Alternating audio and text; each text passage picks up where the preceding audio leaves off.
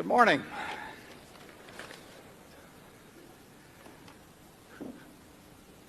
Really delighted we can have this many people come out for a meeting. It says something, I think, about the way you regard yourself as owners. We're going to hustle through the business meeting, and then Charlie and I will be here for 6 hours or until our candy runs out to answer any questions you have. We have people at a number of remote locations, and we have ways of bringing them in for the questions as well.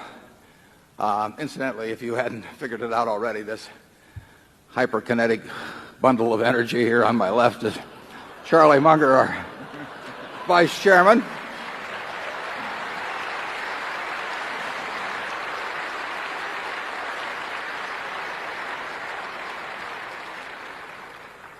And we will now run through the business of the meeting. Meeting will now come to order. I'm Warren Buffett, Chairman of the Board of Directors of the company. I welcome you to this 1999 annual meeting of shareholders. I will first introduce the Berkshire Hathaway directors that are present in addition to myself. And if you'll stand up, it's a little hard for me to see that right down here in the front row. We have Susan T. Buffett. You stand and remain standing, please.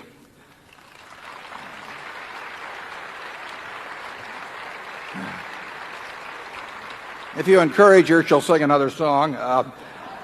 Howard G. Buffett, don't encourage him to sing a song.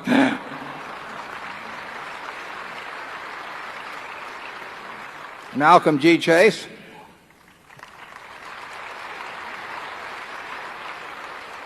Charlie, you've already met. Ronald L. Olson. Ron.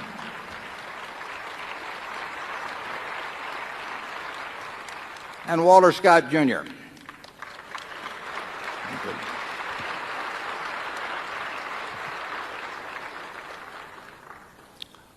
Also with us today are partners in the firm of Deloitte & Touche, our auditors. They are available to respond to appropriate questions you might have concerning their firm's audit of the accounts of Berkshire.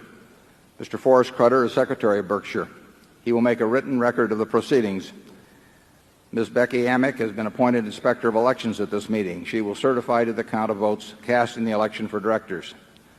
The named proxy holders for this meeting are Walter Scott, Jr. and Mark D. Hamburg.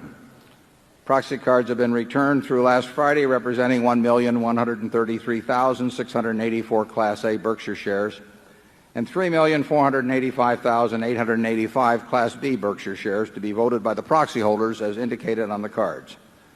That number of shares represents a quorum, and we will therefore directly proceed with the meeting. We will conduct the business of the meeting and then adjourn the formal meeting. After that, we will entertain questions that you might have. Does the Secretary have a report of the number of Berkshire shares outstanding entitled to vote and represented at the meeting? Yes, I do. As indicated in the proxy statement that accompanied the notice of this meeting that was sent by first-class mail to all shareholders of record on March 5, 1999, being the record date for this meeting, there were 1,343,592 shares of Class A Berkshire Hathaway common stock outstanding, with each share entitled to one vote on motions considered at the meeting, and 5,266,338 shares of Class B Berkshire Hathaway common stock outstanding, with each share entitled to 1/200th of one vote on motions considered at the meeting. Of that number, 1,133,684 Class A shares and 3,485,885 Class B shares are represented at this meeting by proxies returned through last Friday. Thank you, Forrest. The one item of business of this meeting is to elect directors. If a shareholder is present who wishes to withdraw a proxy previously sent in and vote in person on the election of directors, he or she may do so. Also, if any shareholder that is present has not turned in a proxy and desires a ballot in order to vote in person, you may do so. If you wish to do this, please identify yourself to meeting officials in the aisles who will furnish a ballot to you. Would those persons desiring ballots please identify themselves so that we may distribute them? I'd like to make one comment before we proceed to the election of directors, and that's that in the General Re proxy material, material relating to the General Re merger, it was stated that the intention was to have Ron Ferguson, the CEO of General Re, join the board of Berkshire Hathaway, and that offer was extended and still remains open and will remain open for his lifetime and mine at least for Ron to join the board. After thinking about it, he decided that he preferred not to be on the board, and in that judgment he concurs with my feelings generally about boards in that it can restrict your activities in purchase and sale of the stock. For example, if you do it in a 6-month period, you're automatically in trouble and you have to return any profit as calculated in a rather peculiar way to the company. It means that your compensation system is laid out for the world to see. There may be some tax restrictions in terms of the deductibility of salary paid. And so Ron notified me a little bit before the proxy material went out that he preferred at least to defer any decision on joining the board. I can tell you that it has cost Berkshire significant money by the fact that Charlie and I have been on various boards, because your hands are tied in many respects. Even if you don't have any knowledge of anything that might be of material plus or minus, the very fact that it might be imputed to you can restrict action significantly. So we make a point of not trying to be on very many boards. Charlie and I have only gone on boards where we have very significant investments by Berkshire, and sometimes those have caused us to take on a job that we didn't intend originally, as that Solomon movie showed. So Ron, the offer is 100% open to Ron at any time, and if he changes his mind in any way, he will be on the board. But that explains the discrepancy between the actions that are being taken this morning and what was described as likely to happen in the proxy material. Now, with that explanation, I would like to recognize Walter Scott, Jr. to place a motion before the meeting with respect to election of directors. Walter?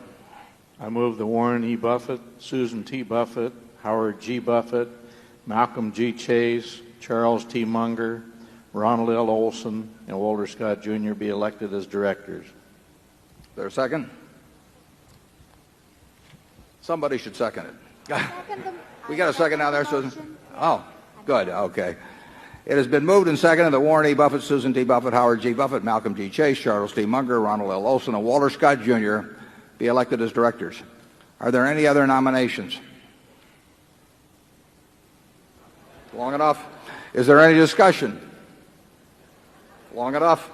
The nominations are ready to be acted upon. If there are any shareholders voting in person, they should now mark their ballots on the election of directors and allow the ballots to be delivered to the Inspector of Election.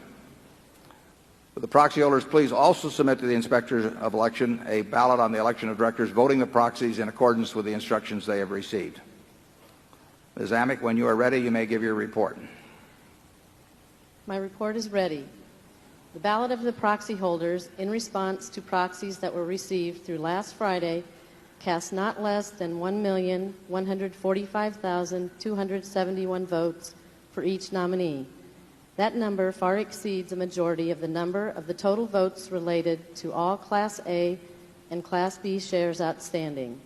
The certification required by Delaware law of the precise count of the votes, including the additional votes to be cast by the proxy holders in response to proxies delivered at this meeting, as well as those cast in person at this meeting, if any, will be given to the Secretary to be placed with the minutes of this meeting. Thank you, Ms. Amick. Warren E. Buffett, Susan T. Buffett, Howard G. Buffett, Malcolm G. Chase, Charles T. Munger, Ronald L. Olson, and Walter Scott, Jr. have been elected as directors. After adjournment of the business meeting, I will respond to questions that you may have that relate to the business of Berkshire, but do not call for any action at this meeting. Does anyone have any further business to come before this meeting before we adjourn? If not, I recognize Mr. Walter Scott, Jr. to place a motion before the meeting. I move that this meeting be adjourned. Is there a second? A motion to adjourn has been made and seconded. We will vote by voice. Is there any discussion? If not, all in favor say aye. All opposed say, I'm leaving. No, say no. I'm sorry. Okay, the meeting is adjourned. Now, we'll move forward.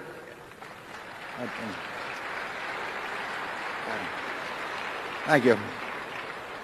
I ask you, was Joe Stalin ever any better? I mean,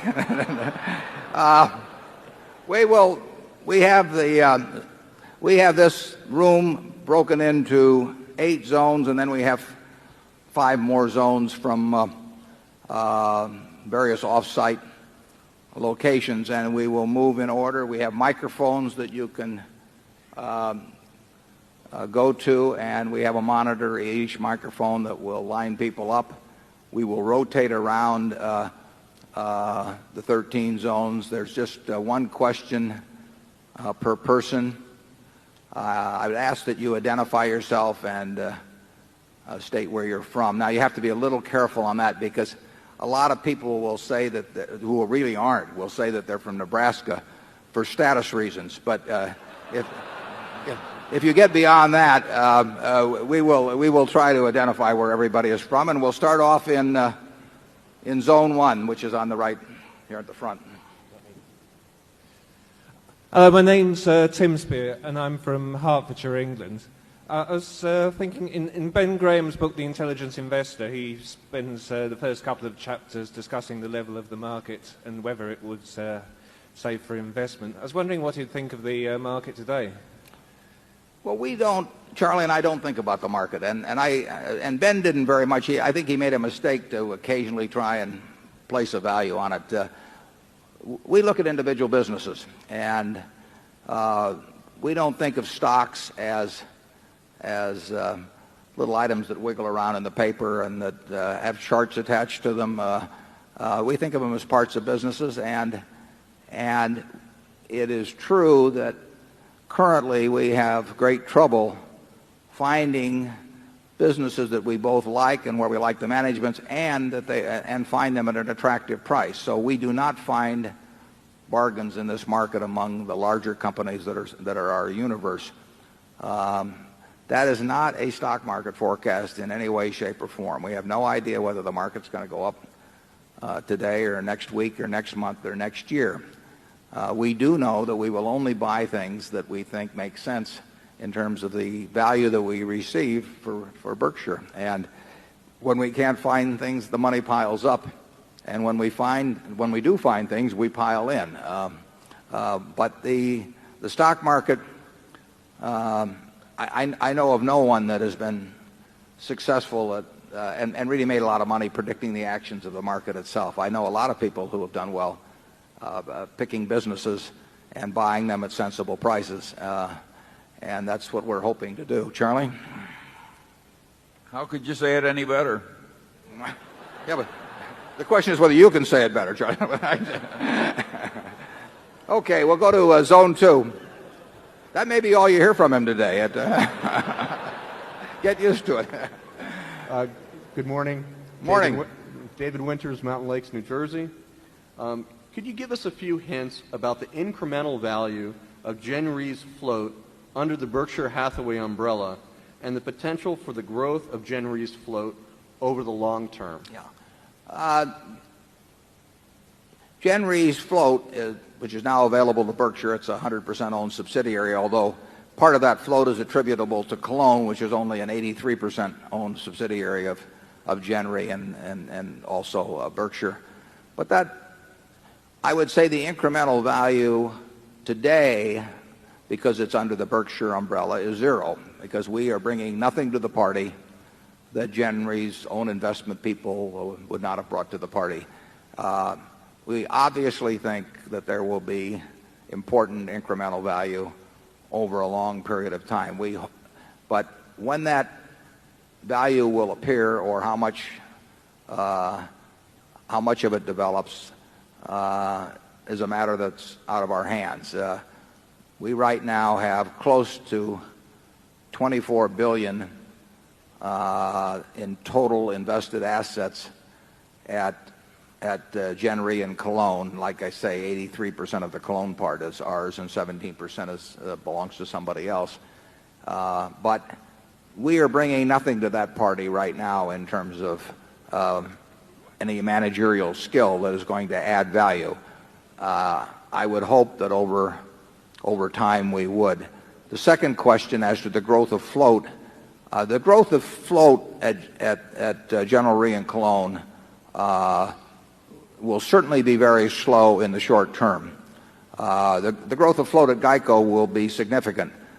percentage-wise. The reinsurance business does not have the same potential for growth as we have at GEICO, and growth is much slower to come about because there are longer-term contractual commitments that people are reluctant to change reinsurers, and they should be. We agree with that. So you, at a level of $6 billion or so of premium volume and already $14 billion of float, you won't have growth of float unless premium volume becomes significantly higher in the future. I think that will happen over time. It will not happen in the short term. Charlie, if I may interrupt your breakfast. I've got nothing to add. Okay. Yeah. Zone 3. You can always direct your questions to Charlie, incidentally. Good morning, Mr. Buffett and Mr. Munger. Thank you for hosting another wonderful weekend. My name is Che Wei Wu.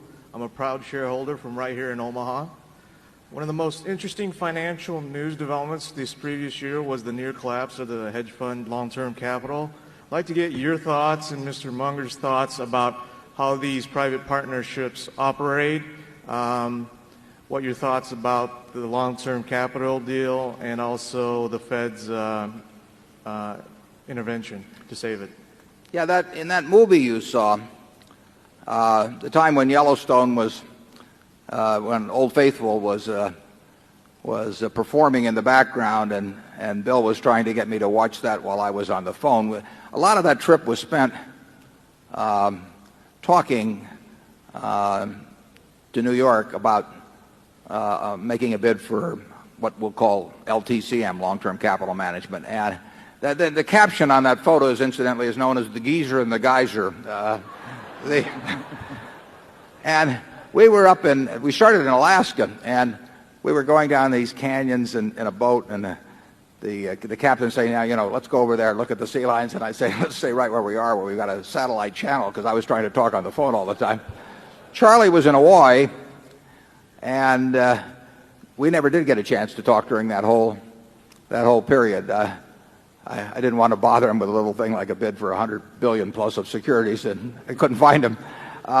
So we were in an awkward place to pursue that. I think it's possible that if I'd been in New York, or Charlie had been in New York during that period, that our bid might have been accepted. There was just a report published within the last 3 or 4 days by a special committee representing the SEC, the Fed, I think the Treasury, and the CFTC. I think I'm right on those 4.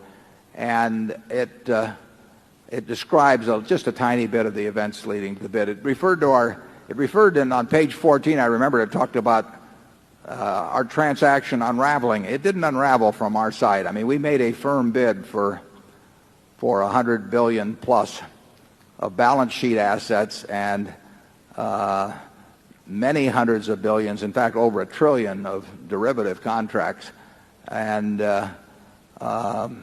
this was in a market where prices were moving around very dramatically, and with that bulk of assets there, we thought we made a fairly good bid for a 45-minute or hour period. I don't think anybody else would have made the bid. But in any event, the people at LTCM took the position that they could not accept that bid, and therefore the New York Fed had a group of largely investment banks there at the Fed, and that afternoon, faced with the prospect that LTCM could not or would not accept our bid, they arranged another takeover arrangement where additional money was put in. It's interesting, if you read that report, which is put together by these 4 very eminent bodies, and I think on the first page it says that the first so-called hedge fund, which is the term generally applied to entities like LTCM, first hedge fund was set up in 1949. And I probably read that or heard that 50 times in the last particularly in the last year. And of course, that's not true at all. And I've even pointed this out once or twice before. But Ben Graham and Jerry Newman had a classical hedge fund back in the 20s, and I worked dually for a company called Graham Newman Corp., which was a regulated investment company, and Newman and Graham, which was an investment partnership with I think a 20% participation in profits, and exactly the sort of entity that today is called a hedge fund. So if you read any place that the hedge fund concept originated in 1949, presumably with A.W. Jones, it's not an accurate history. There are now, I ran something that would generally be called a hedge fund. I didn't like to think of it that way. I called it an investment partnership, but it would have been termed a hedge fund. Charlie ran one from about, 1963 to mid-70s or thereabouts. And they have proliferated in a big way. Did he blink? There are now hundreds of them. And of course, it's very enticing to any money manager to run, because if you do well, or even if you don't do so well, but the market does well, you can make a lot of money running one. This report that just came out has really nothing particularly harsh to say about the operation. So I think you will see hundreds and hundreds and hundreds of hedge funds. I think the current issue of Barron's may have a recap of how a large group did in the first quarter. And there's a lot of money in those funds, and there's a huge incentive to form them, and there's a huge incentive to go out and attract more money if you run one. And when that condition exists in Wall Street, you can be sure that they won't wither away. Charlie?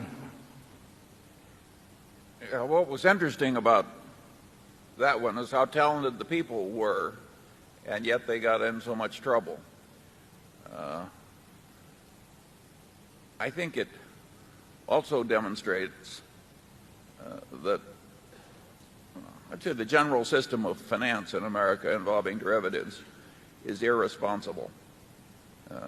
There's way too much risk in all these trillions of notational value sloshing around the world. There's no clearing system as there is in a commodities market, and I don't think it's the last convulsion we're going to see in the derivatives game. It's fascinating in that you had 16 extremely bright people at the top of that. The average IQ would probably be as higher than any organization you could find among their top 16 people.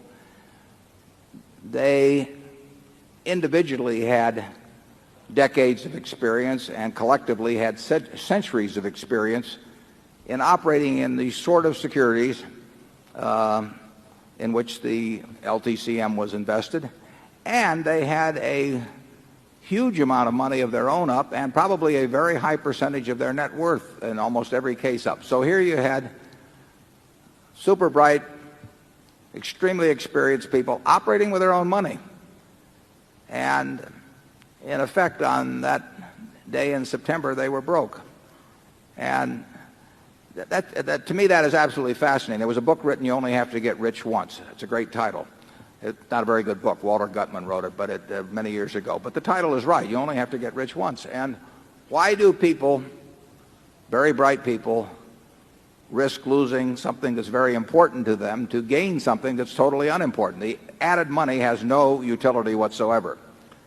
And the money that was lost had enormous utility, and on top of that, reputation is tarnished and all of that sort of thing. So that the gain-loss ratio in any real sense is just incredible. I mean, it's like playing Russian roulette. I mean, if you hand me a revolver with 6 bullets or 6 chambers and 1 bullet, and you say, pull it once for $1 million, and I say no, and then you say, what is your price? The answer is there is no price. And there shouldn't be any price on taking the risk when you're already rich, particularly of embarrassment and all of that sort of thing. But people repeatedly do it, and they do it whenever a really bright person goes broke that has a lot of money. It's because of leverage. You basically can't. It'd be almost impossible to go broke without borrowed money being in the equation. And as you know, at Berkshire, we've never used any real amount of borrowed money. Now, if we'd used somewhat more, we'd be really rich. But if we'd used a whole lot more, we might have gotten in trouble sometimes. And there's no upside to it. What's 2 percentage points more, in a given year or that year, and run the risk of real failure. But very bright people do it, and they do it consistently, and they will continue to do it. And as long as explosive type instruments are out there, they will gravitate toward them, and particularly people will gravitate toward them who have very little to lose but are operating with other people's money. One of the things, for example, in the LTCM case, and Charlie mentioned it in terms of derivatives, in effect there were ways found to get around and they were legal obviously, to get around the margin requirements, because risk arbitrage is a business that Charlie and I have been in for 40 years in one form or another, and normally that means putting up the money to buy the stock on the long side and then shorting something against it where you expect a merger or something to happen. But through derivatives, people have found out how to do that, essentially putting up no money just by writing a derivative contract on both sides. And there are margin requirements, as you know, that the Fed promulgates that I believe still call for 50% equity on stock purchases. But those requirements do not apply if you arrange the transaction in derivative form, so that these billions of dollars of positions in equities essentially were being financed 100% by the people who wrote the derivative contracts, and that leads to trouble. It doesn't, 99% of the time it works, but 83 1/3% of the time it works to play Russian roulette with one bullet in there and 6 chambers. But neither 83 1/3% or 99% is good enough when there is no gain to offset the risk of loss. Charlie? I would argue that there is a second factor that makes the situation dangerous, and that is that the accounting for being actively engaged in derivatives, interest rate swaps, etc., is very weak. I think the Morgan Bank was the last holdout, and they finally flipped to a lenient standard of accounting that's favored by people who are sharing in the profits from trading derivatives, and naturally they like liberal accounting. So you got an irresponsible clearing system, irresponsible accounting. This is not a good combination. J.P. Morgan shifted their accounting. I think, I'm not sure exactly when, around 1990, but Charlie and I, we probably became more familiar with that when we were back at Solomon. And this is absolutely standard, it's GAAP accounting, but it front ends profits. And if you front end profits and you pay people a percentage of the profits, you're going to get some very interesting results sometimes. Zone 4. Hi, Dan Kurz from Bonita Springs, Florida. You've given many clues to investors to help them calculate Berkshire's intrinsic value. I've attempted to calculate the intrinsic value of Berkshire using the discounted present value of its total look-through earnings. I've taken Berkshire's total look-through earnings and adjusted them for normalized earnings at Geico, the Supercat business, and General Re. Then I've assumed that Berkshire's total look-through earnings will grow at 15% per annum on average for 10 years, 10 years per annum for years 11 through 20, and that earnings stop growing after year 20, resulting in a coupon equaling year 20 earnings from the 21st year onward. Lastly, I've discounted those estimated earnings stream at 10% to get an estimate of Berkshire's intrinsic value. My question is this a sound method? Is there a risk-free interest rate, such as a 30-year Treasury, which might be the more appropriate rate to use here, given the predictable nature of your consolidated income stream? Thank you. Well, that is a very good question, and because that is the sort of way we think in terms of looking at other businesses. Investment is the process of putting out money today to get more money back at some point in the future. And the question is, how far in the future, how much money, and what is the appropriate discount rate to take it back to the present day and determine how much you pay. And I would say you've stated the approach. I couldn't state it better myself. The exact figures you want to use, whether you want to use 15% gains in earnings or 10% gains in the second decade, I have no comment on those particular numbers. But you have the right approach. We would probably use a lower discount factor in evaluating any business now under present day interest rates. Now, that doesn't mean we would pay that figure once we use that discount number, but we would use that to establish comparability across investment alternatives. So if we were looking at 50 companies and making the sort of calculation that you just talked about, we would use we would probably use the long-term government rate to discount it back, but we wouldn't pay that number after we discounted it back. We would look for appropriate discounts from that figure. But it doesn't really make any difference whether you use a higher figure and then look across them, or use our figure and look for the biggest discount. You've got the right approach, and then all you have to do is stick in the right numbers. And you mentioned in terms of our clues, we try to give you all of the information that we would find useful ourselves in evaluating Berkshire's intrinsic value. In our reports, I can't think of anything we leave out that if Charlie and I had been away for a year and we were trying to figure out, look at the situation fresh, evaluate things, there's nothing, in my view, left out of our published materials. Now, one important element in Berkshire, which is a secondary factor that gets into what you're talking about there, is that because we retain all earnings and because we have a growth of float over time, we have a considerable amount of money to invest.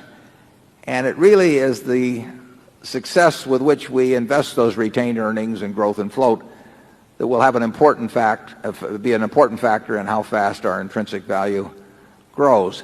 And to an important extent, what happens there is out of our control. I mean, it does depend on the markets in which we operate. So if our earnings plus float growth equals $3 billion or something like that in a current year, whether that $3 billion gets put to terrific use, satisfactory use, or no use at all virtually, really depends to a big extent on external factors. It also depends to some extent on our energy and insights and so on. But the external world makes a big difference in the reinvestment rate. And, your guess is as good as ours on that. But if we run into favorable external circumstances, your calculation of intrinsic value would result in a higher number than if we run into the kind of circumstances that we've had the last 12 months. Charlie? Yeah, for many decades around here, we've had roughly 100%, more than 100% of book net worth in marketable securities, and had a lot of wonderful wholly owned subsidiaries to boot. And we've always had a very attractive place to put new money in as we generate it. Well, we still got the wonderful businesses, but we're having trouble with the new money. So it's not trouble, really, to have a pile of lovely money. This is not. I don't think there should be tears in the house.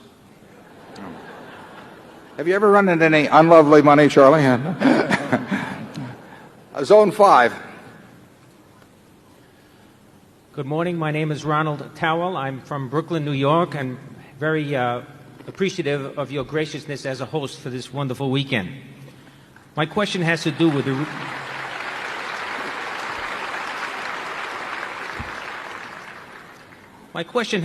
the retailing industry, particularly the department stores and mass merchants. My question has two parts.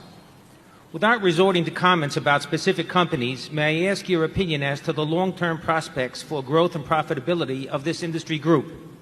The second part of my question is, given the fact that it is difficult to pick up a newspaper or to be an investor without being bombarded by what is purported to be the potential for exponential growth in the Internet e-business, particularly directly to consumers, which could possibly eat into the revenues of these retailers. And even if we assume a relatively low impact of, say, 5 to 10% revenue reductions, and given the fact that top-line growth is critical to any business, especially the bricks and mortar retailers with their high proportions of fixed overhead, what advice could you give to a CEO of such a company? And in turn, based on the preceding scenario, what would be your opinion of the medium and long-term prospects for this industry? Well, that's a good question, too. And obviously, the Internet is going to have an important impact on retailing. It will have a huge impact on some forms of retailing, change them and maybe revolutionize them.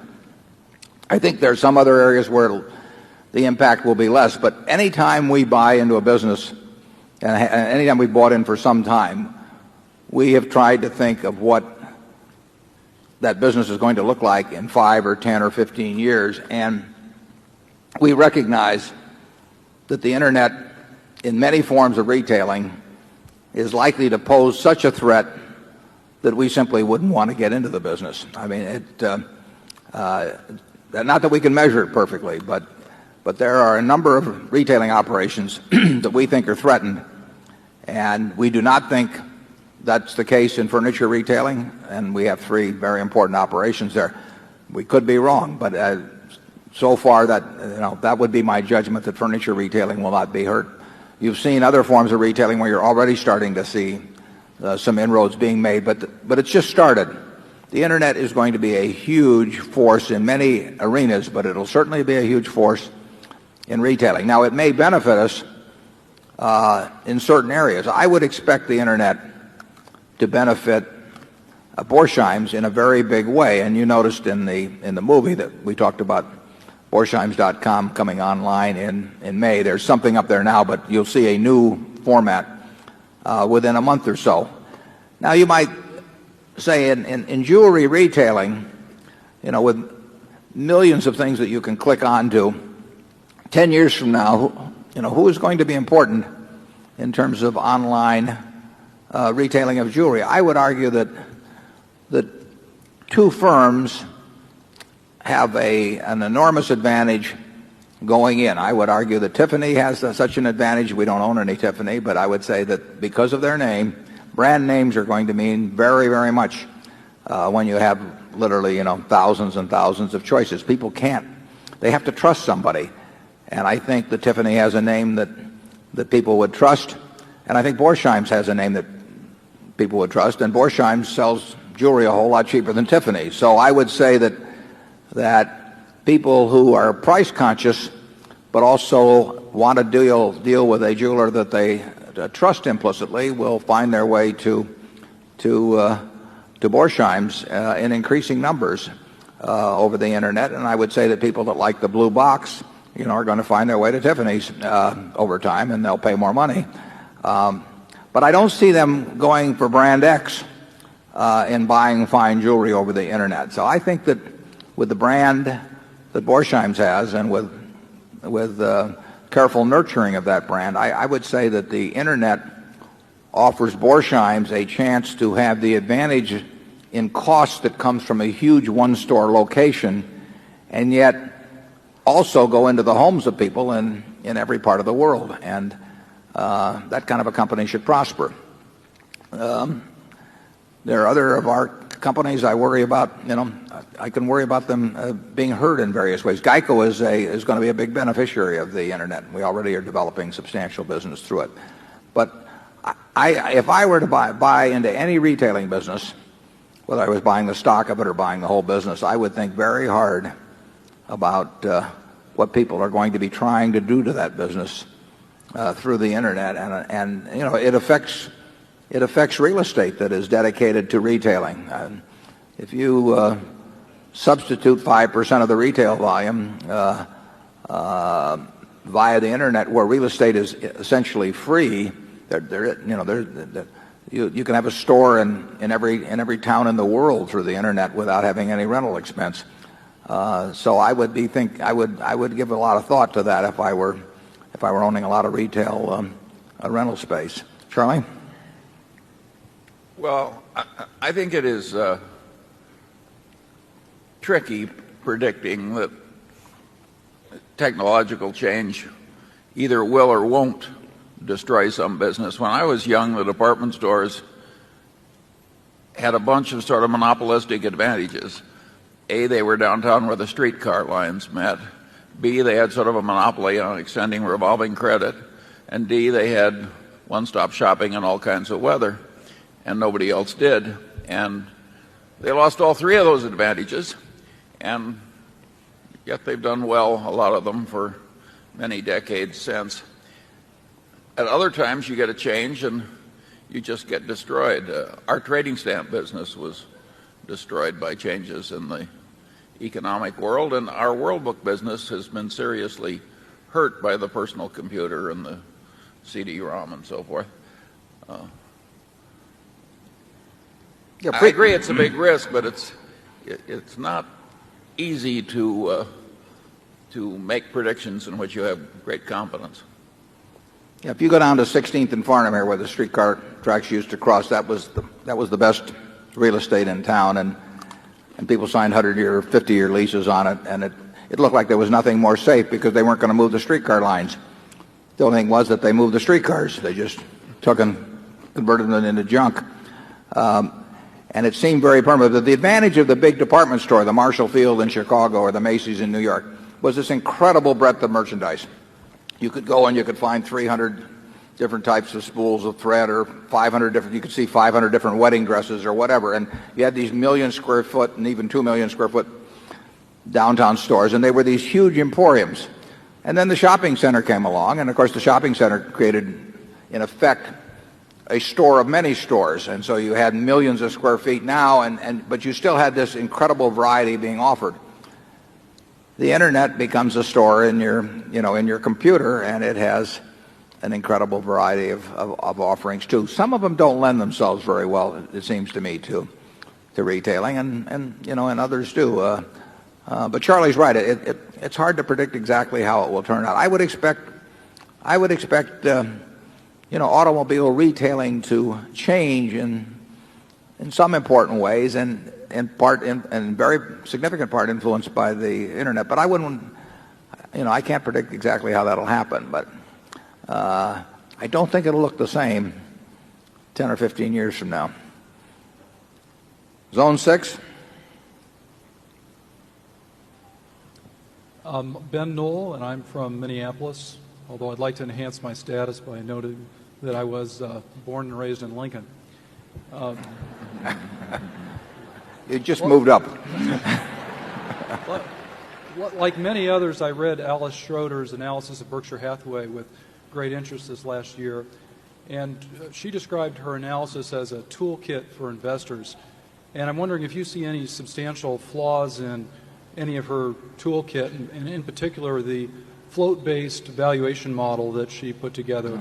What are your views on that? Well, I don't want to comment on valuation, but I can tell you that Alice is a first-class and serious analyst who spent a lot of time on Berkshire and probably produced the first comprehensive report, at least it's been widely circulated in the history of Berkshire. It's kind of interesting that we got to $100 billion of market value before anybody really published a report about the company. But Alice understands the insurance business very well.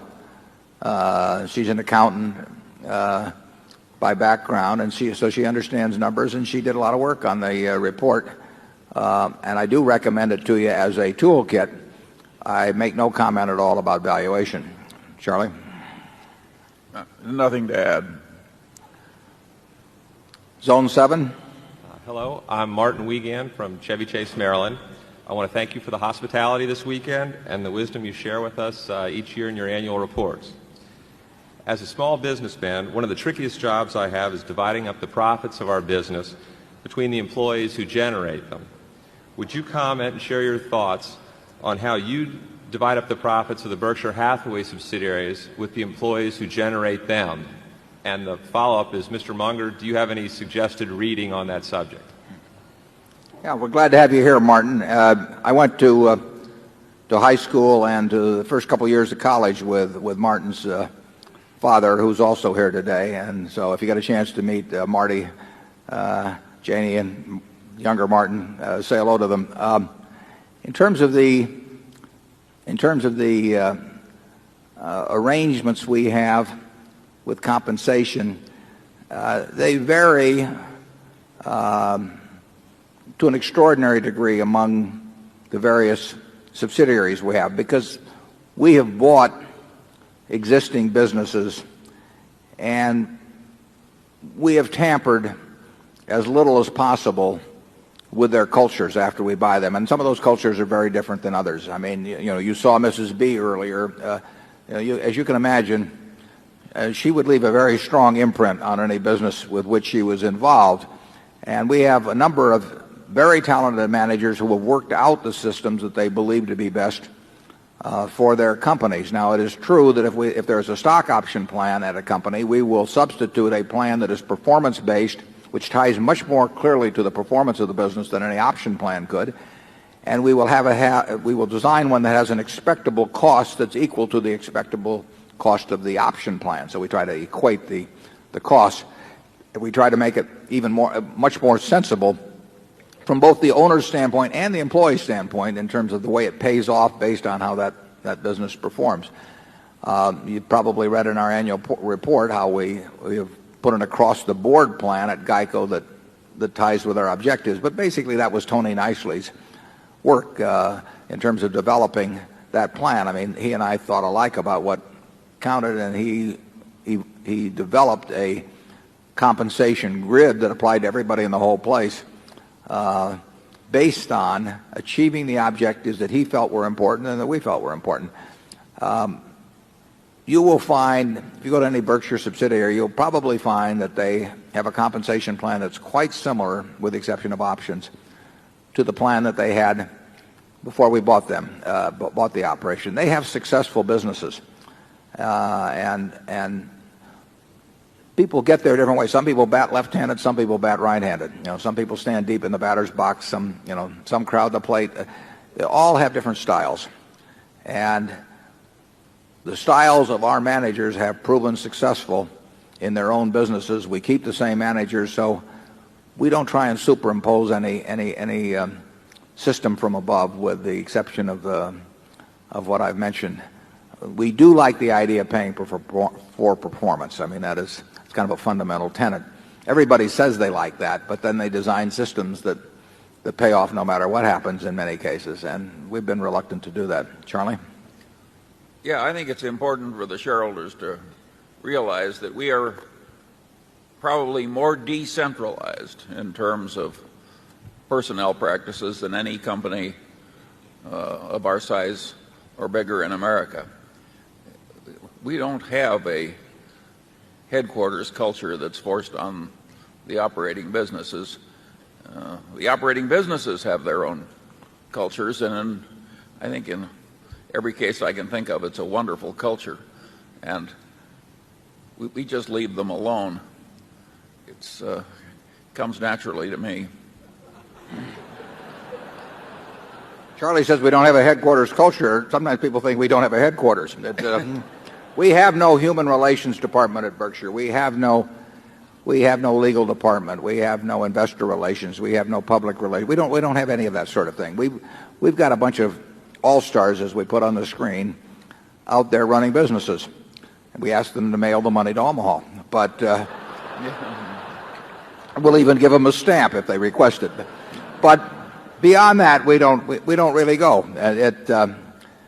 It would be foolish. And what is interesting to me is how I had a lot of preconceived ideas of what motivates people when I started out in business. But you can find certain organizations that resist paying stars on an individual basis. They like to think of themselves as a team, and they'd rather have a team concept of payment. And you can see others where they're much more individually oriented. Actually, Charlie can probably tell you about that in terms of law firms. I mean, some law firms have a culture that is much more star-oriented than others, and you've seen successes in both places, haven't you, Charlie? Absolutely. Yeah. Okay.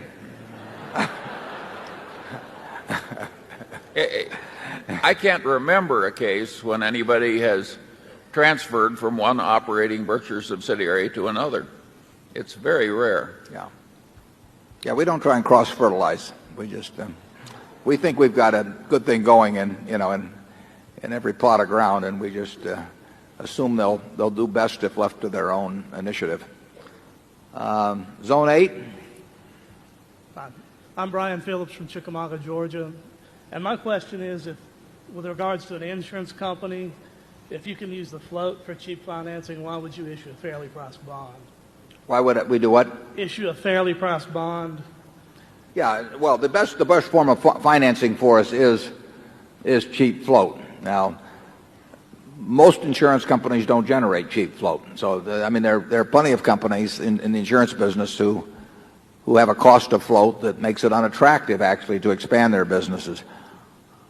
Our insurance companies have had a terrific experience on cost of float, and we would develop it just as fast as we can. Right now, we would have no interest in issuing a bond because we have more money around than we know what to do with, and it comes from low-cost float. But if there came a time when things were very attractive and we had utilized all the money from our float and from retained earnings and all of that to invest, and we still saw opportunities, we might very well borrow moderate amounts of money in the market. It would cost us more than our float was costing us, but it still incrementally would provide earnings. Now, we would try to gain more float under those circumstances as well, but we would not just quit when we ran out of money from float. We would go ahead and borrow moderate amounts of money. We would never borrow huge amounts of money, though. Charlie? Well, I agree. Okay. You can see why we've been partners a long time. Now we go to some sites away from this main hall, and not sure exactly how we're going to do this, but we'll go to Zone 9 and see if Zone 9 comes in. Hello. My name is Howard Love. I'm from San Francisco. Thank you very much for this weekend in general and this meeting in particular. Recently at a talk at the Wharton Business School, Mr. Buffett, you indicated that you were talking about the problems of compounding large size, which I appreciate and understand.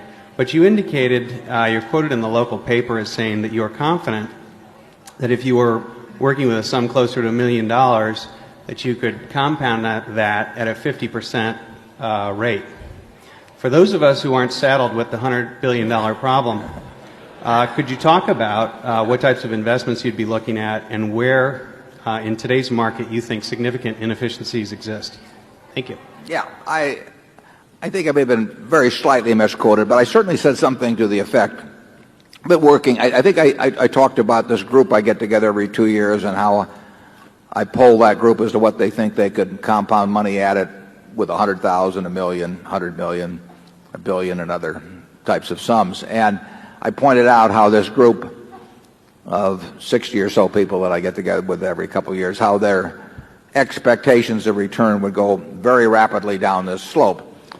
It is true. I think I can name a half a dozen people that I think could compound $1 million, or at least they could earn 50% a year on $1 million, have that as an expectation, if they needed it. They'd have to get their full attention to be working on the sum.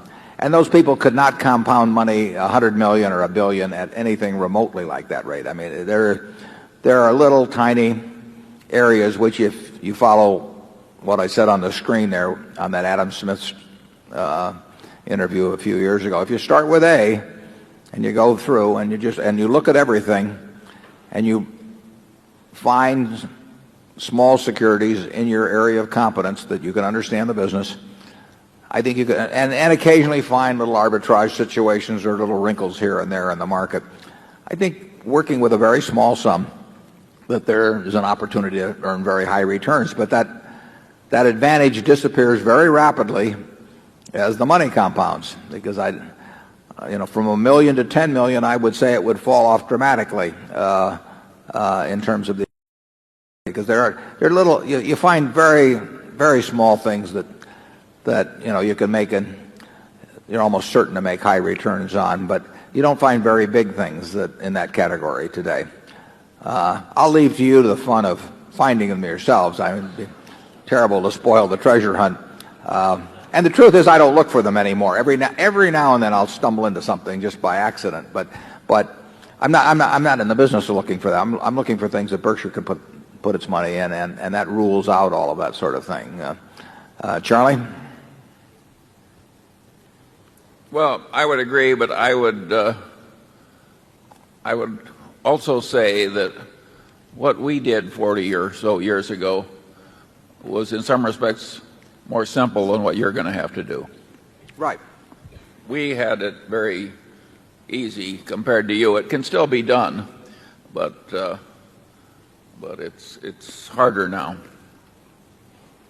You have to know more. I mean, just sifting through the manuals until you find something that's selling at 2 times earnings, that won't work for you. It'll work, it's just you won't find any. Yeah. Zone 10, please. My name is Jonathan Brandt. I'm from New York City. Warren, you wrote in 1977 that the return on equity and growth of book value for corporate America tended towards and averaged about 13%, no matter the inflation environment.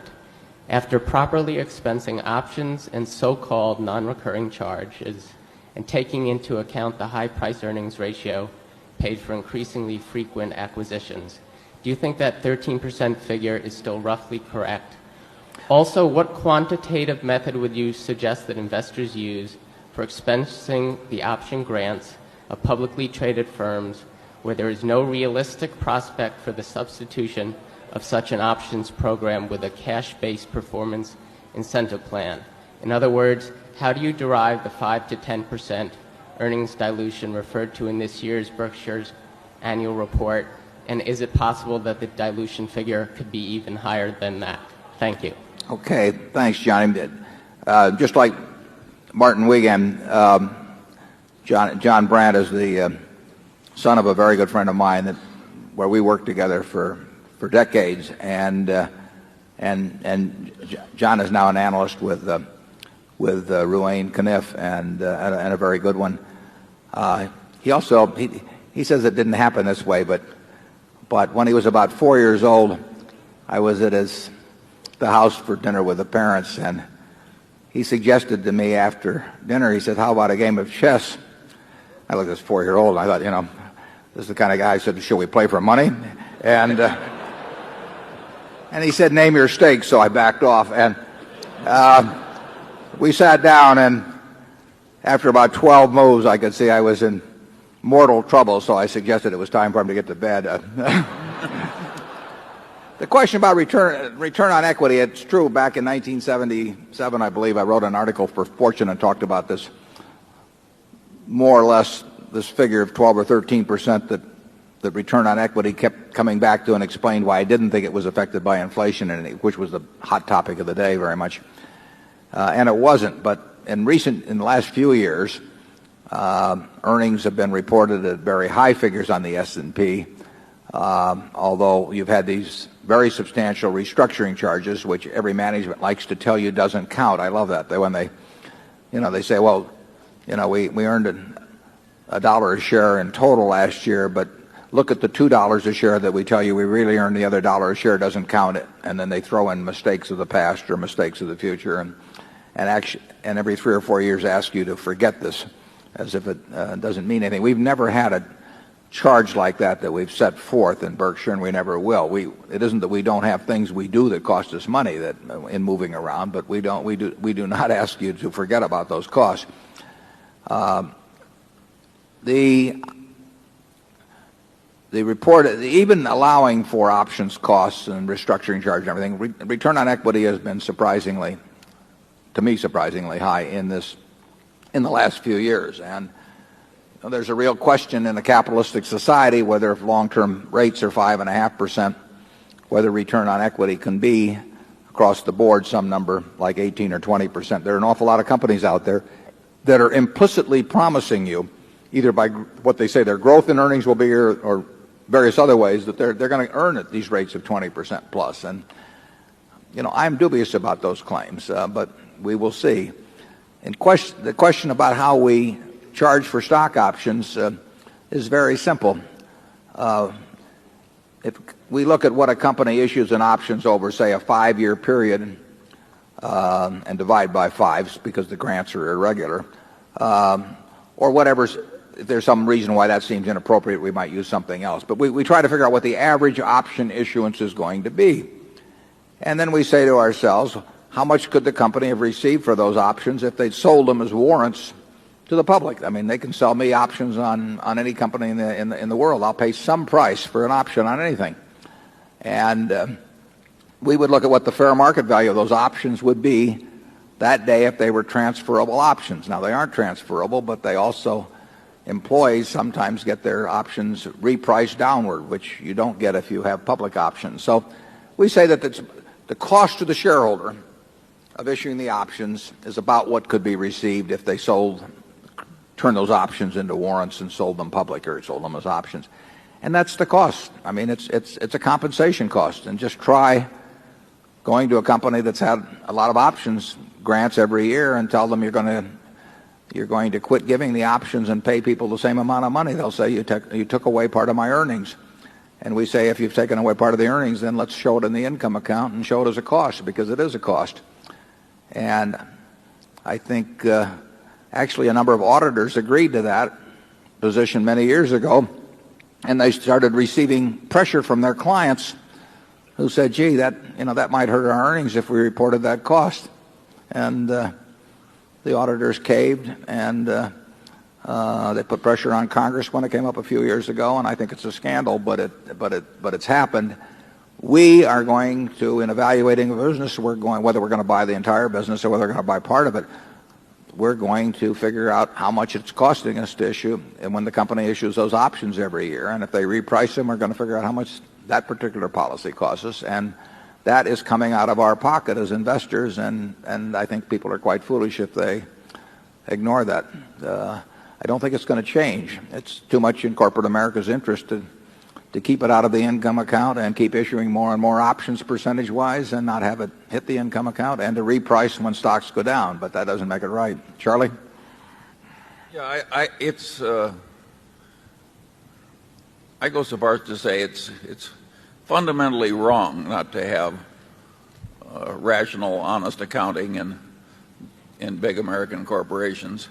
And it's very important not to let little corruptions start because they become big corruptions, and then you have vested interests that fight to perpetuate them.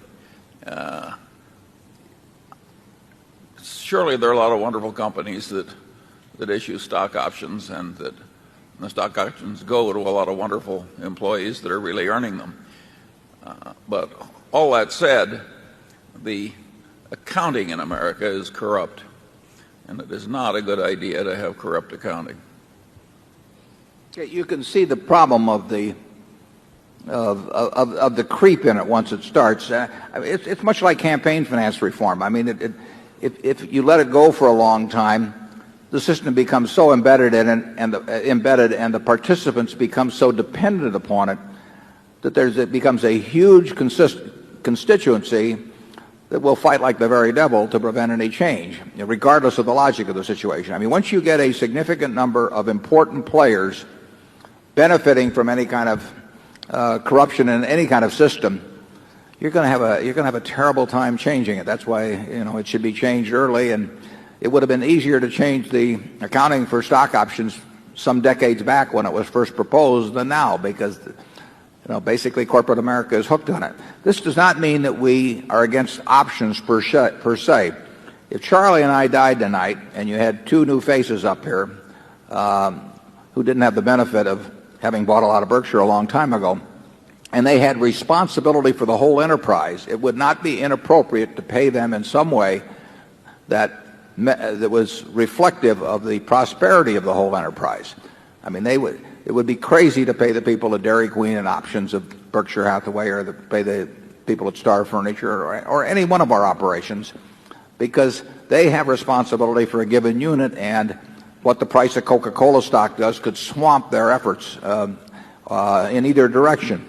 It just would be inappropriate. But it would not be inappropriate to pay somebody that's got the responsibility for all of Berkshire in a way that reflected the prosperity of all of Berkshire. And a properly designed option system, which would be much different than the ones you see, because it'd be much more rational, could well make sense for one or two people that had the responsibility for this whole place. Charlie and I aren't interested in that, but I think that you may be looking at two people up here 50 years from now, I hope, that where it would be appropriate. But any option system, A, should not involve giving an option at less than the place could be sold for today, regardless of the market price, because once management's in control, it can make that decision, and it should reflect the cost of capital.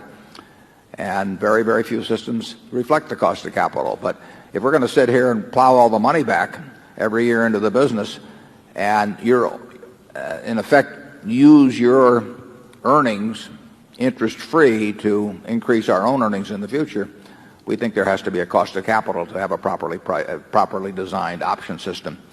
People aren't interested in that. The option consultants aren't interested in that because that isn't what their clientele wants. Charlie, you've probably wound up a little more now on this too, aren't you? No, I've wound up enough. Okay. We'll go to zone 11. Warren and Charlie, good morning. Good morning. My name is Morris Spence from Waterloo, Nebraska. Some 30 years ago, you disbanded your Buffett partnership, saying that you felt out of step with the market and you feared a permanent loss of capital. Given today's market and current valuations, if Berkshire Hathaway was a partnership of 100 partners instead of a corporation, would you consider disbanding it as you did 30 years ago? And if not, why not? And was that the right decision back then? Well, if our activities were limited to marketable securities and I had less than 100 partners, and we were operating with this kind of money so that there was a real limitation on what we could do, I would simply tell the partners and let them make the decision. That would be easy enough. We're not in that position. We've got a number of wonderful businesses, and those businesses will grow in value, and in some cases very significantly in value. And it's not a feasible way. People have their own way if they decide that since we're unable to find things, that they'd rather go on to something else. They have their own way of getting out, and they can get out at certainly a premium to the amount of money they put into the business over the years. So if I were running a marketable securities portfolio now, and we're limited to that, I would explain very carefully to my partners how limited my ability to make money in this market would be, and then I would ask them to do whatever they wish to do. Some of them might want to pull out, and others might want to stay. In the 1969 period when I closed up, I had a somewhat similar situation in terms of finding things, and B, I really felt that the expectations of people had been so raised by the experience we'd had over the previous 13 years that it made me very uncomfortable, and I felt unable to dampen those expectations.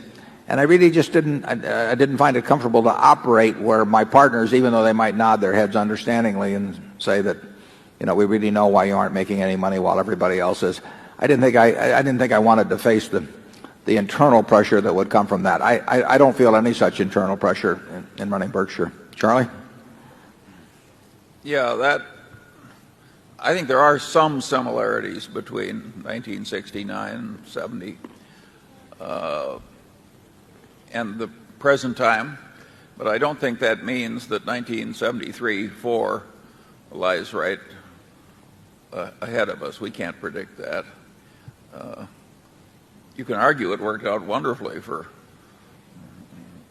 Warren to quit in 69 and then have 73-4 to come into with his powder dry.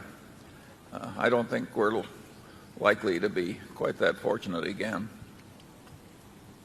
Yeah, it was a long time from 69 though to 73. I mean, it sounds easy looking back, but the Nifty 50, as you may remember, sort of hit their peak in 72. So although there was a sinking spell for a while in that 69-70 period, the market came back very strong. But that's part of the game. I mean, it stayed cheap a long time from the 73 period on, and you will find waves of optimism and pessimism, and they'll never be exactly like they were before, but they will come in some form or other. But that does not mean we're sitting around with a bunch of cash because we expect stocks to go down. No, we keep looking for things. We're looking for things right now. We're talking to people right now about things that where we could expend substantial sums of money, but it's much more difficult in this period. Zone 12. Good morning. My name is Jenna. I'm from Long Island, New York. And I was reading through your annual report. You made reference to Wagner and some country western song I never heard of. I was just wondering what kind of music influences you, and are you planning on doing like a musical video? Well, I think with the performance I gave earlier here in the movie, I don't think there's any future for me. But I do have a very musical family. And since you asked, I will point out that my son Peter's recent CD is available at the Disney booth outside. And Peter had a very successful experience here on public television in March, and will be on tour later on. And my wife is extremely musical, but I don't think I've got much of a future in it. So far, I get no one ever asked me to come back. I mean, I've had a lot of introductory appearances, but very few encores. I like all kinds of music. I've always liked music. We started out around the house singing church hymns, and in 1942, my two sisters who are here today joined me in a 15-minute program on WOW, then the leading radio station in Omaha, and we sang America the Beautiful, and that my dad got elected to Congress on the back of that program. And we like to take credit for it. And you see my sisters at the end of the meeting. Charlie, what kind of music do you like? Well, the one thing I agree with is that if we're going to star Warren, it should be in a musical. The straight acting won't do.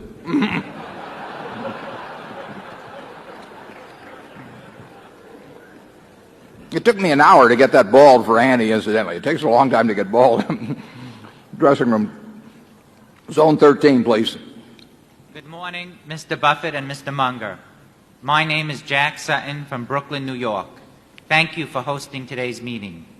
With reference to communication stocks, because of the growth of cellular communications and the Internet, certain stocks hold the prospect of substantially above average revenue and earnings growth. AT&T and Nokia, as an example, earn respectable margins and return on common equity, and would seem to fit Berkshire's criteria from a financial perspective. Has Berkshire reviewed stocks in the area of communications, and would you consider an investment in this area at some time in the future? Yeah, there's certainly no question that amazing things have happened in communications. It's interesting that you mentioned AT&T, because AT&T's return on equity over the last 15 years has been very, very poor. Now, they've had special charges time after time and said don't count this, but the overall return on equity, if you calculate it for AT&T for the last 15 years, it's not been good at all. They were the leader in the field, but so far what has happened has hurt them, at least relative to their competition, far more than it's helped them. We have a fellow on our board, Walter Scott, who's right here in the front row, if I can't quite see him, but who knows a lot more about this. He used to try to explain to me these changes that were taking place. We'd ride down to football games on Saturday, and Walter would patiently explain to me, like he was talking to a sixth grader, what was going to happen in communications. And the problem was that he had a fourth grader in the car with him, namely me.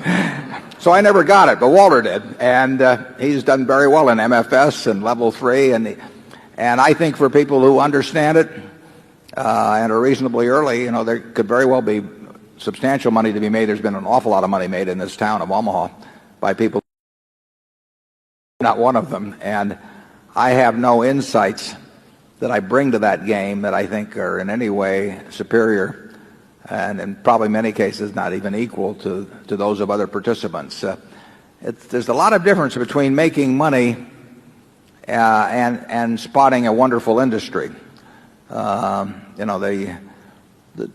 two most important industries in the first half of this century in the United States, in the world, probably were the auto industry and the airplane industry. I mean, here you have these two discoveries both in the first decade, essentially in the first decade of the century. And if you'd foreseen in 1905 or thereabouts what the auto would do to the world, let alone or this country, or what the airplane would do, you might have thought that it was a great way to get rich. But very, very few people got rich by riding the back of that auto industry, and probably even fewer got rich by participating in the airline industry over that time. I mean, millions of people are flying around every day, but the number of people who have made money carrying them around is very limited, and the capital has been lost in that business, the bankruptcies. It's been a terrible business. It's been a marvelous industry. So you do not want to necessarily equate the prospects of growth for an industry with the prospects for growth in your own net worth by participating in it. Charlie? Well, it reminds me of a time in World War II when there were these two aircraft officers I knew, and they didn't have anything to do at the time. And some general came in to visit, and he said to one of them, he says, "Lieutenant Jones, what do you do?" He says, "I don't do anything." He turned to the second one, and he says, "What do you do?" And he says, "I help Lieutenant Jones." That's been my contribution on communications investments.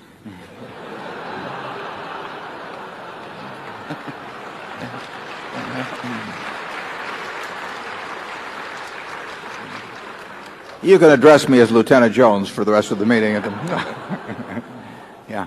Incidentally, some people have thanked us for providing this meeting. I want to thank you because the quality I think we have the best shareholders meeting in the country, and the quality of the meeting is absolutely in direct proportion to the quality of the shareholders. We would have nothing without this participation, and I really thank you. It's a big effort to come here for a lot of you, and I thank you for that. Our plan, incidentally, will be to take a break at noon. They have a lot of food outside that they will sell you, and then we'll come back in 30 minutes or thereabouts, or 45 minutes, depending on how the lines are out there, and then we'll reconvene for the afternoon. And those of you who are not in this main hall, if you want to come over and join the main hall, there will be enough seats for everybody in the afternoon, and then Charlie and I will continue till about 3:30. Let's go back to Zone 1, please. Mr. Buffett, over here. Good morning. I'm Alan Maxwell. I live in Omaha. When you walk down the street, heads turn to watch you. Do you ever get tired of being Warren Buffett? If you could come back again, would you want to be Warren Buffett?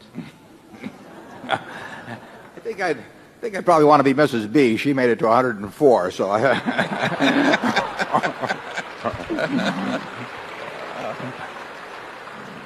And incidentally, I think there were 3 siblings at her funeral. That's some set of genes. You don't have to worry about the furniture mart.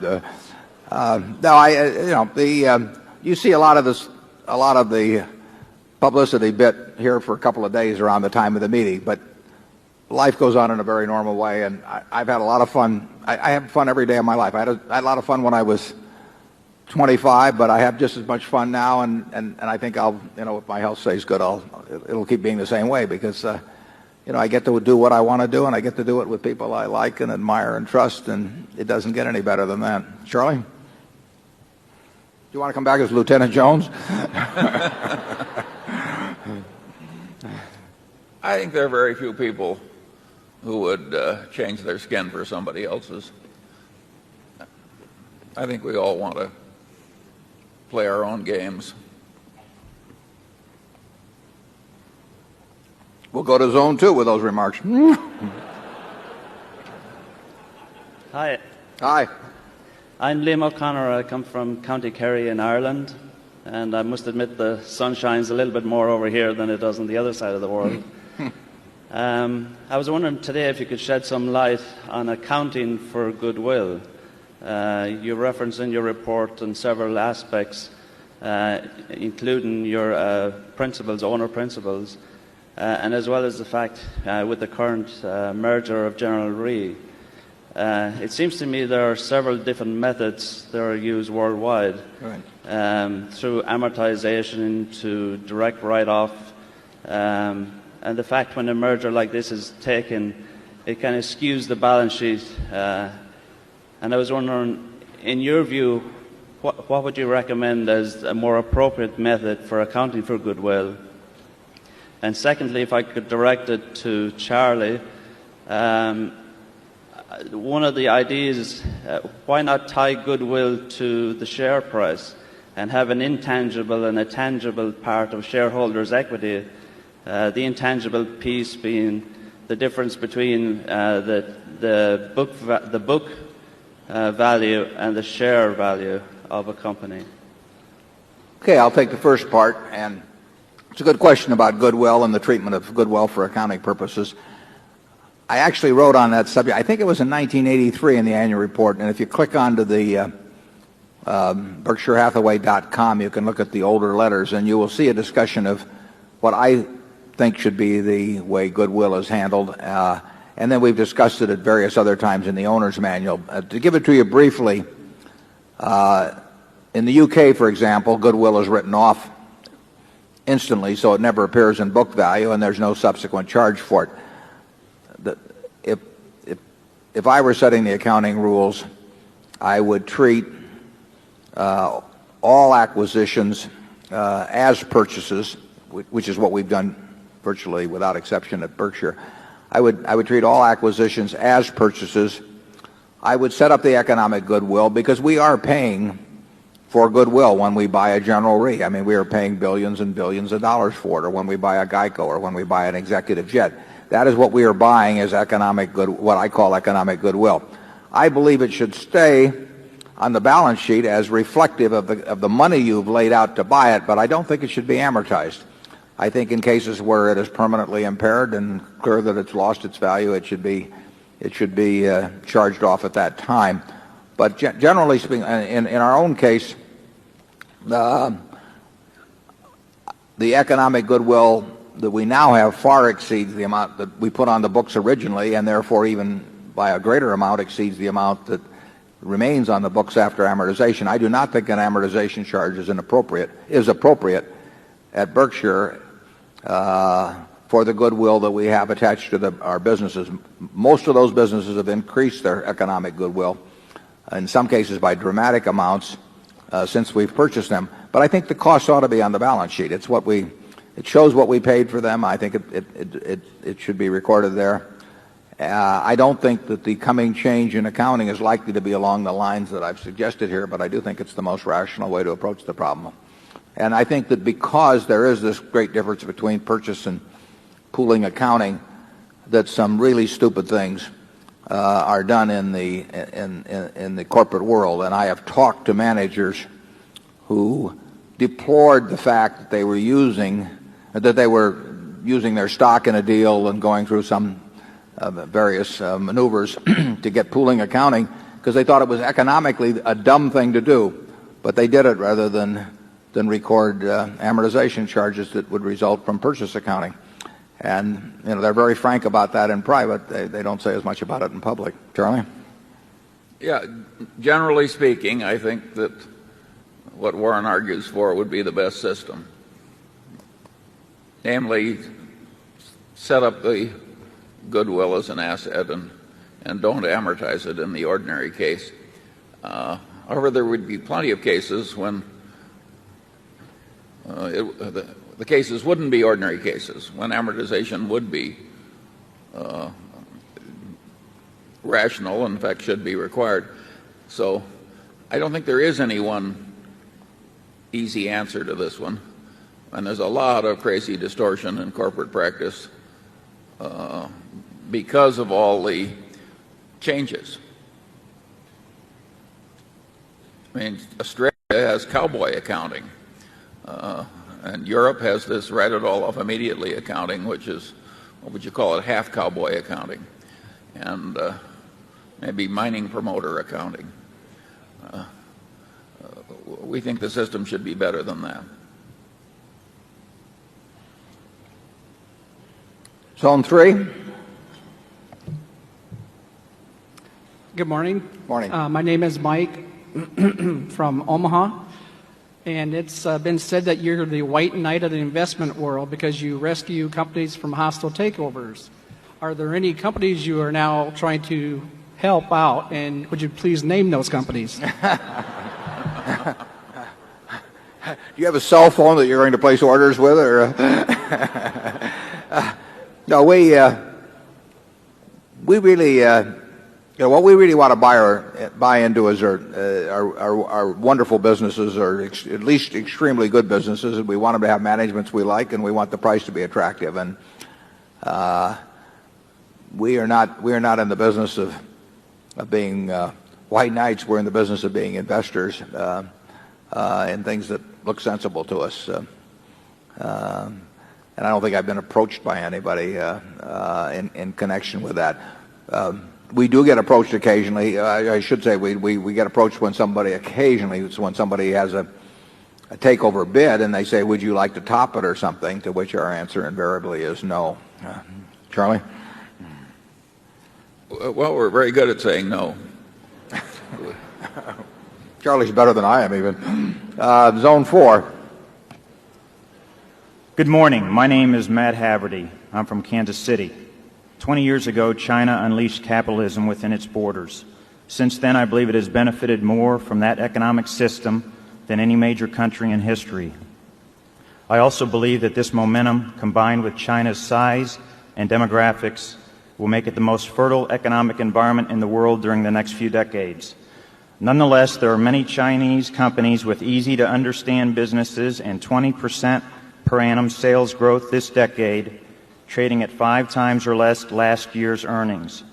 What is your assessment of the risk-reward of investing directly in Chinese companies?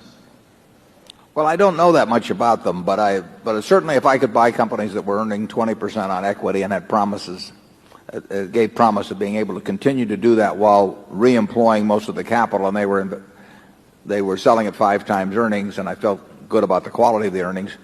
I would say that would have to be an interesting field. My guess is that it's not a large enough field in terms of the ones that meet those tests you named for Berkshire to profitably participate. And whether you could buy all of those companies from the U.S., I think there could well be a lot of problems in that. But I would say anytime you can buy good businesses, really good businesses, which we define as businesses earn high returns on capital at 5 times earnings, and you believe in the quality of the earnings, and they can reemploy a significant portion of those earnings additionally at the 20% rate, you will make a lot of money if you're right in your assessment on that.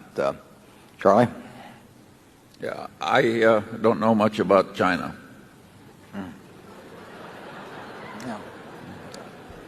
But that is not to knock it in any way, shape, or form, because I mean, in terms of there could well be opportunities in areas like that, if you can identify those kind of businesses. We would have trouble identifying those businesses ourselves, but that doesn't mean that you will have trouble, or other people that are much more familiar with the economy there would have trouble. So I encourage you to look at your own area of expertise in something like that, and you'll do much better. If the conditions you describe exist and you can identify the right company, you will do much better in that than you will in American markets, in my view. Zone 5. Good morning. My name is Fred Castano from East Point, Michigan, and I appreciate this opportunity. With Berkshire's size becoming very large, are we to expect major future investments to be in the form of complete buyouts, such as the General Re acquisition? Or would you still consider nibbling in the stock market?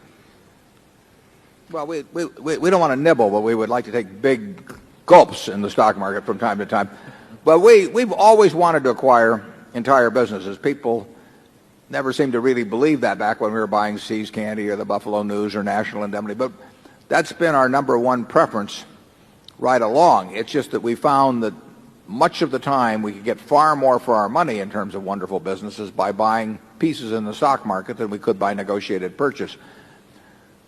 There may be some movement in terms of the availability of the two toward the negotiated purchase, although it's almost impossible to make a wonderful buy on a negotiated purchase. I mean, you will never make the kind of buy in a negotiated purchase that you can in a bad stock, that you can make via stocks in a weak stock market. It just isn't going to happen. The person on the other side cares too much, whereas in the stock market in a 1973 or 4, you were dealing with the marginal seller, and whatever price they established for the business, you could buy at. I couldn't have bought the entire Washington Post company for $80 million in 1974, but I could buy 10% of it from a bunch of people who were just operating, based on calculating betas or doing something of the sort, and they were in a terrible market, and it was possible to buy a piece of it on that valuation. You never get that kind of buy in a negotiated purchase. We always are more interested in large negotiated deals than we are in stock purchases, but we are not going to find a way probably to use all the money that way, and we occasionally may get chances to put big chunks of money into attractive businesses which we buy through the stock market, 5-10% of the company or something of that sort. Charlie? My guess is over the next 5 years we'll do some of both the entire business and the big gulps in the stock market. Yeah, I agree with that. We'll keep working at both. We're not finding a lot in either arena. We might be a little more likely to find it in the negotiated business. It won't be any huge bargain. We're not going to get any huge bargain in a negotiated purchase. We are more likely to find what I would call a fair deal there under today's circumstances than we will in the market. But I agree with Charlie. Over the next 5 years, I think you'll see us do both. Zone 6. Good morning, Mr. Buffett, Mr. Munger. My name is Jane Bell from Des Moines, Iowa. In response to an earlier question, you spoke of people being rich and very, very rich. It seems to me there's a difference between being rich and being wealthy. I assume you consider yourself to be both. Which is the more important to you? Well, I think we may ask you to define. I don't want to sound like President Clinton here too much, but we may ask you.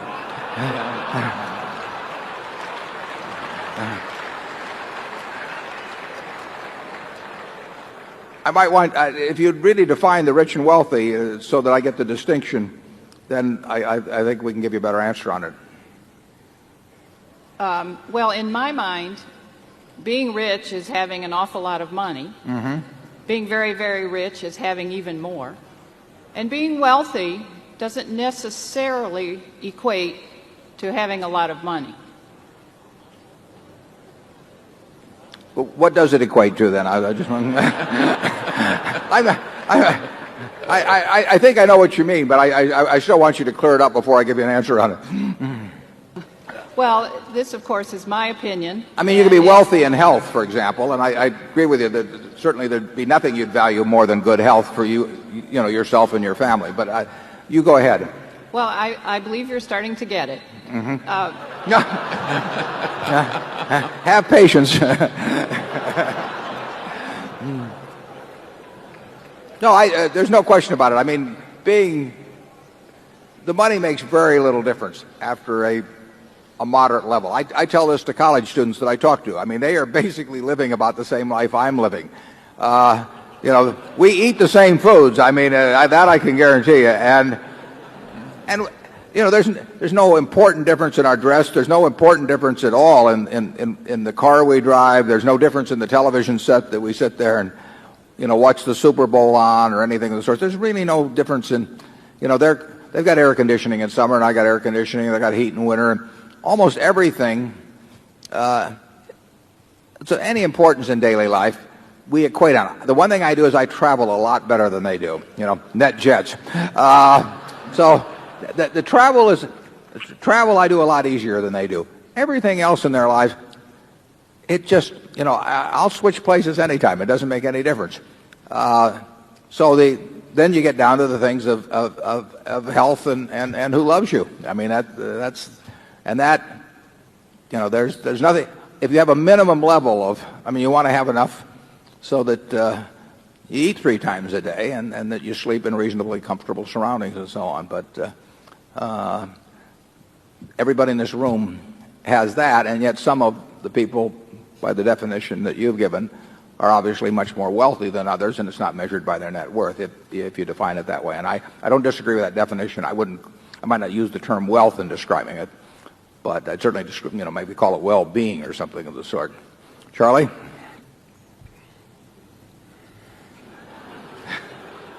He's thinking. Sure, there are a lot of things in life way more important than wealth. All that said, some people do get confused. I play golf with a man, and he says, "What good is health? You can't buy money with it."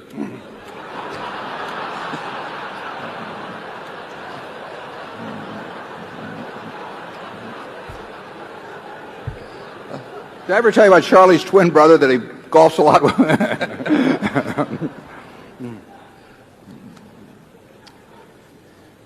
No, I'll take health anytime, incidentally. Yeah.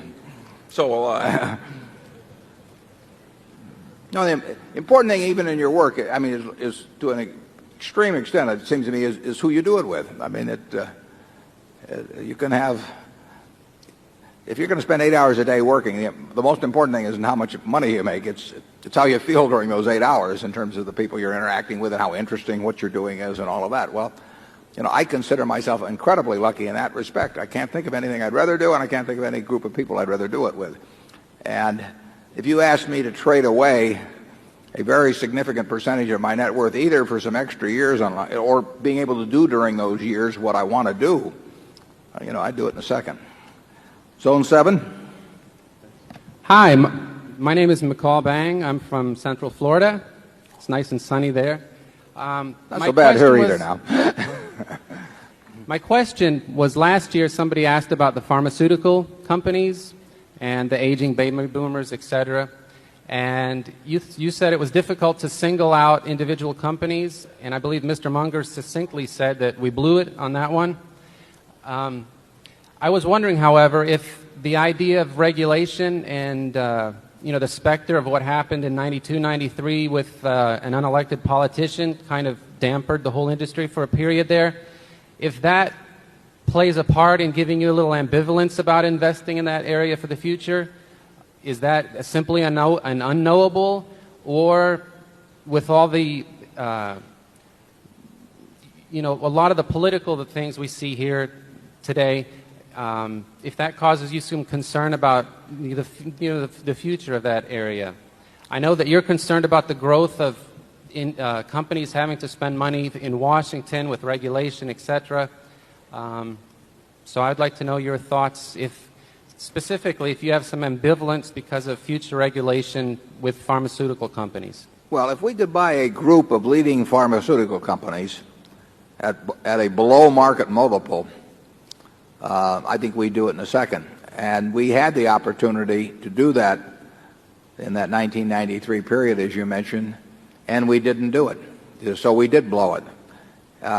Because clearly the pharmaceutical industry as a whole has done very well, and it has some of the threats that you enumerated in terms of regulation and so on. But, every industry has some problems, and the pharmaceutical industry has enough going for it that the threats you named should not cause, in my view, the securities to sell at a depressed multiple, which they did. Now, that's no longer the circumstance. We don't we're not going to buy them at present prices, but at least I think they're very, as a group, they're good businesses. I do think it's very hard to pick out the winner, So if I did buy them, I would buy a group of the leading companies, but I wouldn't be buying them at these prices. Charlie? Yeah, I would argue that the pharmaceutical industry has done more good for the customers than almost any other industry in America. It's just fabulous what's been invented in my lifetime, starting with all the antibiotics that have prevented so much death and so much family tragedy. And I think the country has been very wise to have a system where the pharmaceutical companies can make almost obscene amounts of money. I think we've all been well served by the large profits in the pharmaceutical industry. Zone 8. Good morning, Mr. Buffett, Mr. Munger. My name is Gary Rostrom from right here in Omaha. My question is, somewhere I thought I've read that you buy at least one share of every company on the New York or on the exchanges to get the annual report. Is that true, or is that a thing of the past? And if it is true, how do you keep track of all that information? Well, it's got an element of truth in it.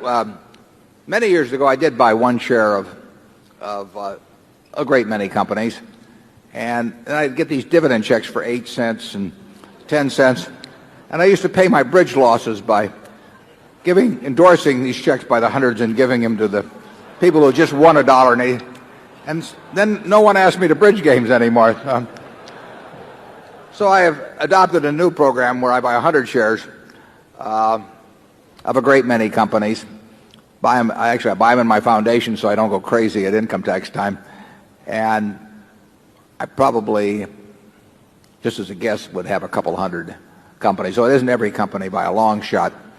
But there are at least several hundred companies where I want to be a registered shareholder and to make sure I get the mailings promptly. And I do keep those around, and even after I lose interest, I very seldom sell one, so I'll just keep buying more. And I'll not only buy the 100 shares in something I might want to keep track of, but I'll probably buy 100 shares in all of their competitors, and so that I keep reading about those companies as well. It does pay to have a flow of information come in over the desk, and the answer to that question reminds me of a point which I'd like to bring up briefly here, and that is that our shareholders, unfortunately, there's no way around this, unless they go to the internet on the Saturday that we designate to read the annual report, and where it's up on our home site, BerkshireHathaway.com, are going to receive their reports at significantly different times, and the ones who have their shares in their own names are very likely to get those reports faster than the ones that have their shares held in street names. And from our standpoint, unfortunately, probably 90% of the shareholders we have their stock held in street names. Now, what happens on that is we print the reports up. We mail the ones to the shareholders who are of record, who have the stock in their own names. We send the balance to where their brokers or bankers tell us to send them. Well, about 90% go to one place in New Jersey, but that's out of our control. I mean, if Merrill Lynch or Charles Schwab or whomever, Fidelity, turns their list over to that firm, they are the ones that mail the reports. We truck those reports back to them. We may next year try to figure out a way to get them printed closer, but it's out of our control when those reports go out. So our shareholders receive their reports on widely varying dates, which, like I say, I would rather not have that happen. It means that in terms of sending in your request for tickets to this meeting, many people we had this year, as late as maybe the 10th of April, still hadn't gotten their reports, and they wondered about their tickets. So if it's convenient for you, you will, it's better to have your stock in your own name. Now, that isn't convenient for many people, I understand that, but you will get our reports on a more reliable basis and a more prompt basis if you do it that way. If you have your stock in street name, I urge you to look on those dates we've laid out in the report for next year, to click on to our homepage, because then you will have the information just as quickly as everybody, as your fellow shareholder does. We want very much to have a level playing field, and we want everyone to have access to the information as close to simultaneously as possible, and during a time when the market is not open. We think that just makes sense. That's the way we would do it if we were running a partnership. But there is this problem with street name holdings of somewhat erratic distribution, and that's the reason why when I want to keep track of, say, all of the companies in the pharmaceutical industry, I'll buy 100 shares of each one, and I'll stick them in the name of the foundation, and that mailing comes directly to me in Omaha. So let's go on to Zone 9. I'm Lola Wells from Florida. You have been recently quoted in the newspapers as saying that some major corporations have used questionable practices to make their operations seem more favorable. Would you be willing to be more specific about these practices? Not until I'm on my deathbed. I have followed a policy of criticizing by practice and praising by name, and we will not. We do. Charlie and I both find certain practices very, very deplorable, and they aren't limited to a single or a few large corporations. But we would probably be less effective in arguing for change if we went to a few specific examples. They would not be that much different probably than hundreds of other, or at least dozens of other companies, and secondly, those who get critical of the world find the world gets very critical of them promptly, and I think we do more good by, in a sense, hating the sin and loving the sinner. So we will continue to point out the sin, but we will not name the sinners. Charlie? Warren, I think she wants you to name the practices, not the miscreants. No. Well, the practices are some of the things we've said.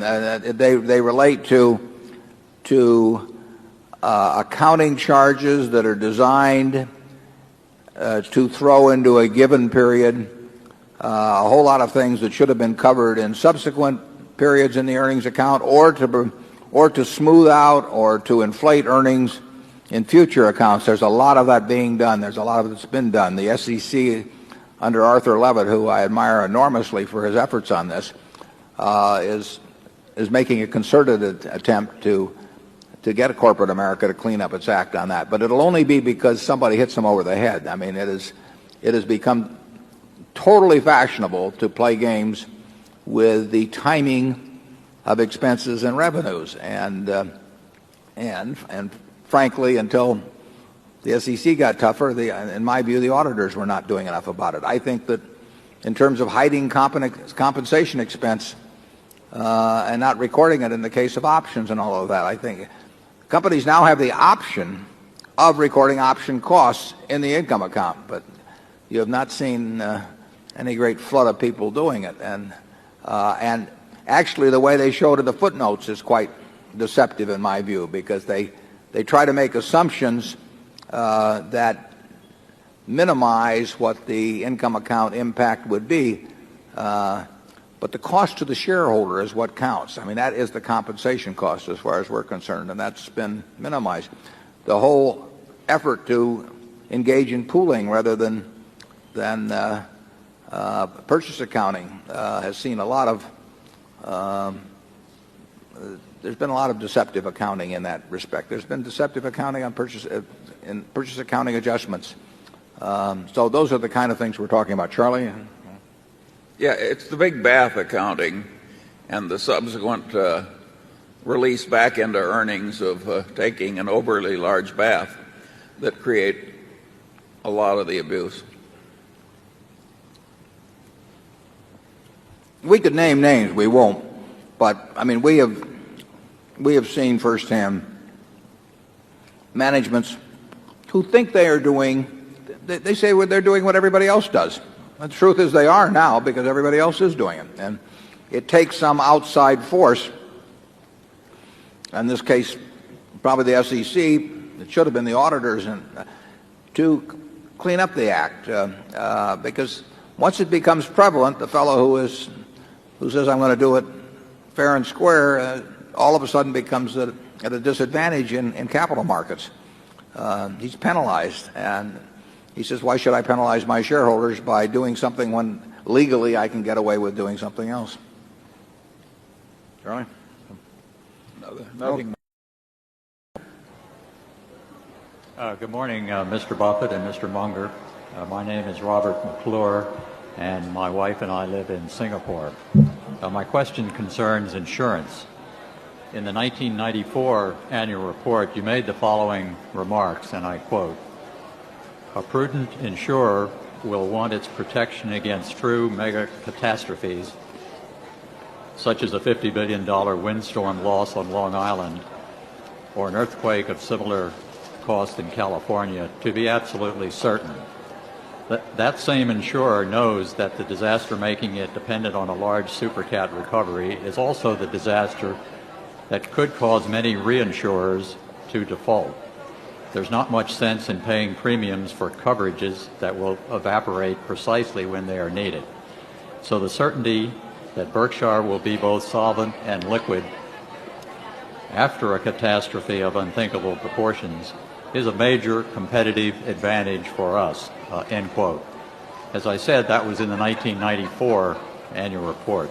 Please give us an update on those remarks. Would you say that that competitive advantage you described is intact, or would you go so far to say that it has been enhanced over the past 5 years with the merger of General Re and with what's happened in the supercat insurance industry? Yeah, I would say that reputation, certainly the reputation is stronger than ever. I mean, Berkshire's preeminent position as the reinsurer most certain to pay after any conceivable natural disaster, that reputation is stronger today than it's ever been, and General Re's reputation right along with it. I would say the commercial advantage inherent in that reputation is very important. I can't tell you exactly how it rates compared to 1994, but I can tell you that it's important. It tends to be more important when we're reinsuring other very large entities, either primary insurers or large reinsurers, than it is with a smaller company. The smaller company probably focuses on that less. But we are writing probably this week a very large cover for a very important reinsurer. I don't think they'd want to buy that from almost anyone else. I mean, a couple of people maybe, but they could decide not to buy it from us because they might not feel they wanted to buy it. I think in this case they will. But I don't think they would have a list of 10 people from whom they'd buy it. And they're too smart for that because it's a very high-level cover. And if that is called upon, there will be a number of people whose checks will not clear, and Berkshire's check undoubtedly will clear. So it is the reputation has never been better. The commercial advantage is significant. How much it translates into, that can vary from year to year. But I think it's a permanent advantage that Berkshire will have. I mean, I think 5 years from now and 10 years from now, and particularly after there has been a huge supercat, it will be a great asset to Berkshire to be thought of as essentially, as I've described it, as Fort Knox. And we will pay under any circumstances. And there aren't many people in the insurance or reinsurance business that can truly say that. And when the very big cover comes along, we should have very few competitors. Charlie? Well, I think that's exactly right. Okay, Zone 11. Good morning. Richard Corrie from England. Could you please say what was the main factor which produced the very substantial gain in intrinsic value mentioned in your report? I ask this because per share gains in portfolio and operating profits were modest, and you said there was no immediate gain from issuing shares for acquisitions.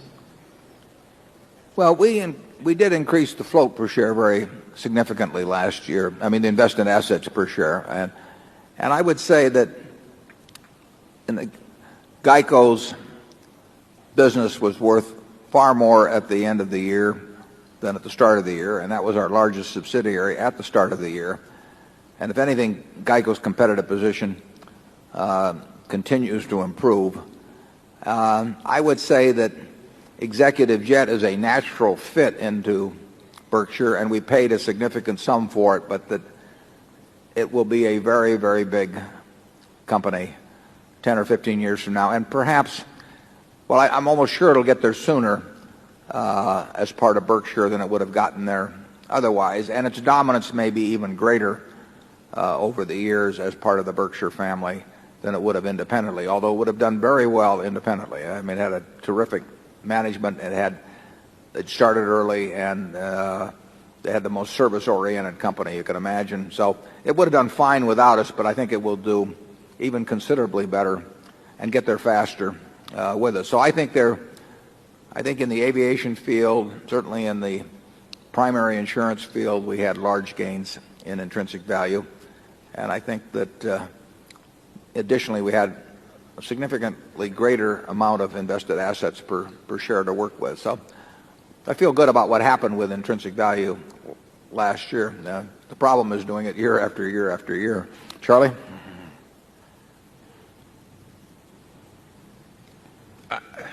Just basically, we have a wonderful bunch of businesses, and we have a float that keeps increasing and a pretty good record of doing pretty well in marketable securities. None of that has gone away. Zone 12. Hello. My name is Elias Canner, and I am from New York City. Mr. Buffett, thank you for this entire weekend. I met you at the ball game on Saturday and at Goratz yesterday. It was a great honor for me each time. Thank you. My question is this. Mr. Buffett, will you groom a younger man or woman as your heir apparent? If so, when might you do this? When I say younger, I mean a person 15 to 20 years younger than yourself. Of course, I'm not complaining. You're the best in the world. Well, 15 or 20 years younger is a lot easier to do than it used to be. A large percentage of the world's population is now eligible. We have today the people to take over Berkshire. There's no problem about that at all. They have been named in letters that the directors have, and they are in place. Exactly who will be the two people will, of course, or it could be one person, will depend on when Charlie and I are out of the picture. I mean, if we'd written the letter 10 years ago, it might have been different than today. It might be different 15 years from now. So our death or incapacity, the timing of it will determine exactly who will be the current person in that letter. But we have those people in place. They don't need to be groomed from this point forward. They exist. They're ready. They'd be ready to run Berkshire tomorrow morning, and I think you'd be quite pleased with the job they did, and that's why I don't worry about I've got 99 3/4% of my net worth in Berkshire, and I don't want any of it sold. If I knew I was going to die next week, I would not want it sold in the coming week, and I don't want it sold after I die. I feel very comfortable with the businesses and the managers and the successor top management that we have at Berkshire, but I just don't want them to take over too early. Charlie? Yeah, I actually think that the prospects for continuity of corporate culture, to the extent we have one, at Berkshire is higher than prospects for continuity of corporate culture at most other large public companies. I don't see Berkshire changing its way of operating, even if Warren were to expire tonight. And I think that the capital, the fresh cash, would be allocated less well. But as I've said at past shareholder meetings, well, that's too damn bad.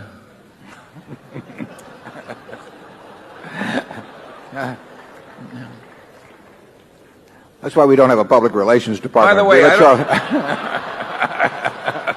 I don't think the job would be ill done. I just don't think it would be done quite as well as Warren does it.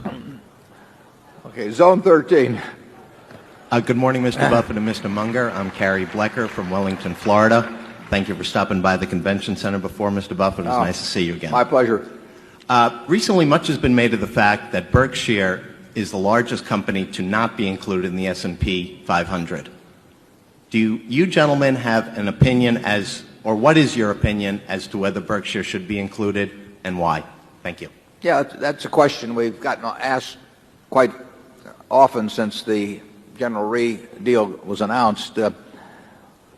Berkshire, if you talk to the S&P people, I think they would say, and I think they've even said it publicly, or at least a representative has, that we certainly qualify in every way that, except from what they might term the liquidity standpoint.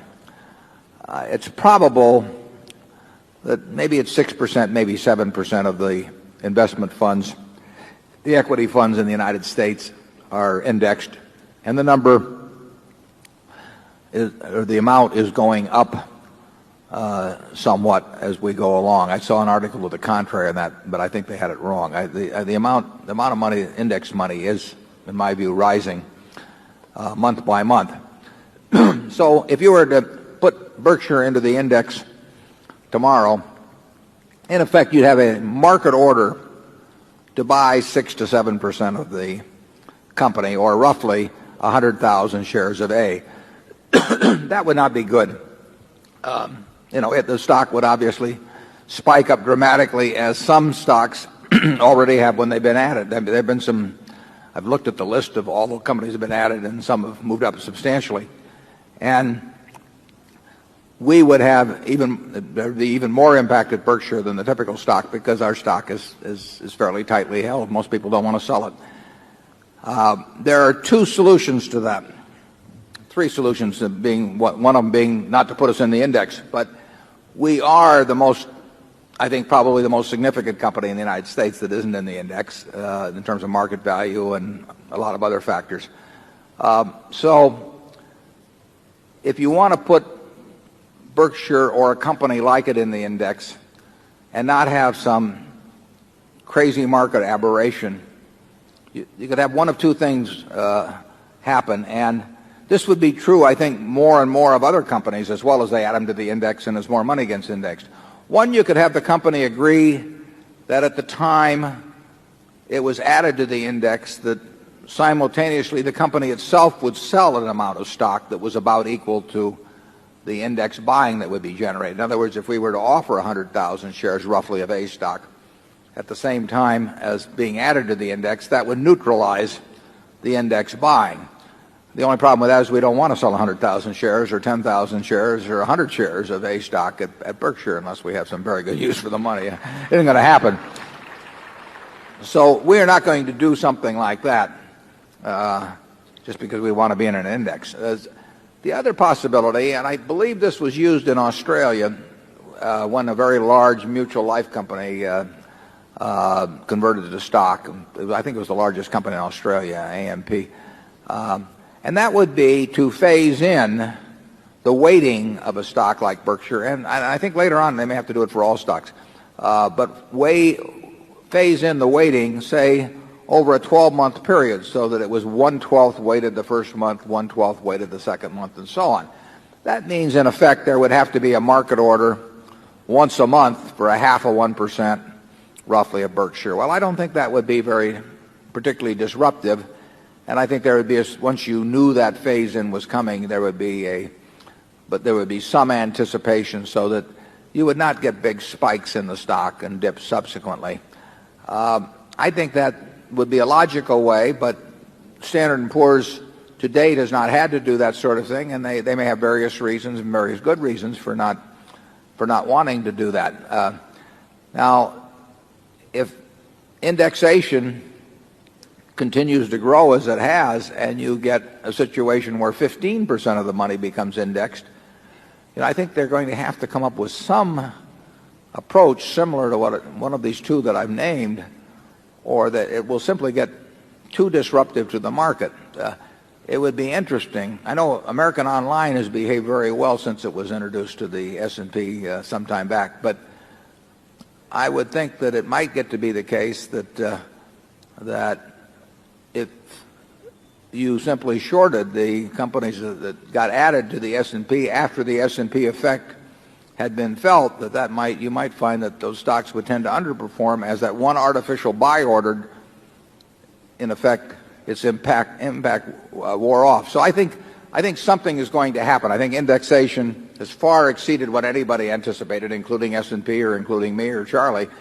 And I think there's been a good reason for it to develop. I think as it continues to develop, it will have more and more impact on the market in ways that probably S&P is not that excited about, nor would the index funds be excited about. So there is likely to come a solution to the liquidity problem that might be particularly acute at Berkshire, but that prevails throughout the market that occurs when stocks are added. And I would think if they adopt some solution, that certainly if they adopted the solution of gradual weighting, that Berkshire would be a very logical candidate for the S&P. It really makes no difference to us what is done along that line. We would not be unhappy being in the S&P as long as it didn't have some huge market impact at the moment of putting it in. On the other hand, we love the owners we've got, and I don't see how we could improve on this group much by having the index funds. So we'll see what happens on it. It is not a big deal to us, and we want to be sure if we're ever at it, it isn't too big a deal to the market, because I would not like, the people who sold that day might like it, but I would not like the stock to jump up, $20,000 a share on one day because there's some market order for 100,000 shares and then gradually work its way back down to where it should have been in the first place.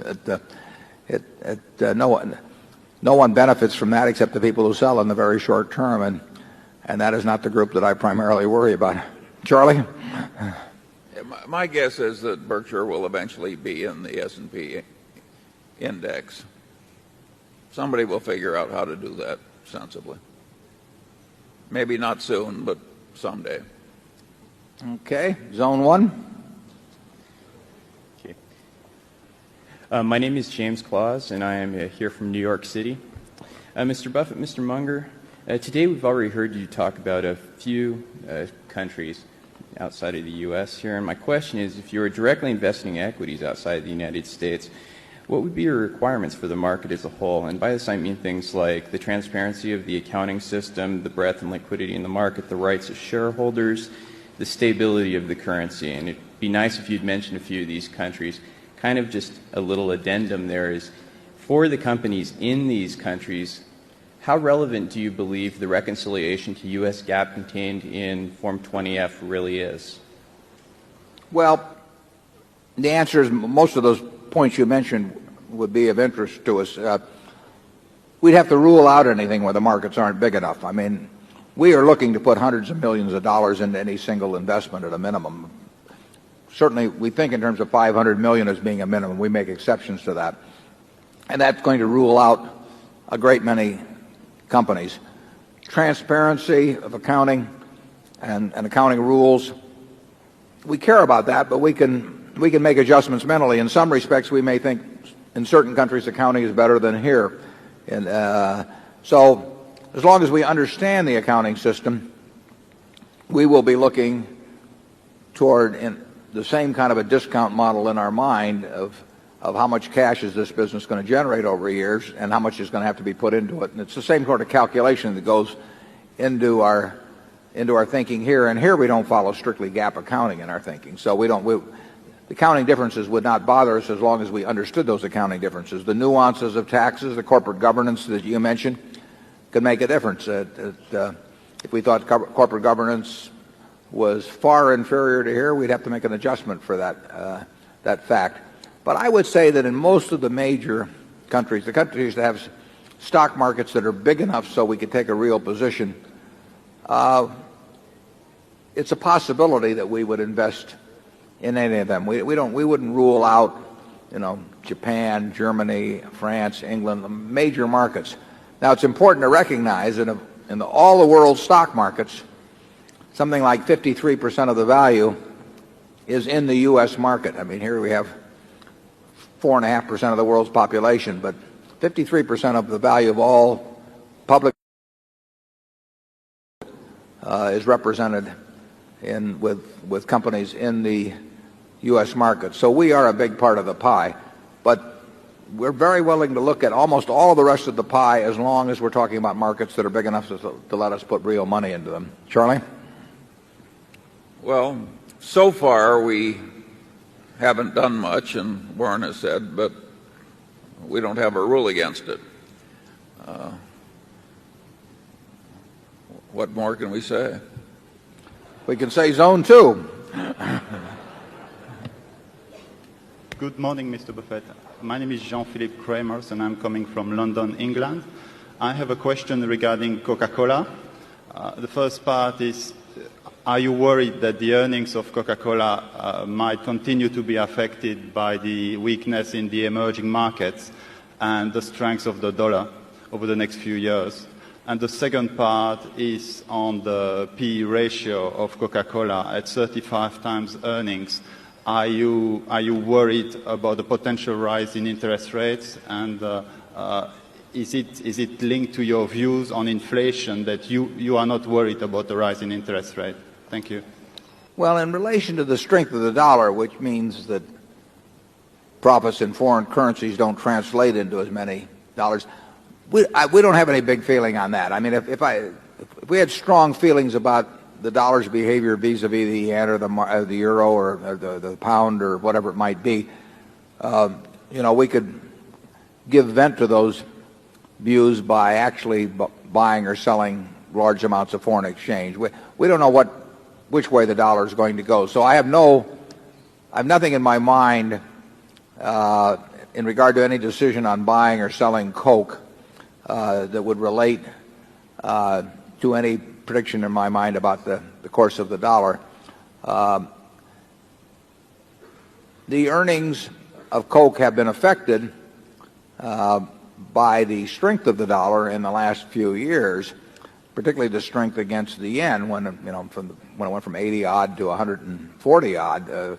That was a huge hit in terms of what in terms of yen translation into dollars from those profits, and the strength of the dollar generally would hurt. But looking forward, I don't have any prediction on that. It's in Coke's interest to have countries around the world prosperous. I mean, they will benefit from increased prosperity, increased standards of living throughout the world. I think we'll see that over any 10 or 20 year period. I think people's preference for Coke will do nothing but grow, Coca-Cola products. So what I am concerned about is share of market and then what I call share of mind. In other words, what do people think about Coca-Cola now compared to 10 years ago or 20 years ago? What are they going to think about it 10 years from now? Coca-Cola has a marvelous share of mind around the world. Everybody in the world almost has something in their mind about Coca-Cola products, and overwhelmingly it's favorable. You can't, try to think of 3 other companies like it. I can't do it in terms of that ubiquity of good feeling, essentially, about the product. We measure it by unit cases sold and by shares outstanding, and we want a lot more unit cases sold, and we like the idea of fewer shares outstanding over time. I'll be giving you that same answer 10 or 15 or 20 years from now, and I think there'll be a lot more unit cases sold then.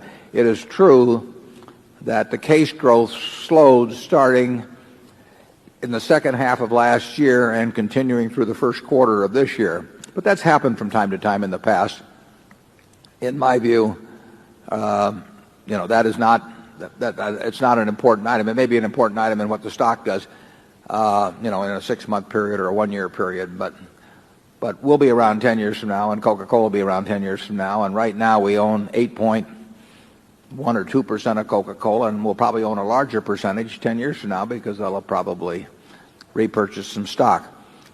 The P/E ratio of Coke, like virtually every other leading company in the world, strikes us as, they all strike us as being quite full. That doesn't mean they're going to go down, but it does mean that our enthusiasm for buying more of these wonderful companies is less than it was when the P/E ratios were substantially less. Ideally, those are the kind of companies we want to buy more of over time.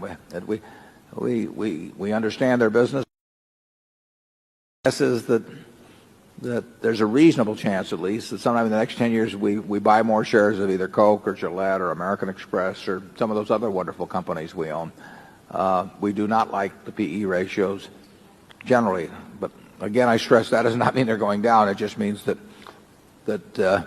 we got spoiled in terms of how much we got for our money in the past, and we hope that we get spoiled again. Charlie?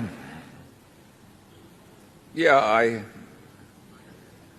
if what matters to you is what you think Coke is going to look like 10 years out or even further out, you don't really pay much attention to short-term economic developments in this country or that, or currency rates or any other such thing. They don't really help you in making the 10 or 15-year projection, and that's the one we're making. So we have tuned out all this noise, as it's called in what communications networks. Tune out the noise, and if you look at the big picture, we think Coke is fine. It's hard to think of a better business in the world among big businesses. There's obviously companies that are starting from much smaller bases that could grow faster, but it's hard to think of a much more solid business. Zone 3.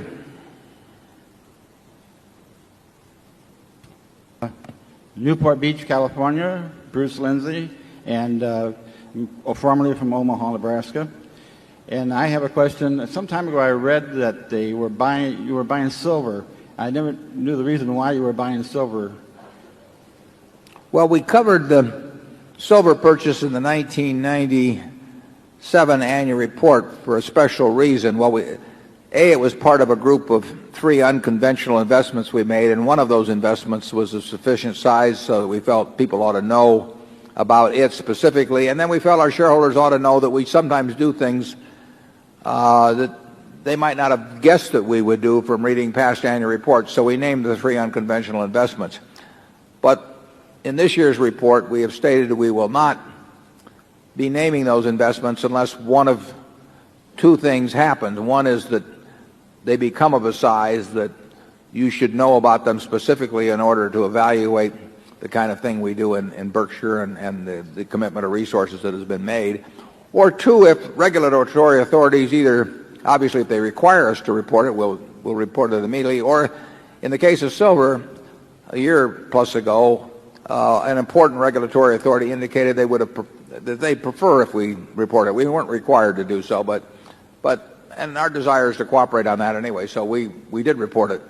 But we stated in this year's report that absent those factors, we will not be giving details on unconventional investments any more than we give any more details on our regular equity holdings than we're more or less required to do. We did say that we had changed certain of the unconventional investments that were described in the previous year's report, and we stated that we had entered into several new ones. So we are in some things that most of you, or maybe all of you, don't know about, but they aren't of sufficient size so that they're going to, in any material way at all, affect your investment. Charlie? Nothing to add. Zone 4. Good morning, Mr. Buffett. Wayne Lang from Toronto, Canada. Last year, when you were asked about the year 2000 computer issue, you expressed some concerns about the cost overruns and the federal government readiness. Our 2 countries are in much better shape this year, but could you update us on your current thinking and what concerns you may have about the impact of the lesser readiness internationally on our company's revenues, supply chain, or on the stock market?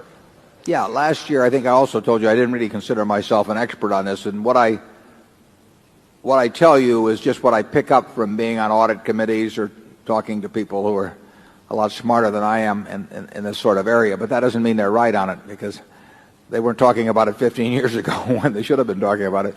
So my general feeling, and all secondhand, my general feeling is that the part of the world that we have to worry about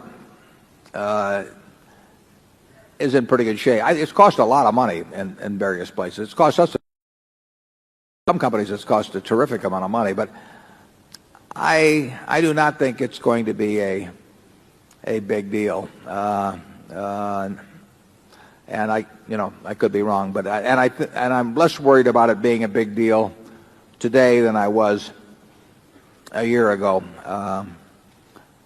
And Charlie, do you know anything to add? No. Does that mean you think it's going to be less of a big deal than you thought a year ago, or No, you it think means I have nothing to add. Okay. That's probably what I should have said in the first place. Zone 5. Good morning. My name is Bob Brewer, and I'm from down the road in Lincoln, Nebraska. I just wanted to ask you how you think the continuing economic turmoil in Japan is likely to affect the global economy and the U.S. stock market over the next 5 to 10 years.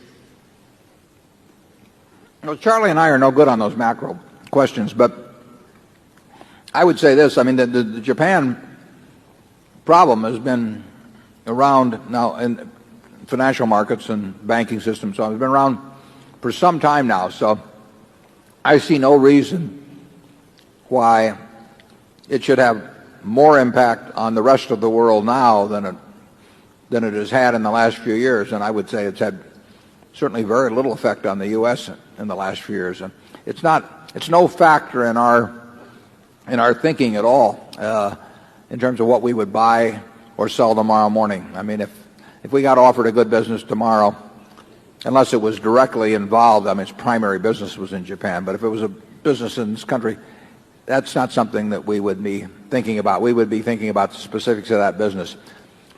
We don't really get too concerned about the things that come and go. I mean, in the end, if we're right about a business over a 10 or 20-year period, just take See's Candy. We bought it in 1972. Look what happened in 1973 and 4, and all the oil shocks and what this country was going through and inflation, all that sort of thing. For us to, let's say in 1972, somebody laid out a roadmap from 1972 to 1982 with the prime rate going to 21.5%, long-term rates going to 15%, and all of the things happening, the Dow going to 570 or whatever, 560, and that wasn't the important thing. The important thing was that this peanut brittle tastes like it does, which is terrific, and that over time we can get a little more money for it. So, See's made $4 million pre-tax in 1972 when we bought it. It made $62 million last year. We don't want to be thinking about the wrong things when we're buying businesses, and that applies to marketable securities just as much as it does as when we're buying 100% of the business. If we're right about the business, the macro factors aren't going to make any difference, and if we're wrong about the business, macro factors are not going to bail us out. Charlie? Yeah, I think what's interesting in Japan is interesting to one as a citizen. Here is a major industrial country, and they understand all about Keynesian economics and everything else. And when it starts sliding down into a big recession, it just keeps going and going and floundering and staying down, and year follows year, and you take the interest rates down to practically zero and you run a big budget deficit. The economy still stays down. I think this has been very interesting to the economists of the world. I don't think any of them would have predicted that as modern a country as Japan could contract for as long as it did. And I think the cause is related to the extremeness of its booms in both land prices and security prices, and the corruption in its accounting practices and in its regulation of the financial system, including banks. I think it's an interesting lesson for the world of how important it is not to let a lot of slop get into the accounting and regulatory systems, and how a lot of folly in markets doesn't help either. Sort of fascinating to, people keep saying, well, why doesn't Japan stimulate? Well, they got short-term rates down to 0 and long-term rates at 2%. Well, that would stimulate me, but It's sort of, as Charlie says, it sort of defied a little bit some of the classical Keynesian theory on that. But in the 30s, we had the same problem in this country. We drove interest rates way down and toward the latter half of the 30s. And I would argue that probably the extreme prosperity in America is related to this so-called wealth effect, with stock markets going up and up. And I think people thought that was a smaller factor than maybe it is. Zone 6. Good morning, Mr. Buffett and Mr. Munger. My name is Jeff Lilly from Denver, Colorado. My question is as follows. Over the last couple of years, I've read both of you quoted as not following the stock price on a day-to-day basis, not being terribly concerned about whether Berkshire is up or down. You now have analyst coverage. Perhaps you requested it or perhaps you acquiesced to it. But my question is whether this reflects any change in your attention paid to the stock price or your philosophy about investor relations, and whether you think the analyst coverage is going to have any impact on the stock price going forward. Yeah, no, it reflects no change in our attitude towards stock price. I mean, we are concerned about building the intrinsic value per share of Berkshire at the highest rate we can, consistent with a couple of other principles that we've set forth. And we hope very much that the stock price stays in a zone that is not too wide around intrinsic value. There's going to be some zone of some sort, because intrinsic value itself is not precisely calculable. And in addition, you wouldn't expect it to track it penny for penny. But we don't want it to go crazy in either direction in relation to intrinsic value. When we made the deal with General Re, that attracted more analyst attention and institutional investor attention, because General Re's shareholder base was overwhelmingly institutional. So institutions had to decide whether they were going to continue with their investment or clean it out. And we knew we would end up with more institutional ownership subsequently. Alice Schroeder asked me prior to the merger meeting.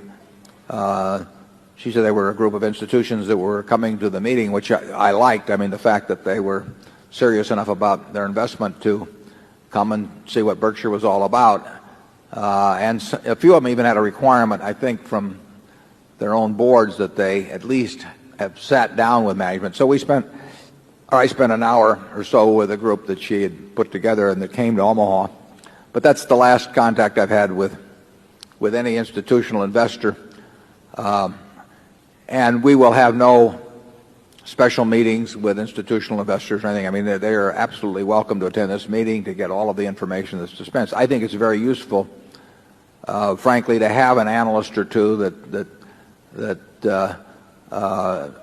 is well versed in Berkshire and that thinks straight and does their homework. And that's a plus, because it means we don't have to do it. And in effect, that if institutions want to talk to somebody about it, they don't call me, because they're not going to have much luck calling me.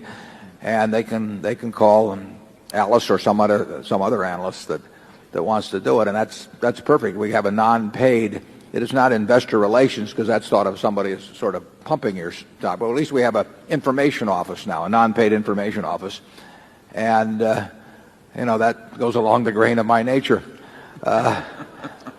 And people say, do you want individual owners, do you want institutional owners? What we want are informed owners who are in sync with our objectives, our measurements, our time horizons, all of that sort of thing. I mean, we want people that are going to be comfortable owning Berkshire. And we don't want people who are owning it for reasons different, in a way different, that are different from our reasons for owning. We don't want people that are concerned about quarterly earnings. We don't want people who are concerned about stock splits. We don't want people that need to be pumped up about the stock periodically. It's just not of interest to us, because it just means we have to keep living that way in the future. And it's not the way we want to live now. It's not the way we want to live in the future. What we really want are a bunch of people like we have in this audience who sit down and read and think and understand that they're making an investment. It's not just a little ticker symbol. They're buying part of a business. They know what the business is all about. They know how we think. They know how we They're comfortable with that. And they can come in individual or institutional form. And when we get them, we like to keep them. So there's no change in our attitude about that. There is a change in coverage in that there is some limited amount of coverage in Wall Street, which I guess for a company with 110 or 20 billion of market value, there should be. We'll have one more question, then we'll break for lunch. We'll go to Zone 7. And after this question, we'll break. We'll come back in about 45 minutes or so. And those of you, as long as we see that everybody's gotten served with food in that time, and any of those who are off-site or with the holiday, I think there are buses to bring you over. You can drive over, and there'll be plenty of room here. You can also go out and tour the Boeing business jet. We'll sell you as little as 50 hours a year, I believe, on it.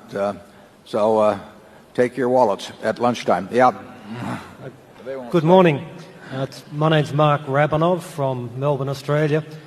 I was wondering if you could help us out with the flight operations, which are now a large part of Berkshire. I think we're still putting a lot of capital into them. I was wondering, you've pooled both of them together in the annual report, and I was hoping perhaps you could help us out with what return on equity you're expecting for each of those divisions. Yeah, the more capital intensive is the flight safety operation, because every simulator costs real money, and we will add a number of simulators each year. So flight safety, you can look at their figures before we acquired them, and it's reasonable to extrapolate those numbers out on a larger base as we go along. But flight safety's return on equity is not going to move up or down by a dramatic amount. I mean, our simulator training prices are related to the costs of the simulator, and so there's not going to be way higher returns on equity, nor should there be way lower returns on equity. There is a growth in the equity employed in the business because it is a growing business, and we're training more and more pilots every year. But that'll be a fairly steady thing. The executive jet business is in an earlier part of its development, although it's the leader in its field by far. But we're doing substantial investment spending in a place like Europe, and we'll be doing that on an accelerated pace, if anything. In the end, though, our customers end up owning the planes. So we have an investment in a core fleet of planes which supplements the customer's planes. But by its nature, it's not a capital-intensive business. We are moving around a lot of capital every day. We'll have 140 or so customer planes now, and in aggregate, just to pick a figure, that those planes are certainly worth $1.5 billion or more, and we've got 7 billion of planes on order or some number like that. But we will sell those planes to our customers. So it could be down the line that it will be a business with a very good return on capital. We'll still have an investment in the core fleet, and we'll have some facilities, hangar facilities, and that sort of thing. But our customers will have the big capital investment. I should point out they'll have a whole lot less capital investment if they own their entire plane themselves, so they will be getting a bargain as well. Let's take off for lunch, and I'll see you back here in about 45 minutes, those of you who wish to rejoin us. Thank you. Ladies and gentlemen, we'd like to remind you that lunch is being served out of the stands in the outer lobbies, and also on the second floor, Heartland Hall. There are stands open on the north end. If the lines get a little long downstairs, you can try upstairs. Thank you.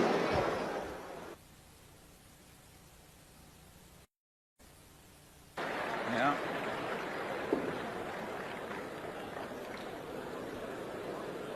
Okay, we're going to be ready to go in just a minute if everybody gets their seats.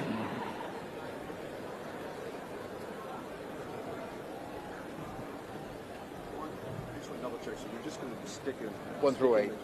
1 through 8. Yeah. Mm-hmm.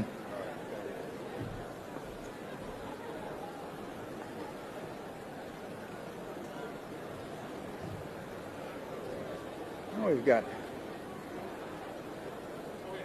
6,000 or 7,000 anyway, sticking around, I think.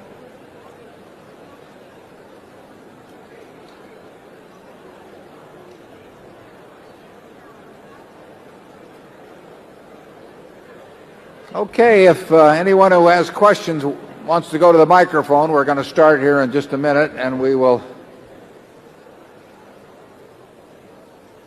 start. There will only be 8 zones from this point forward because we have everyone in attendance in the main hall. So we will rotate around 8 zones. We'll stay until about 3:30, and we'll start in Zone 1.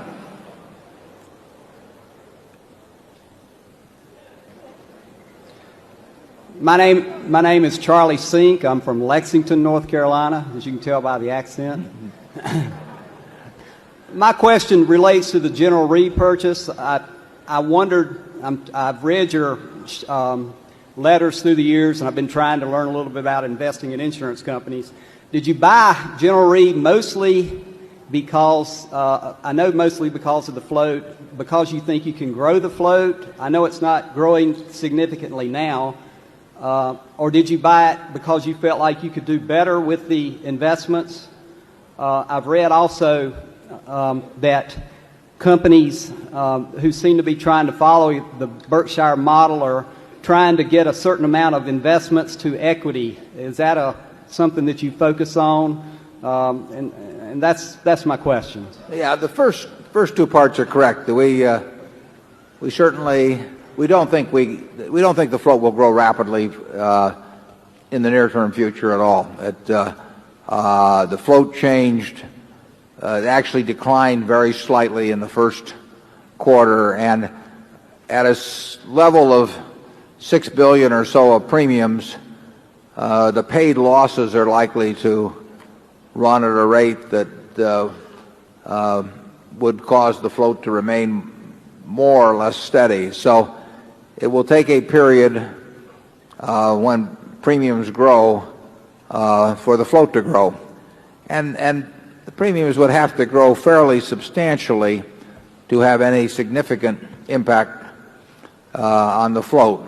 And like I say, that will not happen in the short term. We expect the float to grow over the longer term. We expect that General Re will probably grow considerably faster in international markets than the domestic market. We think that their reputation, which was as good as could be found from an operational standpoint, from a technical standpoint, a managerial standpoint, will be further enhanced by Berkshire's capital strength. So we think their reputation is likely to grow over the years, and we think the premium volume will follow, but not in any major way at all. For a few years at least. And then we, as addressed earlier in the meeting, we think there is the opportunity to do better with that float from time to time in the future, but right now that is not a plus that it's in our hands, and it may not be a plus a year from now. We think at some point it will be a plus. We also pointed out that there could be some tax advantages to be included as part of Berkshire as well. So there are some things going for it, but none of them they will not have an impact in 1999, and they may well not have an impact in 2000. We obviously think Berkshire 10 years from now will be worth more on a per share basis with General Re included than if we had not made the deal. We don't necessarily think that's the case on a 1-year or 2-year basis, but it is our judgment on a 10-year basis.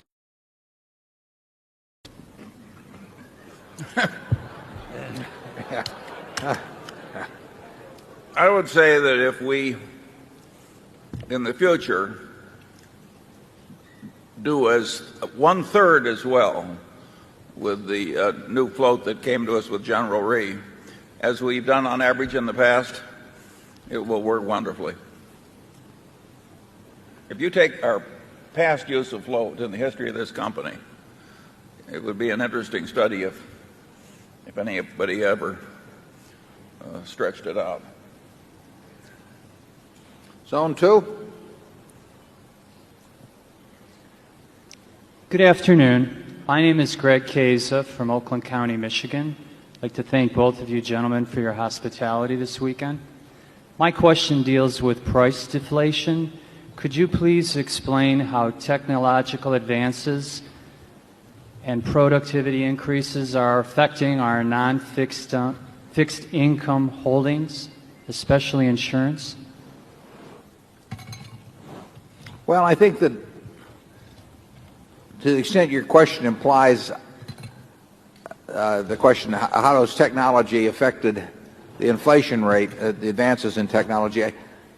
I've heard Alan Greenspan make a lot of interesting comments on that. I think it baffles him to some extent, but he also recognizes that there's some important, very hard to measure factor that has caused inflation not to behave in the way that most people expected, with this drop of employment, general prosperity, etc. And I think he attributes it in some part, but again immeasurable, to what has been happening in the information technology world.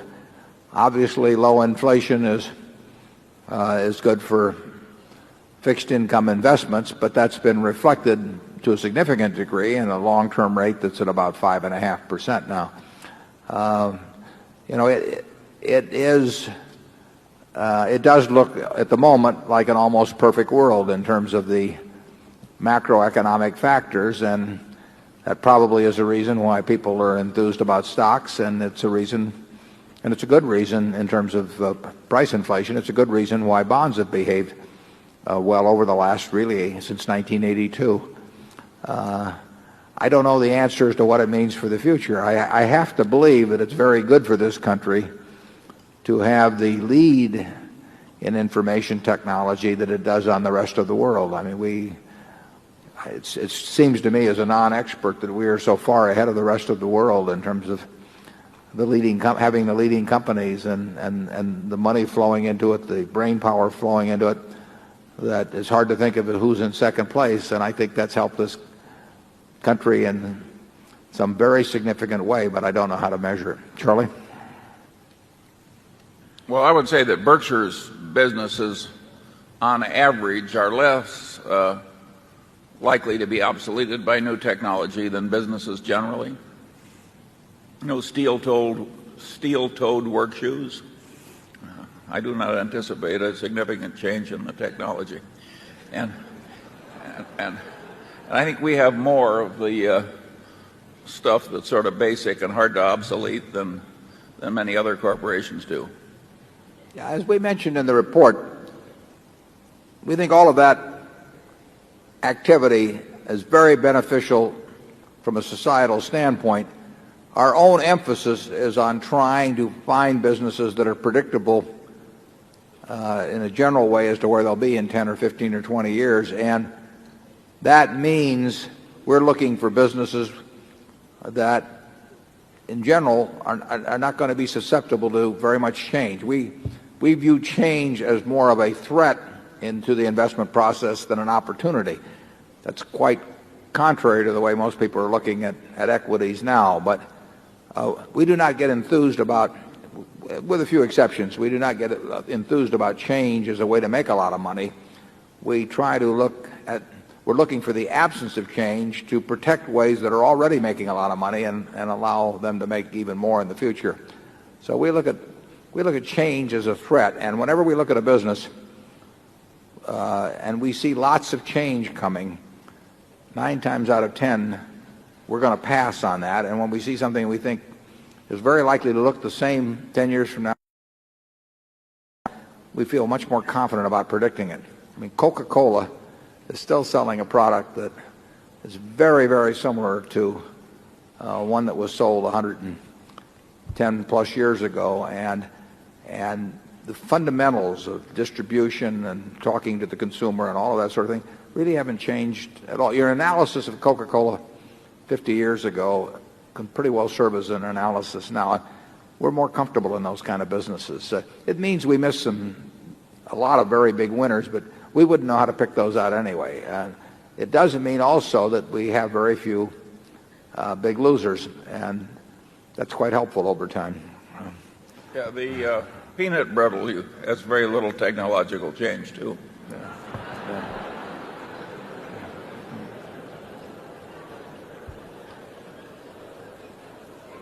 they better not change it. We like it just the way it is. Zone 3.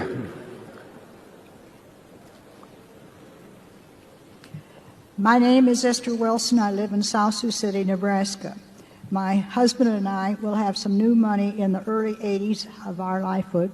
We have a daughter 50 years old who will inherit anything we have. My question is I also have a 4% interest on a mutual fund that is non-taxable. Are there any better ways to invest our money?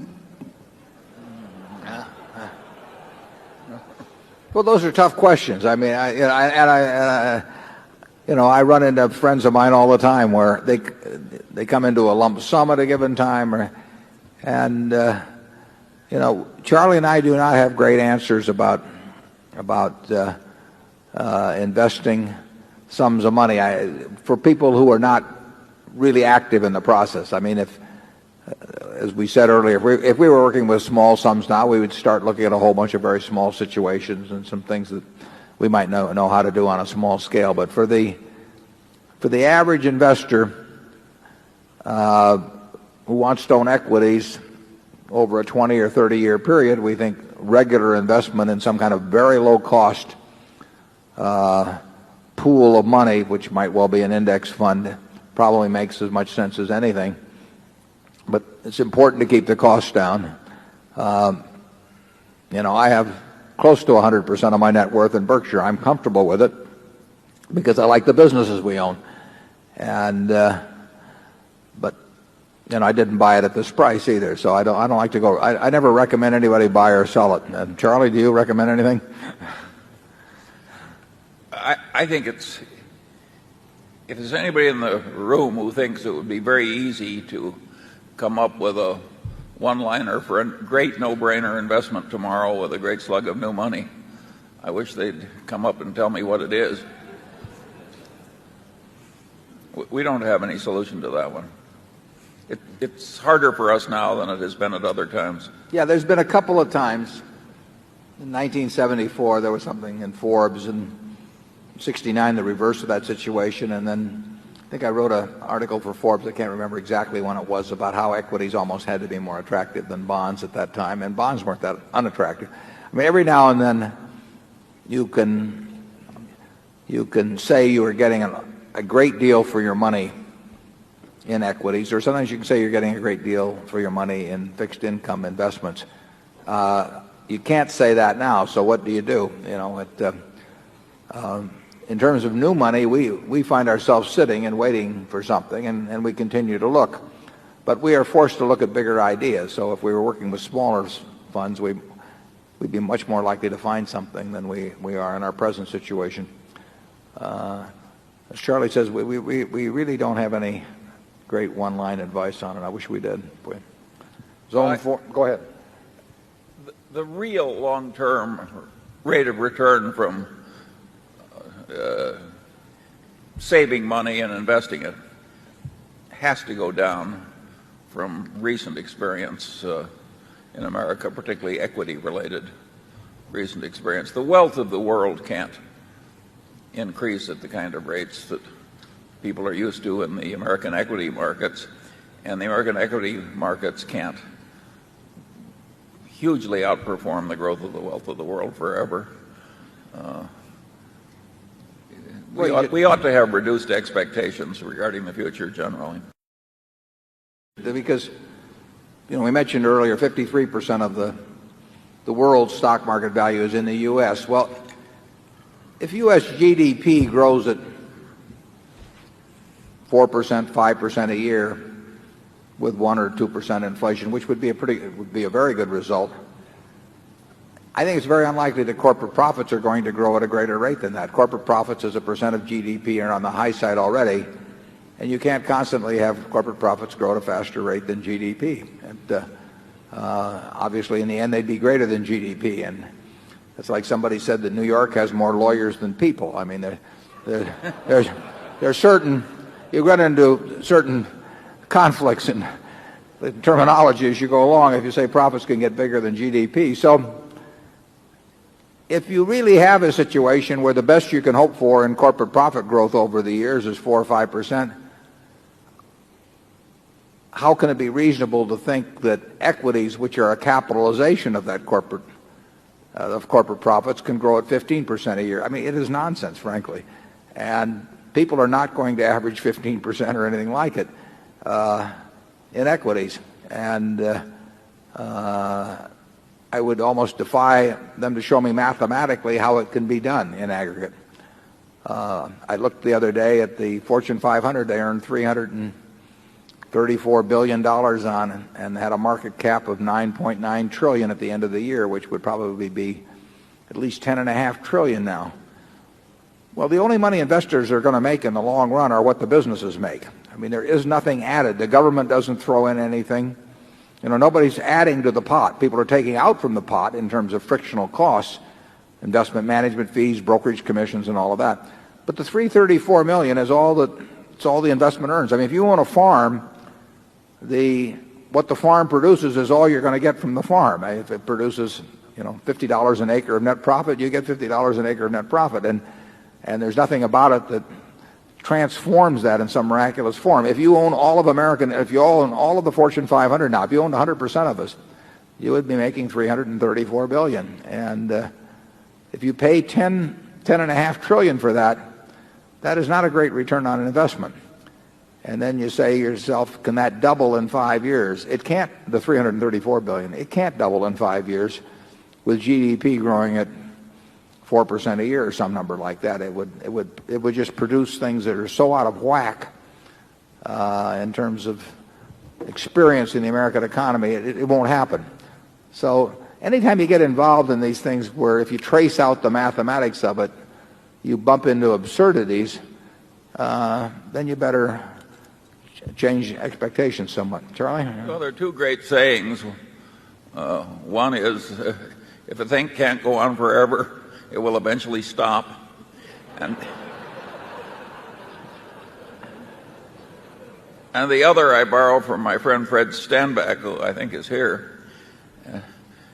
People who expect perpetual growth in real wealth in a finite earth are either madmen or economists.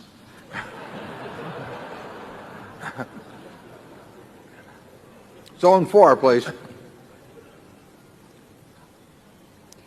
Good evening. My name is Ru Gui Chen. I'm from Des Moines, Iowa. While we have been discussing of how much return that the company has helped us to get in the past few years and for the future too, though I believe there are many people who are concerned about how much have we given to the society in return.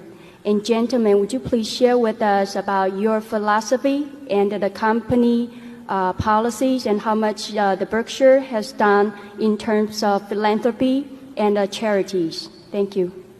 Yes, there are figures in the annual report that bear on that.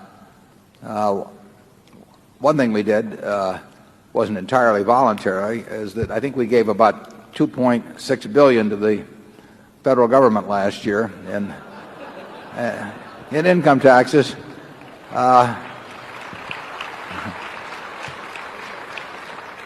I'm not sure. I looked at General Electric and Microsoft and a couple of the largest companies. We may have paid more in federal income tax than any other U.S. company. Don't take my word for that, because it could be Walmart paid more. I wouldn't be surprised if Walmart paid more. But I did look at a couple of the big more than GE or Microsoft, both of which have market caps that are 3 times our size.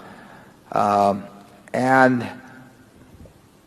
the shareholder designated contribution program was 18 or so million, as I remember, and then we detailed the contributions in the report made by the other companies.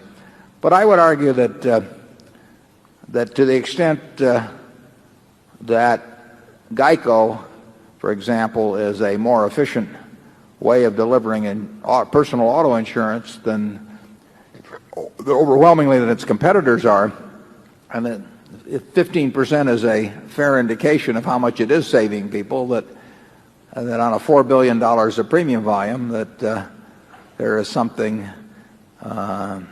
more than $600 million that consumers save by a more efficient way of distribution, which has been honed to a fine art by the GEICO management, and really delivering the goods and services that people want in an economical way is a very important part, I think, of the contribution that any company makes to society, as well as the taxes they pay and their actual corporate philanthropy. We are not big believers in giving away the money of the owner of Berkshire, acting as their representatives and giving away their money to philanthropy. We think that the shareholders should, it's their money. And if we had a partnership of 10 people, if I were the managing partner, I would not feel I should make the decisions on philanthropy for the other 9 people. I would let them all make their own decisions. We do not think that corporations generally should be passing out money to the pet charities of the CEO, and we don't do it at Berkshire, but we do let the shareholders make those designations. And as I say, I think our primary thank you.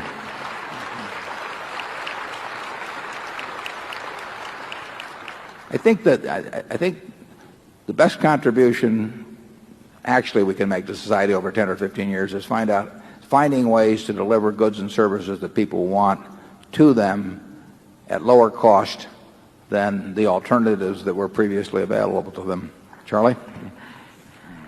Yeah, well, I applaud the questioner's yearning for an answer to the question of isn't there something more in this game than making and piling up money, and shouldn't we be thinking about what we owe in return and what's going to go back in return? In the Munger case, I think 100% is going to go back in return for a reason different from that in the Buffett case. You know, there's an old saying, how much did old Charlie leave? And the answer is, I believe he left it all. And in essence, it all has to go back one way or another. You can't take it with you. That's the iron rule of the game. And I do think it's important to think about what you do for other people and what example do you set with your own life or your own corporate life. And I do think that Berkshire stacks up pretty well in that respect. And in due course, when we get into gargantuan charities bearing the name Buffett, my guess is that'll be done pretty well too. This is likely to be a pretty good run. Zone 5.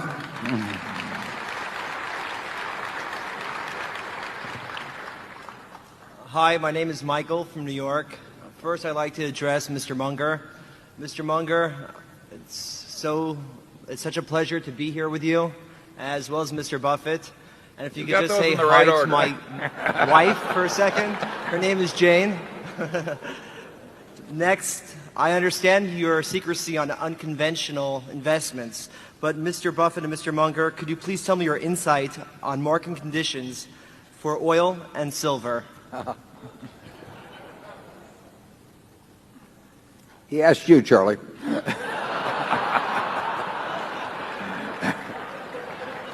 We've already said that we're not going to comment about commodity investments.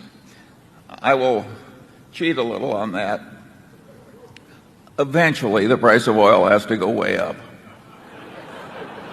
That doesn't make any money from buying it now, counting the interest factor. Zone 6. Fortunately, I don't know. I listened carefully when he phrased his question. He said insights, and I don't have any insights, so we'll go to Zone 6. My name is Merritt Belle-Isle from Austin, Texas, and the company has a large investment in the Washington Post Company, which has many cable television systems serving non-major metropolitan areas, as well as a recent investment in TCA Cable. And so I was hoping to get a comment about the cable television business generally. And the other question is about your philosophy of children handling money and inheriting money. The first question about cable, the Washington Post Company does have, we own about 17 or so % of the Washington Post Company, and I believe they have 700,000 plus homes. And as you say, they're in largely in smaller areas. It's been a good business, and as you know, cable prices have been galloping here in the last year or thereabouts. From the standpoint of the Post, that's bad news because the Post would have been a net buyer of cable and will not be a seller. And it's very much like our attitude towards stocks and stock prices. It is not good news for the Washington Post Company when cable prices go up, because the Washington Post Company is going to be investing funds. It's going to be a generator of funds over time, and if it wants to put money in cable, it's way better off if cable prices go down than up. The TCA is not. Lou Simpson runs a separate portfolio at Geico, equity portfolios. So I've never read an annual report of the TCA cable. I know nothing about it. If he still has it, it's an investment of Lou's at Geico, for Geico, and it's not something that falls under my management at all. That's a point I should mention, because periodically the press picks up some item that says that Berkshire, or sometimes it says that I am buying X, Y, or Z. And sometimes that's true, but sometimes it isn't true, because filings are made on behalf of various other entities that are associated with us, and I don't know anything about them. I saw one here a couple of weeks ago reporting that I don't know whether it was me or Berkshire, I think it was me personally, it was buying some real estate investment trust with the name Omega in it. I'd never heard of it. But that story appeared various places.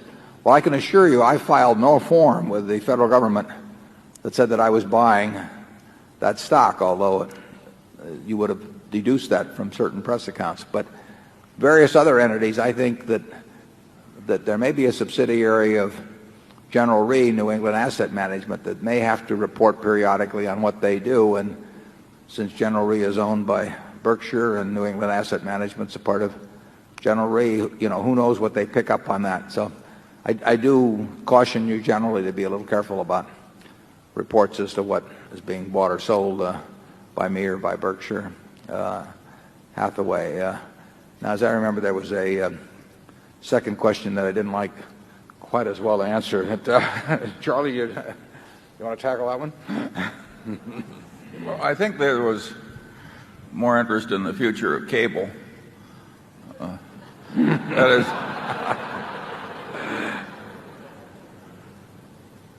we have demonstrated a signal lack of aptitude in correctly diagnosing the future of cable in a way that made us a lot of money.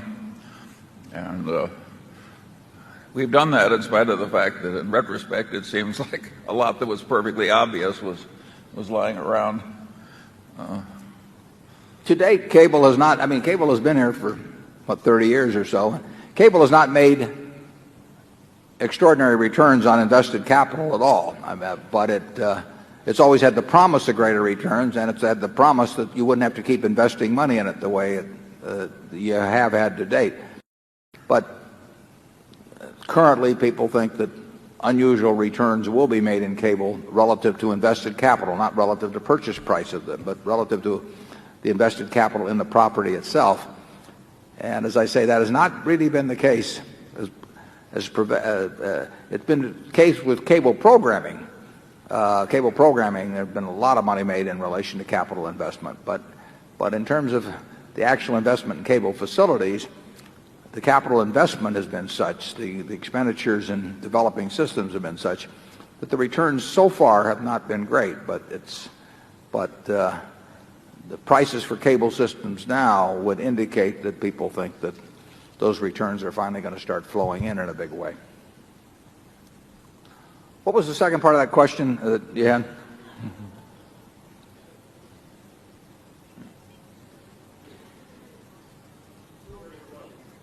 Oh, inherited wealth and children. Yeah, kids inheriting money. Yeah. Well,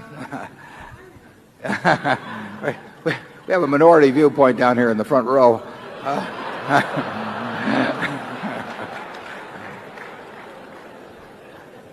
I think my views on that subject changed when I was about 18. Until that point, I thought it was a great idea.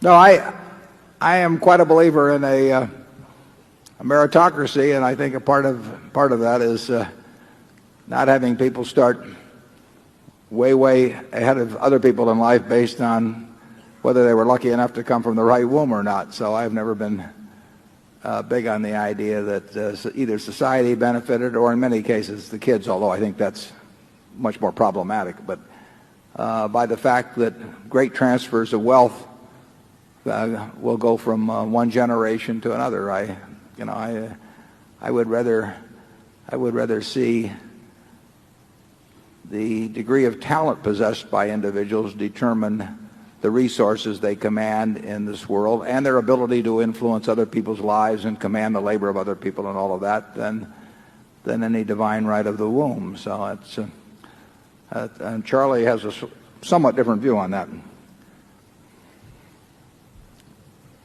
Yeah, I am a little more willing to let the world take the succeeding generations down.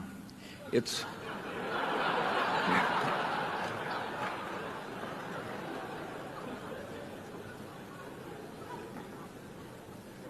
he believes in I don't think passing they need much help.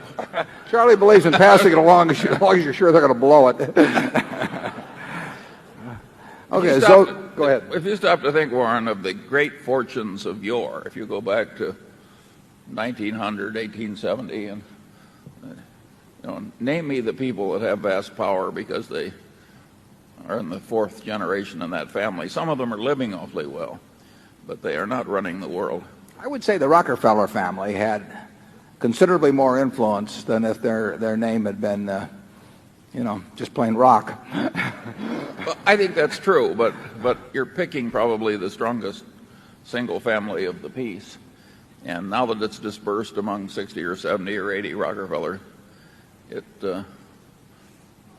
I think it's true there were 4 or 5 brothers there that had an unusual share of worldly influence. I must say in that case, I think they handled it very well. Zone 7. My name is Alan Nagan from Reston, Virginia. I know you like to buy into success stories, but you don't like to buy high tech. And it seems to me, say, in the case of Microsoft, that 10 years from now, they'll be doing software development, just like 10 years from now, Coke will be selling sugared water. And what I'm wondering is why you feel that way when it seems certain companies, high-tech companies, are predictable.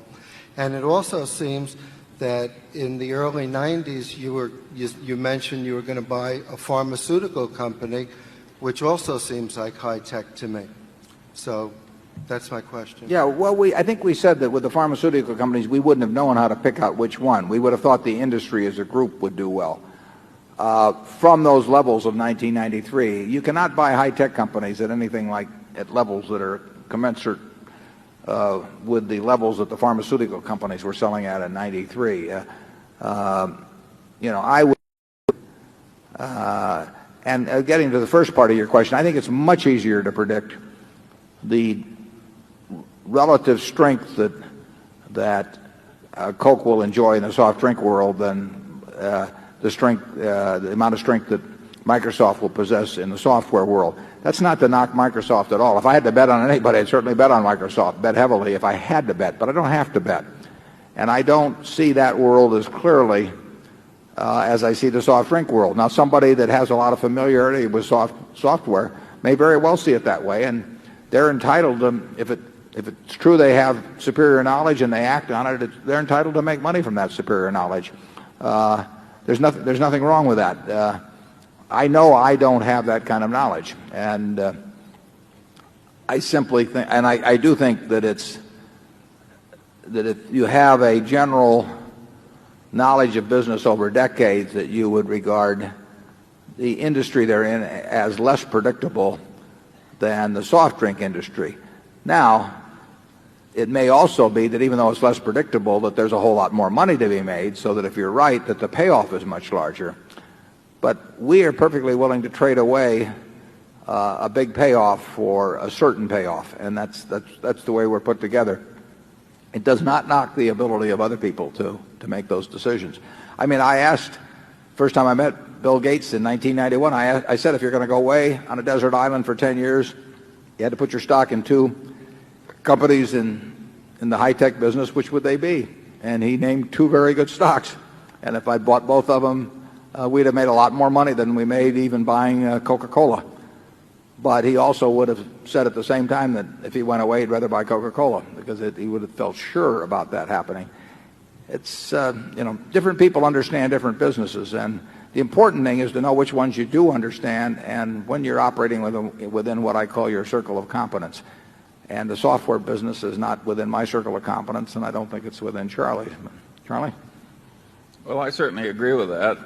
I think there are interesting questions, too, about how far the whole field can go.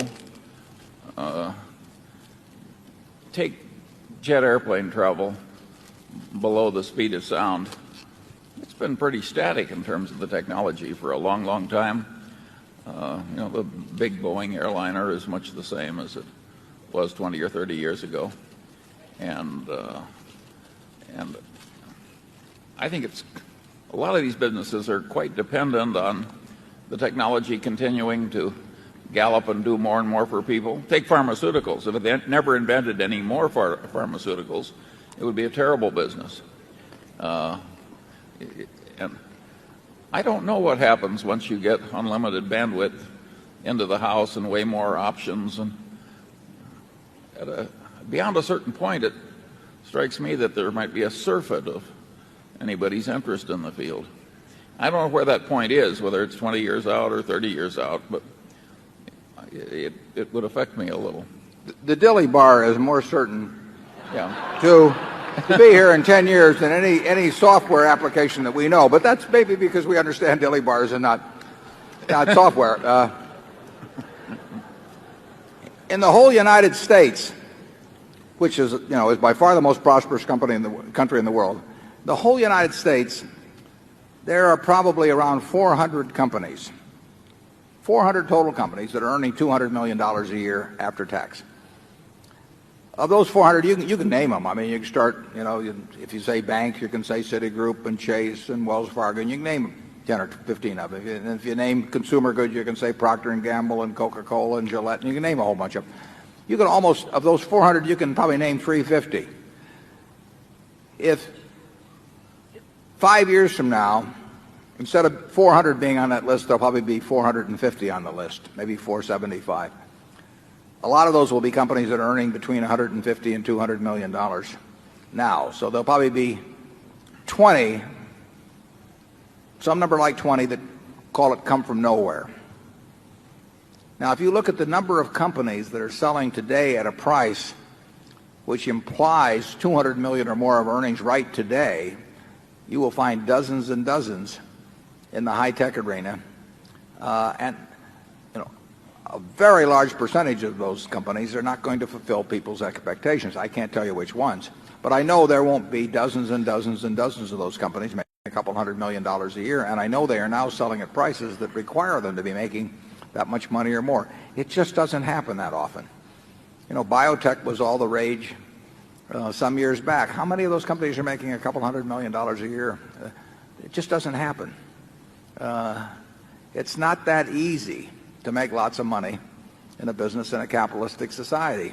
There are people that are looking at what you're doing every day and trying to figure out a way to do it better and to underprice you or bring out a better product or whatever it may be. And a few companies make it. But here in the United States, after all of these decades and decades and decades of wonderful economic development, we've got about 400 companies that have hit the level that would be required of a company that would have a market cap of $3 billion. And some companies are getting $3 billion of market cap the day they come out, virtually. So there's some, you want to think about the math of all this.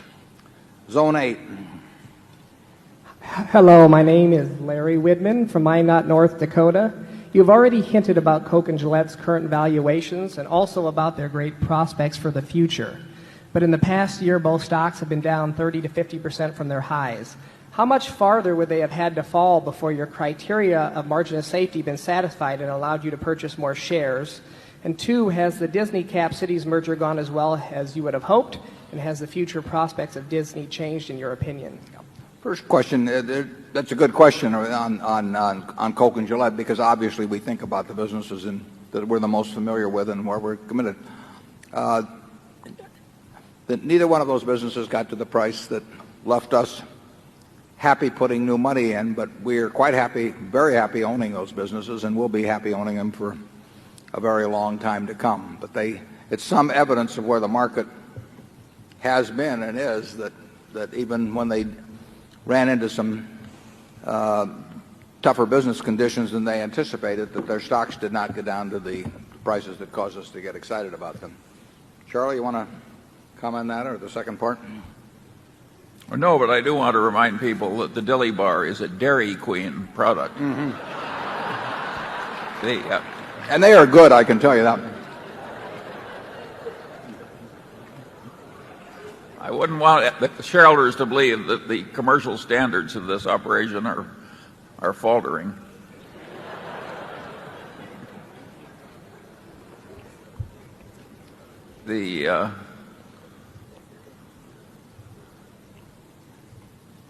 Generally speaking, trying to dance in and out of the companies you really love on a long-term basis has not been a good idea for most investors. And we're quite content to sit with our best holdings. People have tried to do that with Berkshire over the years, and I've had some friends that thought it was getting a little ahead of itself from time to time, and they thought they'd sell and buy it back cheaper and everything. It's pretty tough to do. You have to make two decisions right. You have to sell it right first, and then you have to buy it right later on, and usually you have to pay some tax in between. To get into a wonderful business, best thing to do is to stick with it.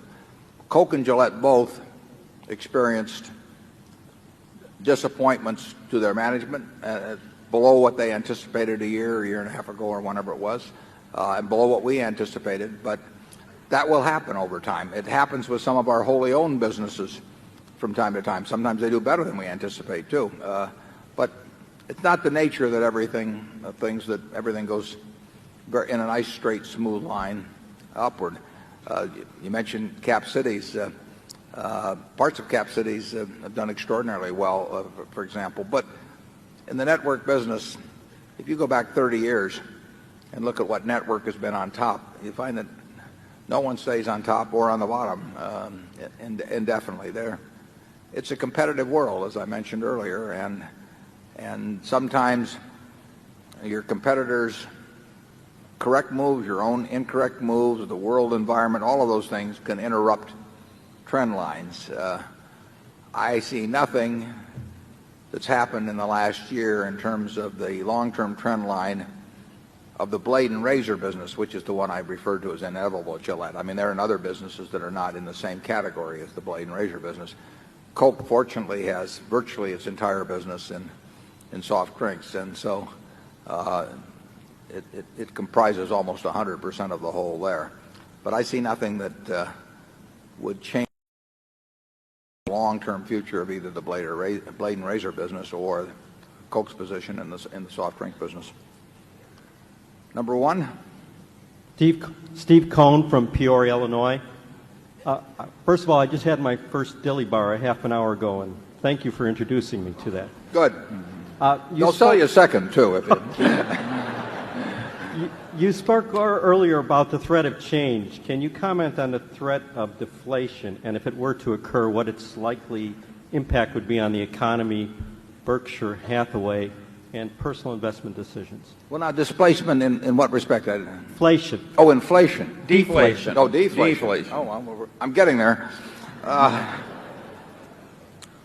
Well, I think it's very, very unlikely, but I have been wrong consistently now for a decade or more about the degree to which inflation has at least been tamed for that period. I would have expected, if you'd showed me all the other things that were going to happen in the world in the last 10, if I'd seen that ahead of time 10 or 15 years ago, I would have thought we would have had more inflation. So I have trouble envisioning a world of where the U.S. experiences deflation. But, you know, my record is not great on that. And again, we do not spend a lot of time thinking about macro factors. I mean, if you ran into deflation, that means that, you know, capital is appreciating.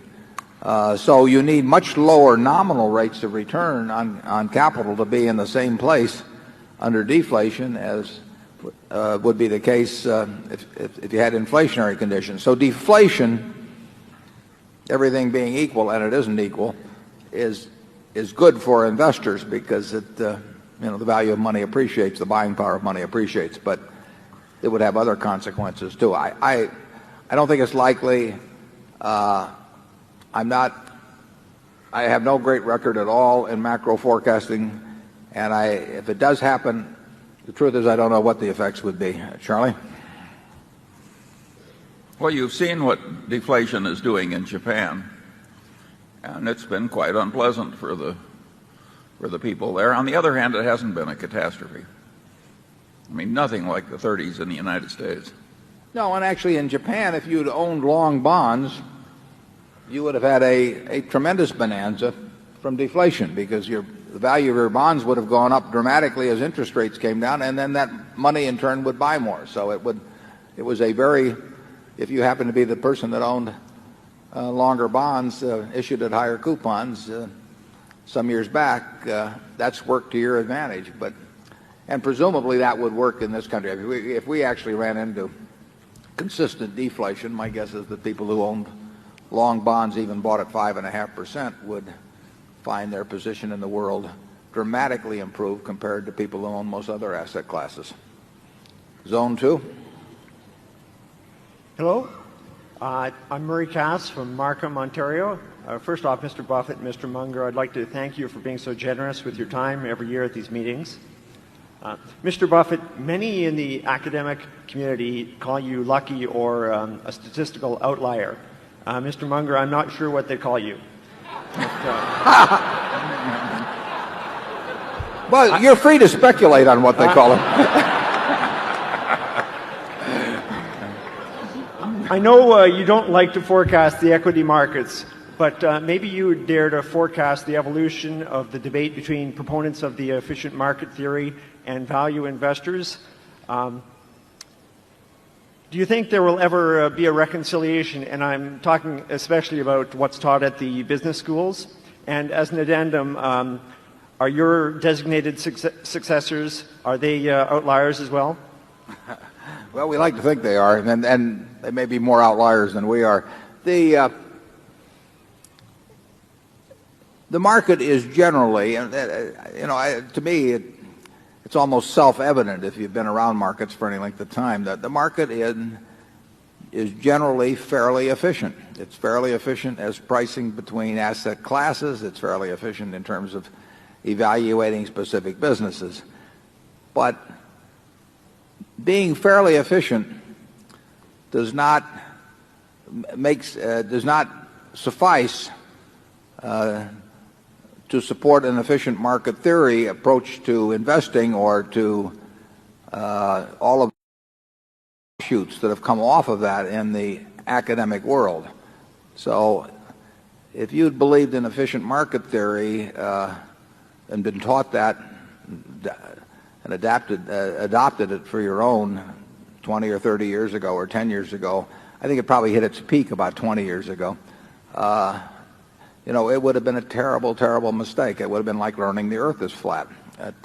You'd have had the wrong start in life. Now, it became terribly popular in the academic world. It almost became a required belief in order to hold a position. It was what was taught in all the advanced courses, and a mathematical theory that involved other investment questions was built around it, so that if you went to the center of it and destroyed that part of it, it really meant that people who'd spent years and years and years getting PhDs found their whole world crashing around them.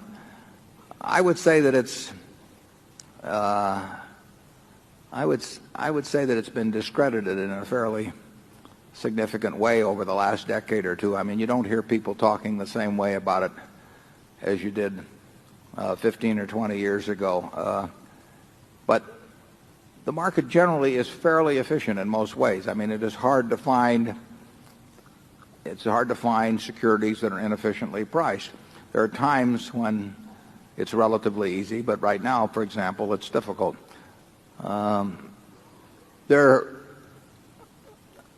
I don't know exactly how much it's wholly writ still in business schools. I certainly get the impression as I go around talking to business schools that it is far less regarded as sort of unquestioned dogma that like it was 15 or 20 years ago. The University of Florida now has some courses in valuing businesses. University of Missouri is putting in one, and I think the high priests of efficient market theory are probably not in the same demand for speaking engagements and seminars and all of that as they were a decade or two ago.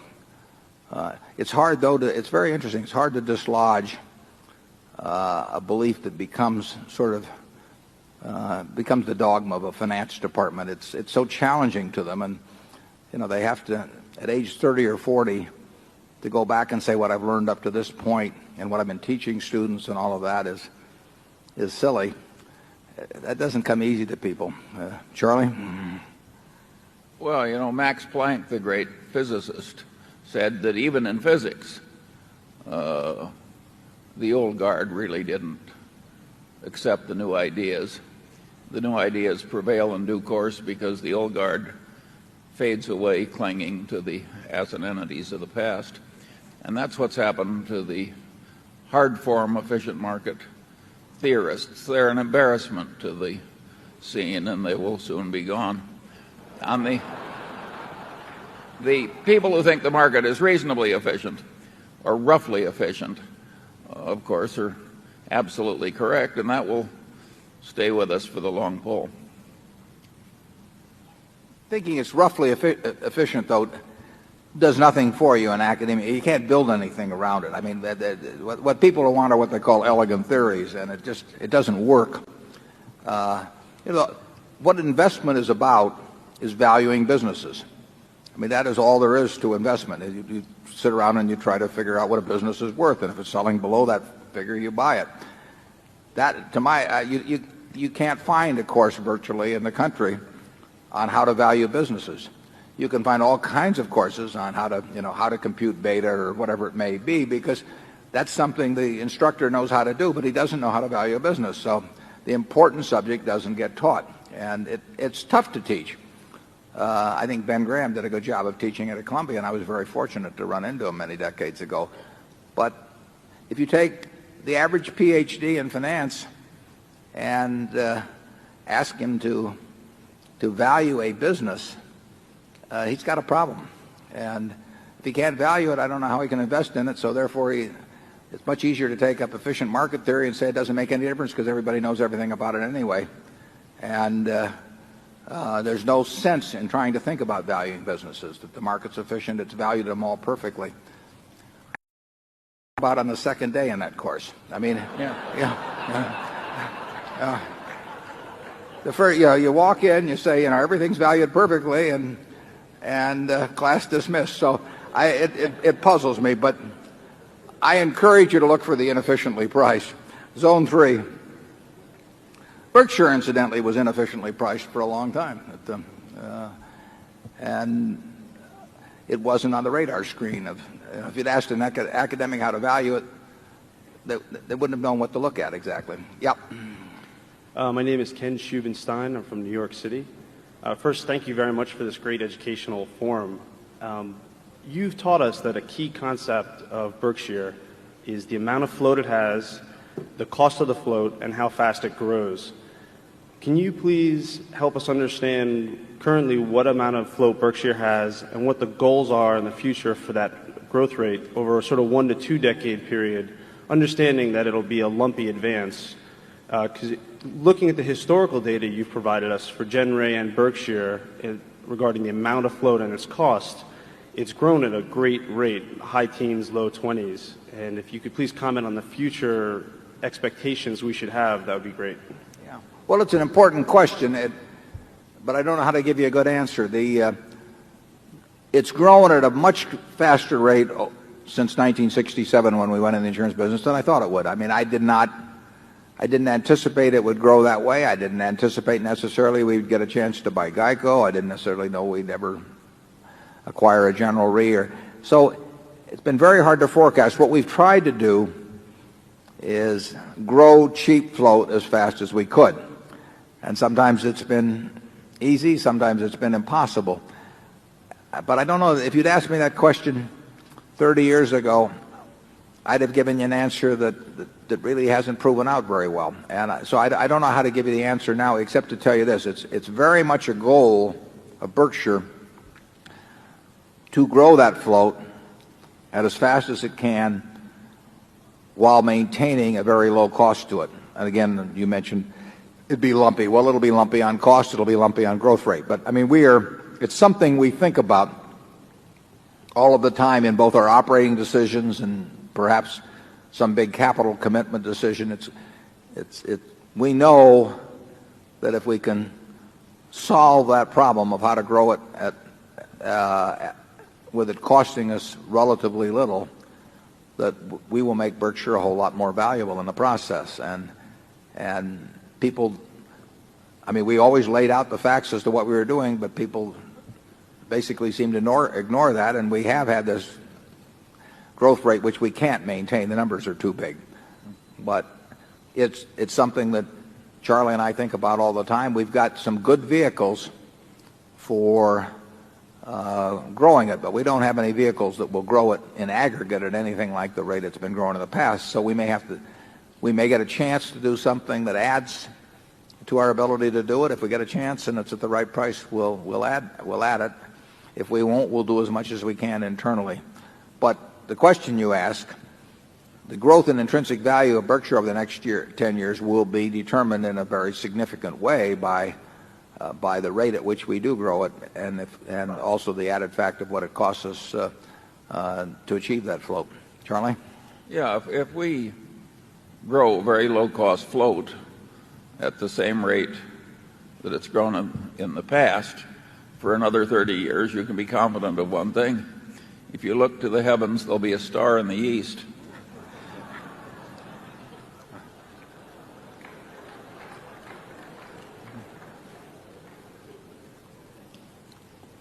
Zone 4.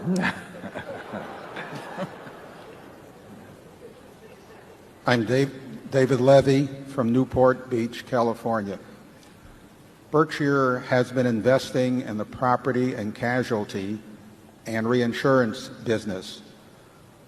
I notice, except for annuities, you've been avoiding the life insurance business. Do you anticipate investing in the life insurance business? Also, I have a second question, and that is the relationship of Berkshire A and Berkshire B. Last year, there was a slight premium for Berkshire B over Berkshire A. About now, Berkshire is selling at about a 3 to 4% discount. I also notice that certain people are shorting Berkshire A and Berkshire B. I wonder if you could comment on that. Sure. On the life business, we have no bias against the life business. We are in the life reinsurance business in a fairly significant way through General Re. As you mentioned, we've done a little on annuities. The problem with the life business is that it isn't very profitable. And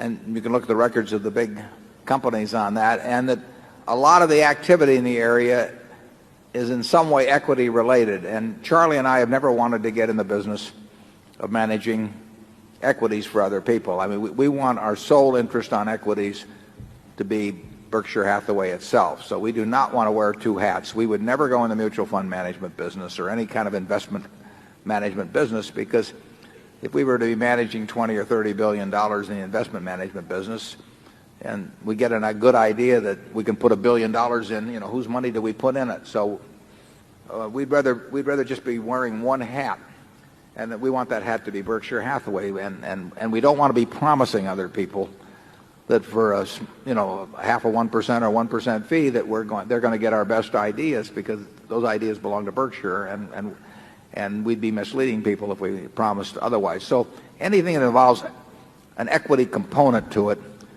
and that's a big part of what's going on in the life business now. It's just something we wouldn't be comfortable being involved with. If you look at term life insurance, we've looked at that in terms of putting it on the internet. It is priced at rates that we find very hard, even with the absence of commissions, to make sense. But it's a business we understand, so we'd be perfectly willing to be in the life insurance business if we had a way of doing it where we thought there was reasonable profitability attached to it. Charlie, do you want to comment on the life business before I get to the A versus B thing? Or? No,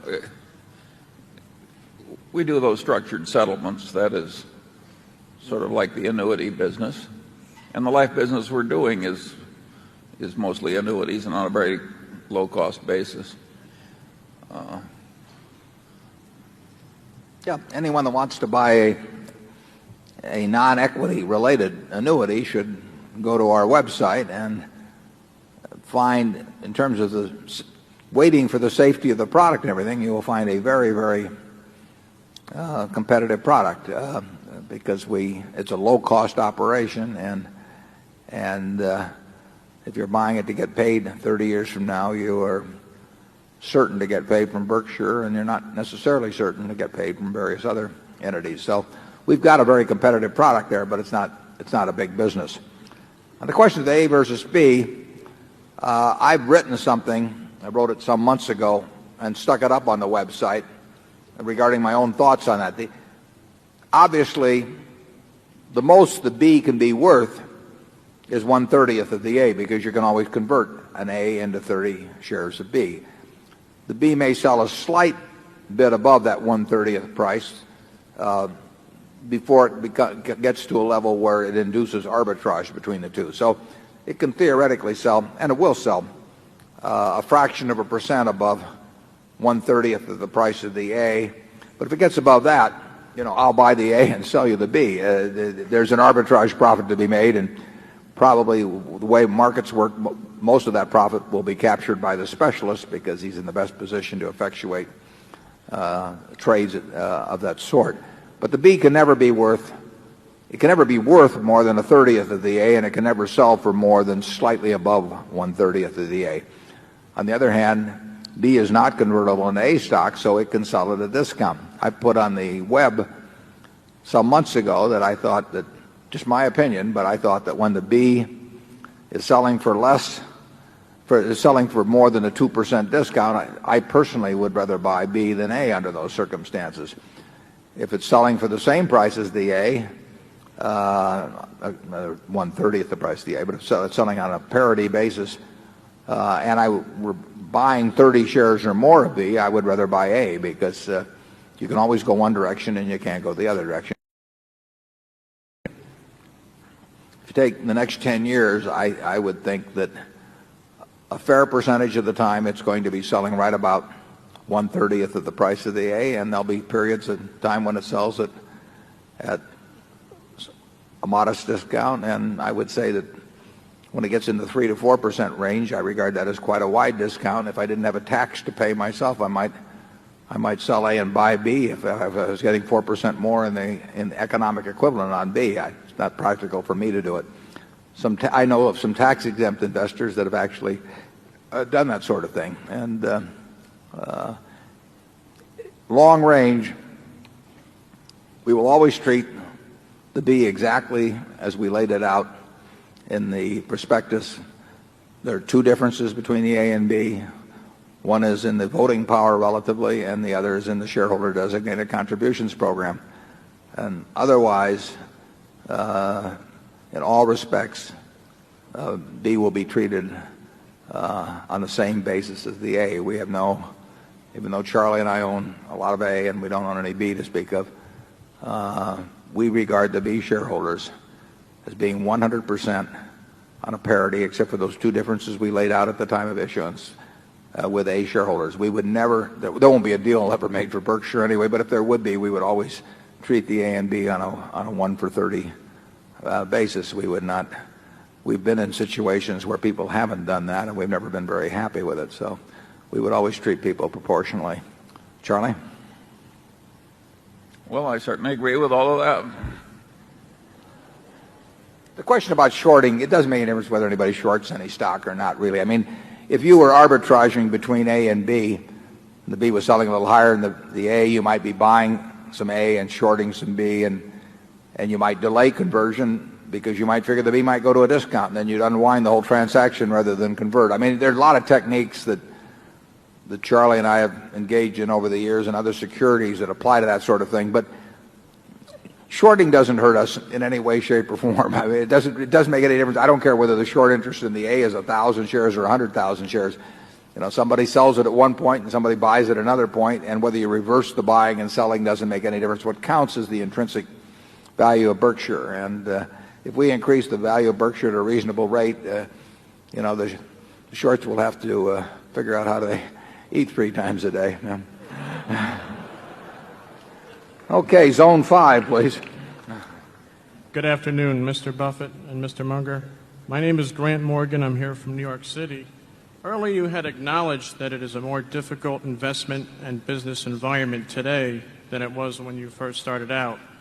My question is, if you were starting out again today in your early 30s, what would you do differently or the same in today's environment to replicate your success? In short, Mr. Buffett, how can I make $30 billion? Start young. Charlie's always said that the big thing about it is we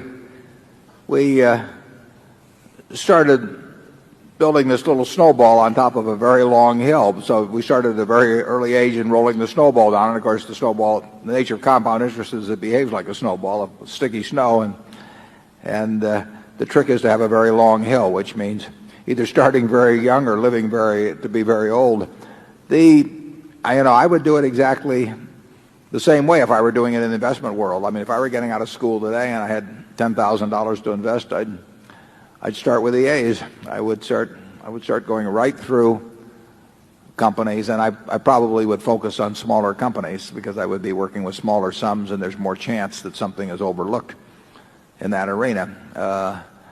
And as Charlie has said earlier, it won't be like doing that in 1951 when you could leaf through and find all kinds of things that just leapt off the page at you.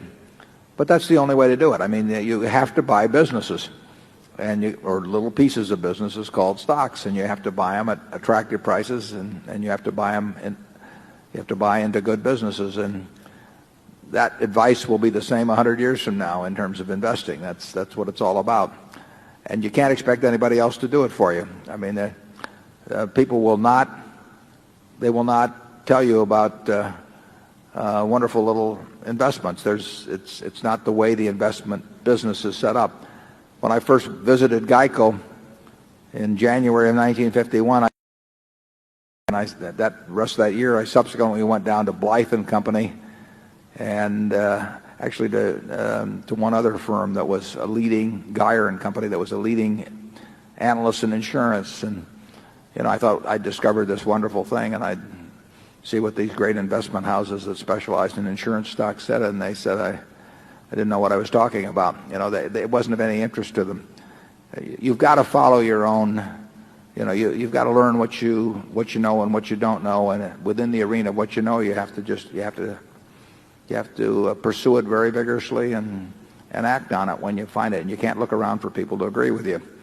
You can't look around for people to even know what you're talking about. You have to think for yourself. And if you do, you'll find things.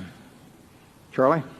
Yeah, the hard part of the process for most people is the first $100,000. If you have a standing start at zero, getting together $100,000 is a long struggle for most people.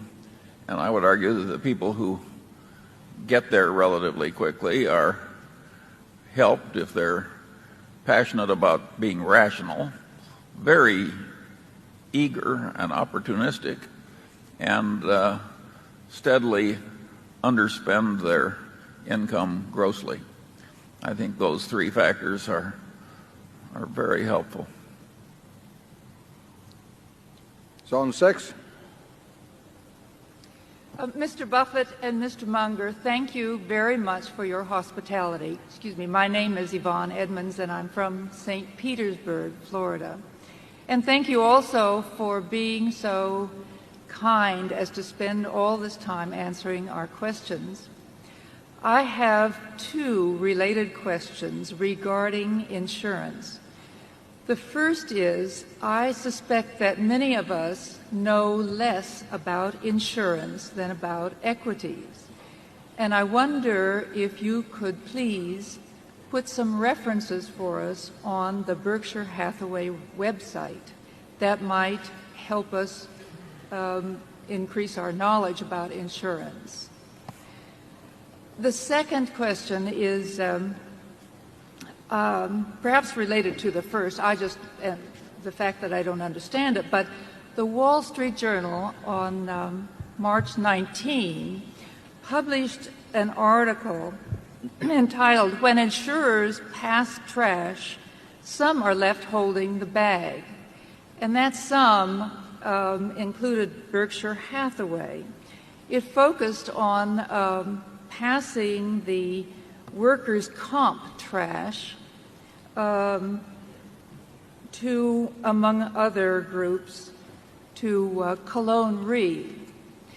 And to make a long story short, the Assistant General Counsel for General Re, which, as I understand now, owns most of Cologne Re, said this is a classic example of an insurance company seeking growth in a very competitive market by writing business outside its area of expertise, namely within workers' comp when their area of expertise is life reinsurance. Mr. Graham went on to say, and then I'll stop, don't write business you don't understand. Second, proper controls are critical in the insurance business. Lastly, if a business opportunity appears to be too good to be true, it probably is. If this is true, could you tell us how this came about, what measures are being taken to see that it won't happen again, and what might be the ultimate cost to Berkshire Hathaway shareholders? Because I gather that only the tip of the iceberg has been represented in the charge to Cologne Re. Okay, those are good questions. And let's take the first one first about the website and having a list of reference documents or something that would help you understand insurance. You sound like you understand it pretty well already.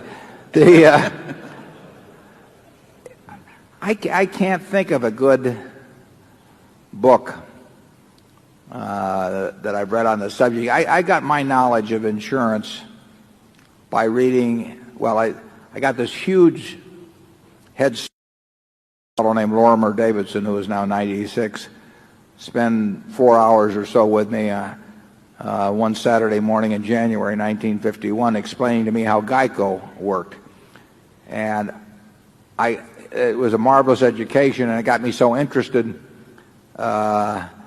in in not only how GEICO worked, but how its competitors worked, how the industry worked, that I just started reading a lot of other reports. I guess I took one course in school on insurance. I don't remember a thing from it. I have no idea what the textbook was or anything. It had no value to me. So I never really had any background in insurance. Nobody in the family was in the insurance business. And until I talked to Davy, it just hadn't been something that crossed my mind. The only reason I was down there was because my hero, Ben Graham, was listed in Who's Who as being the chairman of Government Employees Insurance. If he'd been the chairman of, he was also the chairman of the Market Street Railway Company in San Francisco. Fortunately, I went down to GEICO instead of out to see the Market Street Railway Company. It was closer. But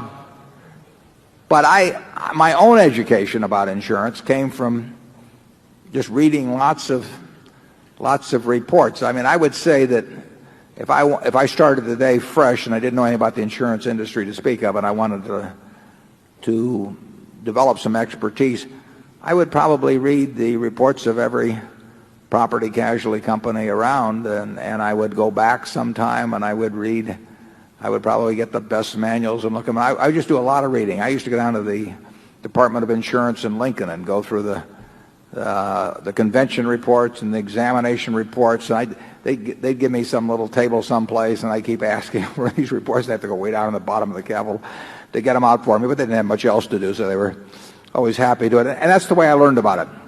And it happened to be a productive field to learn about that way. And I really think that something akin to that is the best way now. I can't think of, you can read some analyst reports. I think you can learn something, frankly, by reading the Berkshire Hathaway annuals for 20 years and reading the insurance section. I think it'll teach you something about the economics of insurance.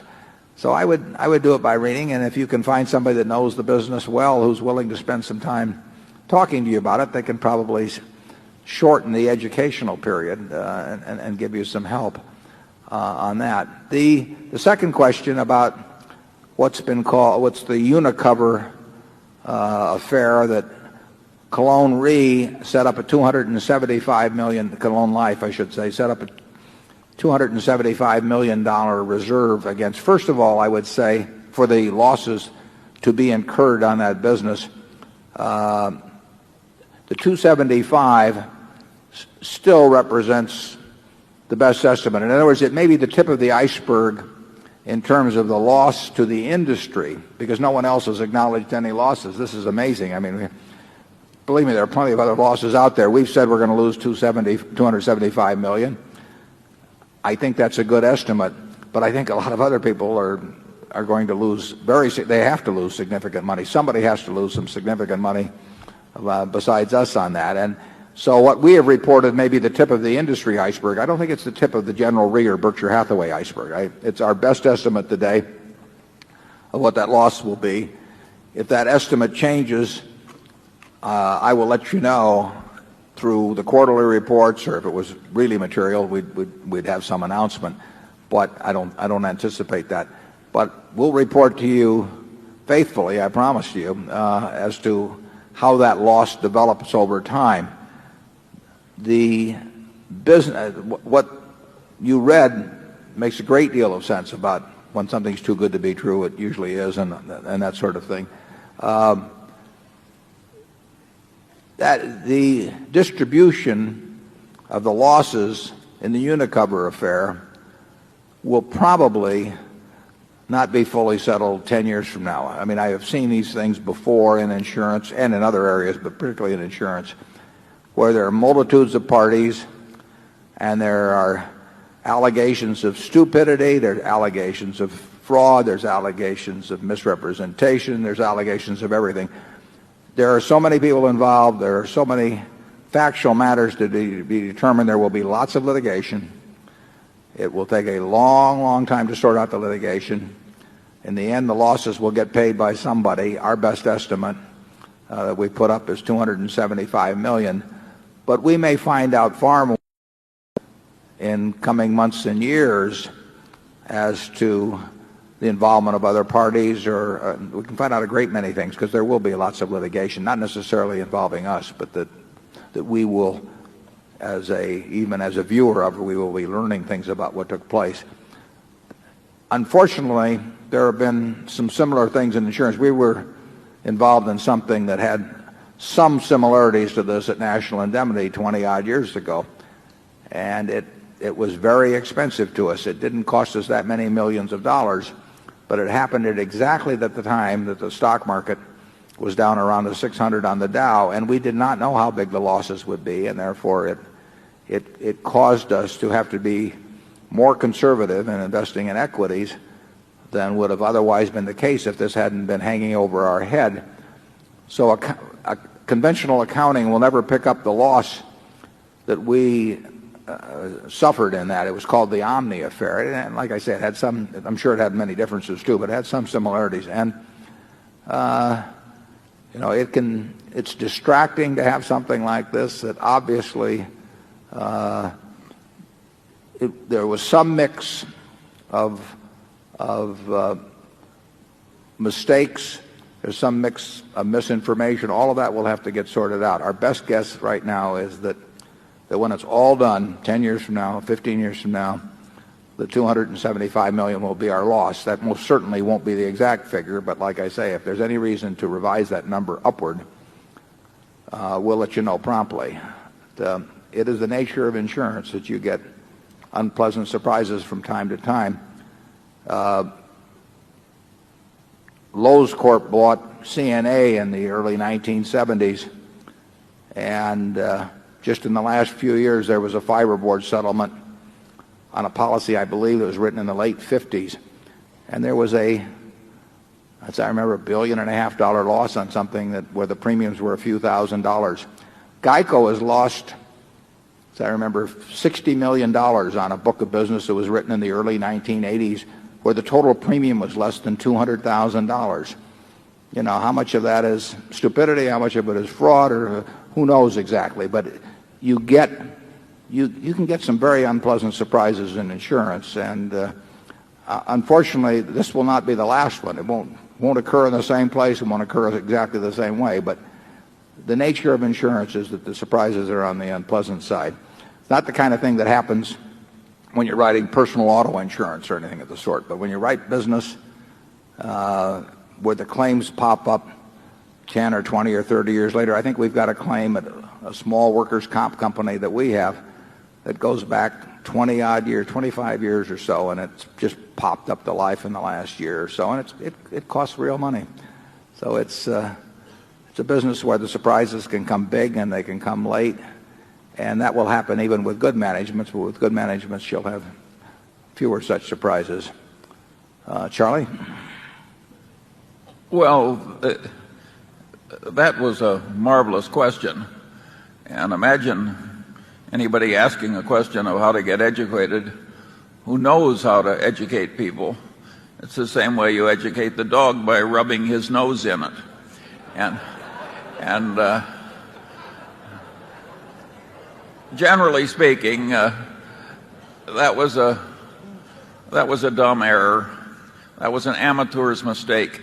It doesn't mean that General Re is suddenly full of amateurs. It was a rare lapse, just as at Berkshire we think the Omni affair was a rare lapse. I don't think we've repeated it since, have we, Warren? I can't think of a single one.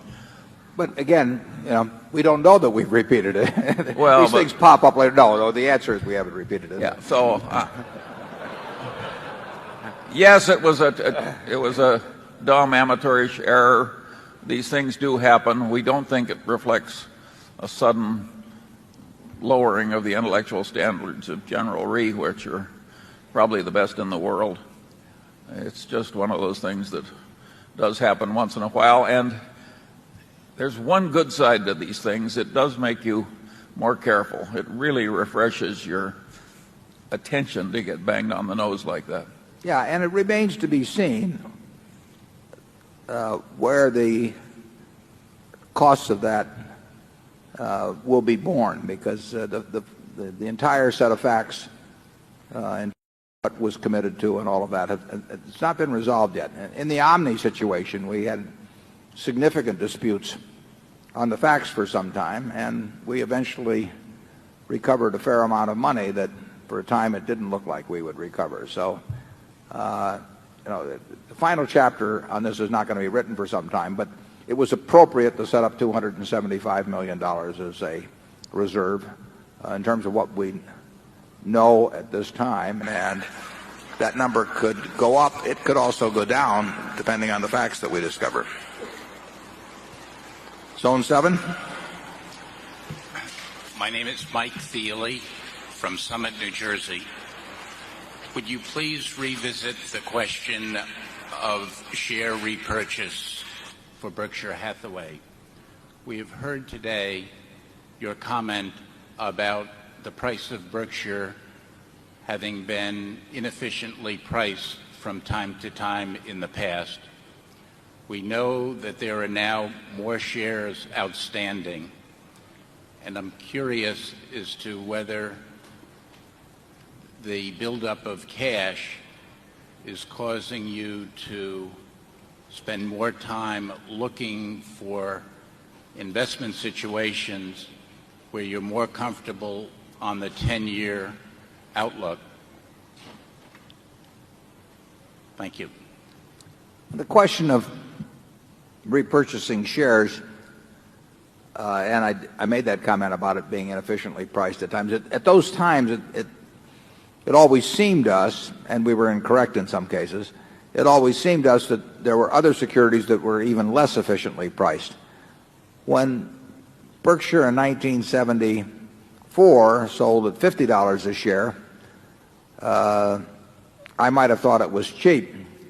But I also was looking at the whole Washington Post company selling for $80 million when I thought it was clearly worth $400 million, and I did not think that Berkshire was as underpriced then as the Washington Post company was. And that has been true at various times when there have been times when I thought Berkshire has been underpriced or even significantly underpriced, but at the same time I was finding other things which I felt were even more attractive. And like I say, many times I was wrong. We would have been better off buying our own stock instead of buying the things that I was buying. But if we have money around and we think Berkshire is significantly underpriced, and we're not finding other things to do with money, it obviously makes sense for us to repurchase Berkshire shares. I think it's difficult for most companies in this market, even though repurchases are probably close to an all-time high, if not at an all-time high. I think it's difficult for most companies to be have a repurchase of shares make a whole lot of sense these days. I mean, I do not think they're getting much for their money because we don't want to buy those shares ourselves, and it's I'm talking about a stock of various companies in America, and yet companies are much more enthusiastic about repurchasing shares now than they were 20 years ago when they were getting far, far greater returns from repurchasing. We will always, it's an option that we will always think about, and we're unlikely to do it unless we think it's fairly dramatically underpriced, because it simply we would want a big margin for error in making that kind of a decision. That we would not want to buy a dollar bill for 95 cents or 94 cents or 93 cents. But there is some level where we would start getting excited if we didn't have other uses for the money. Charlie? Oh, I've got nothing to add to that.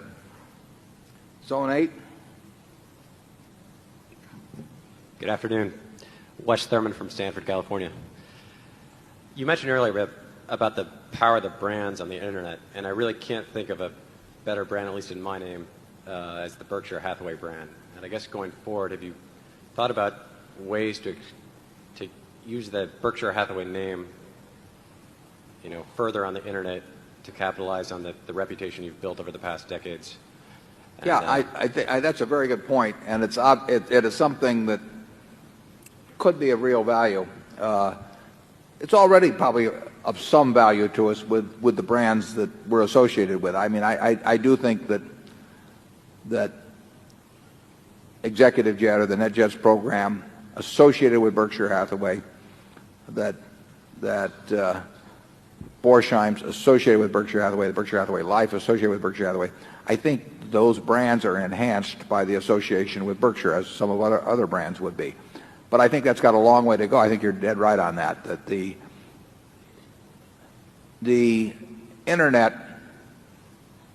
reinforces the necessity for trust in dealing with people. I mean, you're getting further and further removed from the face-to-face dealing where you can go back to the store the next day or look at the person who sold it to you the next day and get an adjustment or something of the sort. You're really having to place more and more trust in somebody you're never going to see.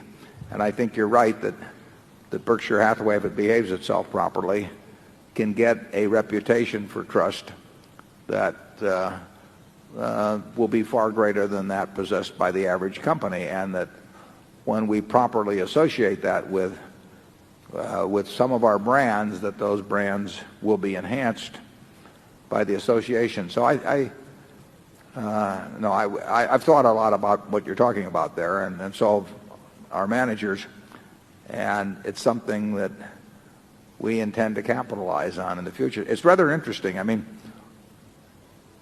if you look at the companies that do business with people where there's no face-to-face interaction either with the company itself or some intermediary like a retailer or anything of the sort. I mean, you've got Dell Computer, and now you have Amazon.com, but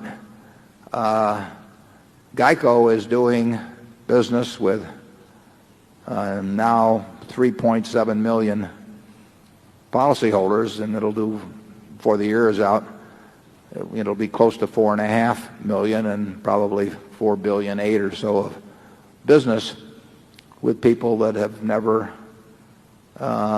met anyone from Geico. They've talked to someone on the phone. But we are one of the largest companies in the United States in terms of doing business on a direct-to-consumer basis. We're doing it with people who on average are paying us $1,200 a year or thereabouts for a promise. So we have a connection that people that talk about the Amazons of the world, where people are buying X dollars worth of books, we have a much more direct connection with people who tend to renew with us year after year.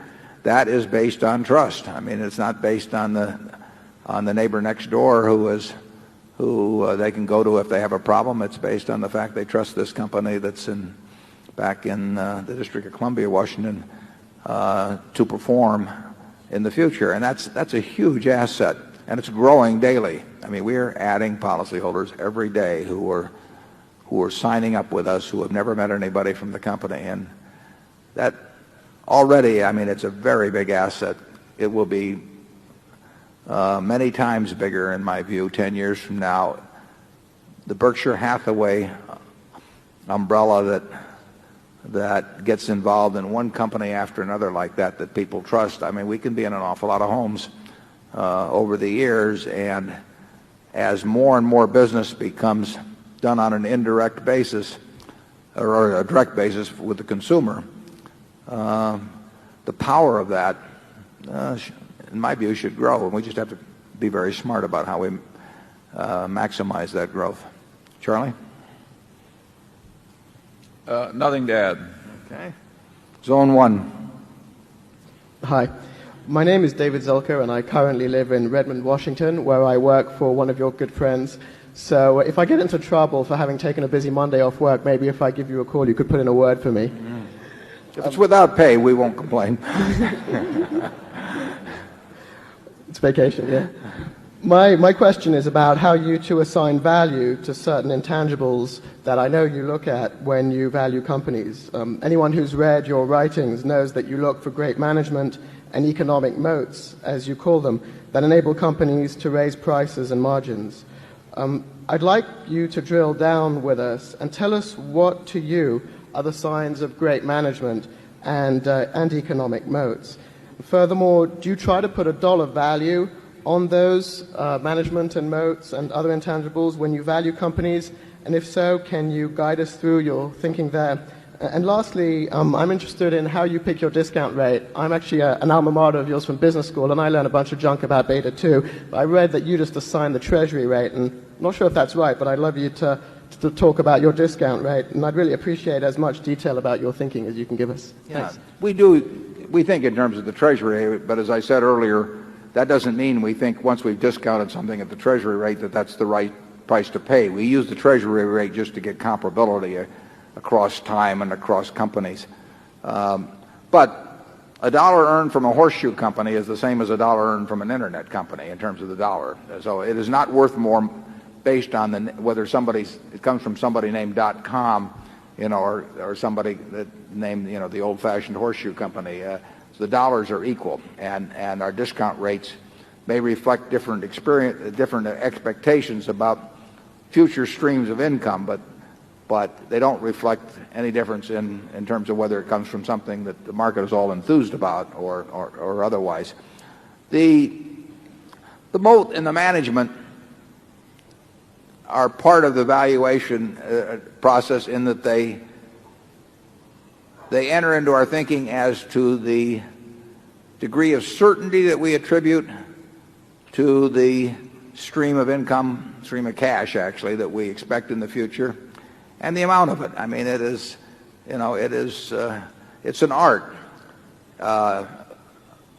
in terms of valuation of businesses. The formulas get simple at the end, but if you and I were each looking at the chewing gum business, we own no Wrigley, so I use Wrigley's fairly often in class. Pick a figure that you would expect unit growth of chewing gum, to grow in the next 10 or 20 years. Give me your expectations on how much pricing flexibility you have, how much danger there is that Wrigley's share of market is dramatically reduced. You can go through all of that. That's what we go through. That is, in that case, we are evaluating the moat. We are evaluating the price elasticity, which interacts with the moat in certain ways. We're evaluating the likelihood of unit demand changing in the future. We're evaluating the likelihood of the management being either very bright with the cash that they develop or being very stupid with it. And all of that gets into our evaluation of what that stream of money looks like over the years. But the value of how the investment works out depends on how that stream develops over the next 10 or 20 years. We had a question earlier today that made certain suppositions about what could happen at Berkshire, and the formulation was exactly right. The question of what numbers to use is another question, but the formulation was proper, and that formulation, the moat enters into that. If you have a strong, big enough moat, you don't need as much management. It gets back to Peter Lynch's remark that he likes to buy a business that's so good that an idiot can run it because sooner or later one will. Well, he was saying the same thing. He was saying that what he really likes is a business with a terrific moat where nothing can happen to the moat. And there aren't very many businesses like that. But then, so you get involved in evaluating all these shadings. This, not the cherry version, but the regular version, this one has a terrific moat around it. There's a moat even in this, in the container. There was some study made as to what percentage of the people could identify blindfolded what product they were holding just by grabbing the container. And there aren't many that could score like Coca-Cola in that respect. So here you've got a case where that product has a share of mind. There's 6 billion people in the world. I don't know what percentage of them have something in their mind that's favorable about Coca-Cola, but it would be a huge number. And the question is, 10 years from now, is that number even larger? And is the impression just a slight bit more favorable on average for those billions of people that have it? And that's what the business is all about. If that develops in that manner, you've got a great business. I think it's very likely to develop in that manner, but that's my own judgment.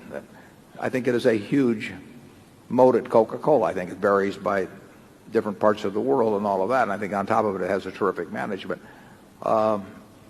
But there's no formula that gives you that precisely, that says that the moat is 28 feet wide and 16 feet deep, or anything of the sort. You have to understand the businesses, and that's what drives the academics crazy, because they know how to calculate standard deviations and all kinds of things, but that doesn't tell them anything. And what really tells you something is if you know how to figure out how wide the moat is and whether it's likely to widen further or shrink on you.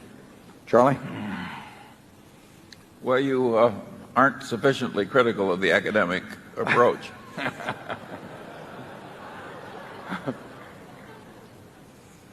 The academic approach to portfolio management, corporate finance, et cetera, is very interesting.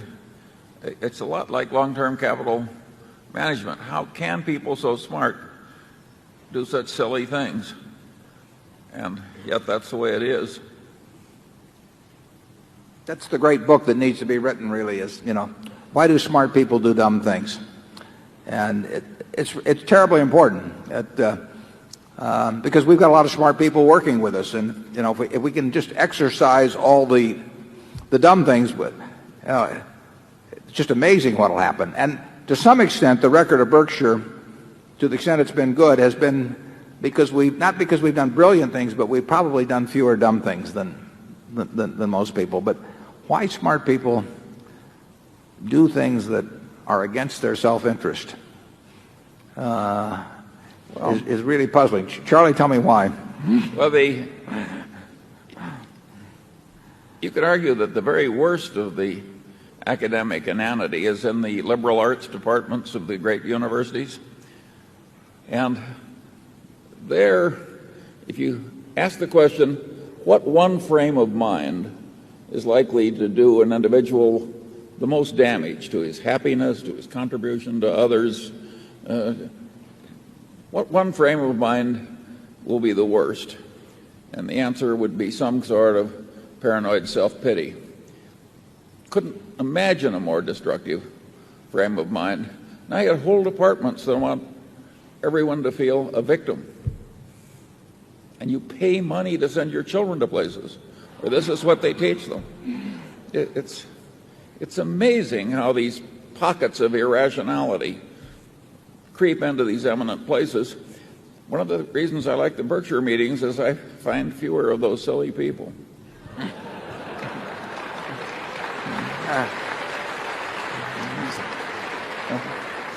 He excluded the head table from that. Zone 2. My name is Gaylord Hansen. I'm from Santa Barbara, California. And I'm a rookie as an investor with Berkshire Hathaway because I only started investing last November. And if this is a typical annual meeting, I will be here every first Monday of May the rest of my life. Sure. And we'll be glad to have you. Thanks. Now, I'm very proud to have finally uncovered Berkshire Hathaway and am an investor. But I may have made a slight error in which issue to buy, A or B. I watch my investments rather closely, and I do believe in buying and holding. I don't buy and trade at all. I've got things I bought 10, 15 years ago, and I still haven't, and I've made a lot of money. But I make an analysis every December 31st on my portfolio, and I looked at Hathaway A, and I looked at Hathaway B on January 1st, and again on the 23rd of April. Hathaway A was up 10% since January 1st. Hathaway B was 5.3%. Now, I don't like that. Now, I must confess that I'm not inclined to buy a $77,000 stock and buy 1 or 5 or 10 shares. But in this instance, because I bought a fair little bit of it, I bought the B, and my increase in value per share is 4.7% less in B than in A, and I got to have that explained to me by Mr. Buffett. Okay.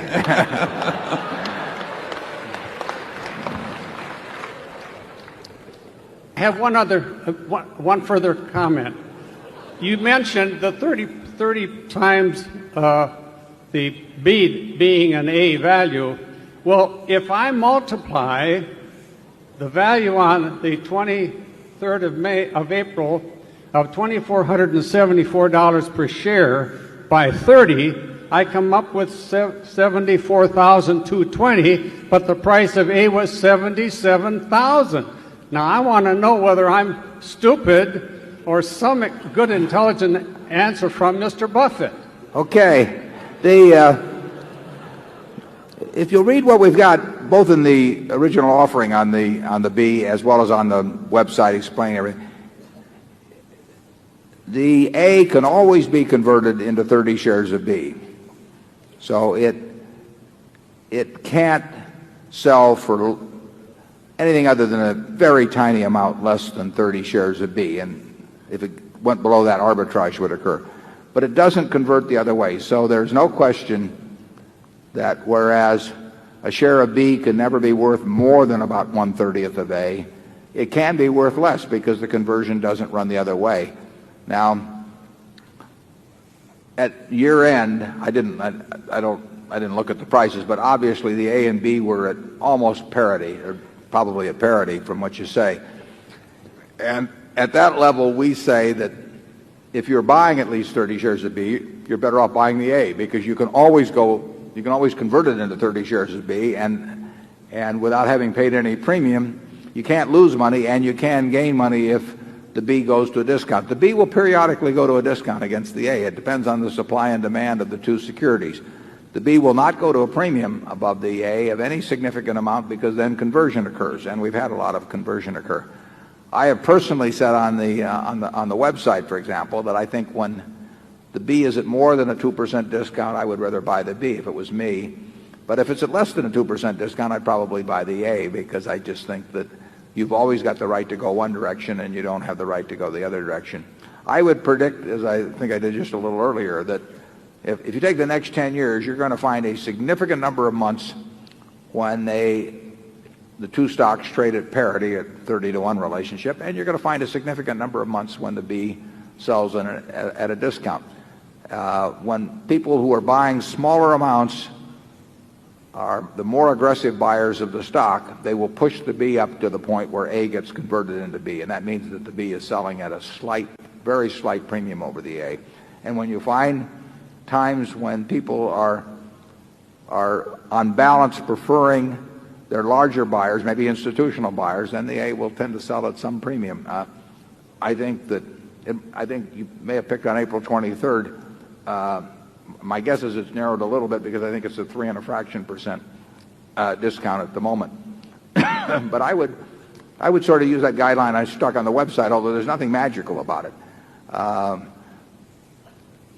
Those will be the prevailing facts. I mean, if the B is selling at 2,500 and the A is selling at 75,000, a 30-to-1 relationship, and you are buying at least $75,000 worth of stock, I advise you to buy the A because the next day, if you wanted to, you could convert it into 30 shares of B. But you can't buy 30 shares of B and convert it into 1 share of A. So I'm not sure on the day you actually bought. If you bought B, it sounds as if you did. On the day that you actually bought B, I don't know whether you were buying it at a discount or not. Most of the time last year, it did not sell at a discount. Most of the time this year, it has sold at a discount. There will be times when it will sell at parity, and there will be times when it sells at a discount. Charlie? Yeah, when you made your original decision to buy the lower priced of the two stocks, you made a mistake.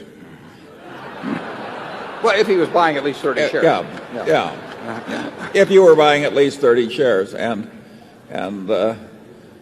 now that the B stock is down to such a discount versus the A, Warren is saying he would hold the B.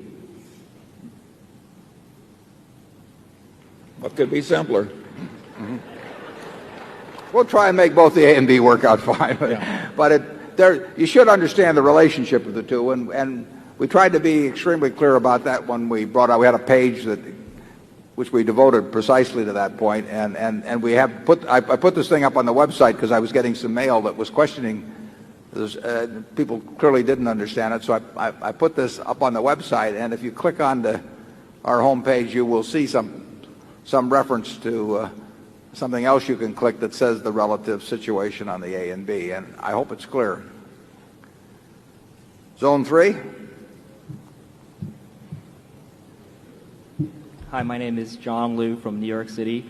First, let me start out by thanking both of you for the incredible education that you've provided me through your annual reports and the various presentations that you've given in public and in publication.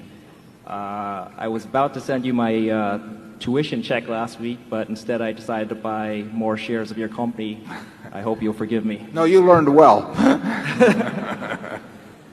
My question basically centers around the insurance industry at present. Right now there's excess capacity, which comes and goes, typically speaking, but there seems to be a trend towards international consolidation, and also there seems to be a trend towards demutualization in the life insurance companies in the U.S. I was wondering if you could give us your thoughts on what the future face of the insurance industry will look like.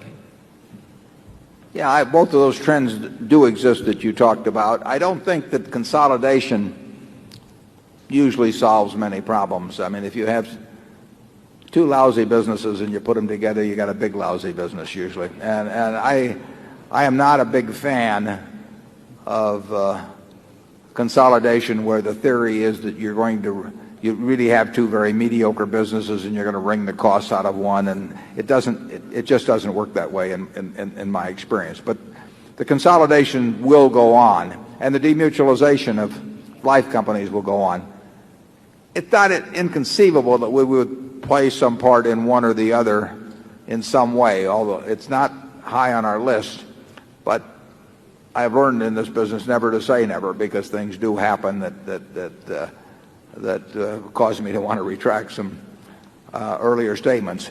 The winners are going to be the people that have some franchise based on specialized talents, on terrific distribution systems, managerial know-how, even the ability to use the float effectively, and in the case of something like GEICO, on the superior, it's combined with the franchise, a superior distribution system. I mean, we have the low-cost method of distributing personal auto insurance on an all-comers basis. USAA does a terrific job of delivering low-cost insurance to a specialized group. GEICO actually came out of USAA. And Leo Goodwin and his wife Lillian, who founded the company in 1936, were both employed by USAA, and Leo, as I remember, was an officer of the company. So the idea of GEICO came out of a USAA, but they've limited to a given class. We offer it to everybody in the country, except we can't offer it in New Jersey or Massachusetts because we can't figure out any way to make any money there. 20th Century's done a terrific job of becoming a low-cost operator in a given urban area in the greater Los Angeles area. But in terms of an all-comers, all-geography, all-occupation type operation, in my view, GEICO is the best operation in the United States, and better yet, consumers around the world around the country are agreeing with that view.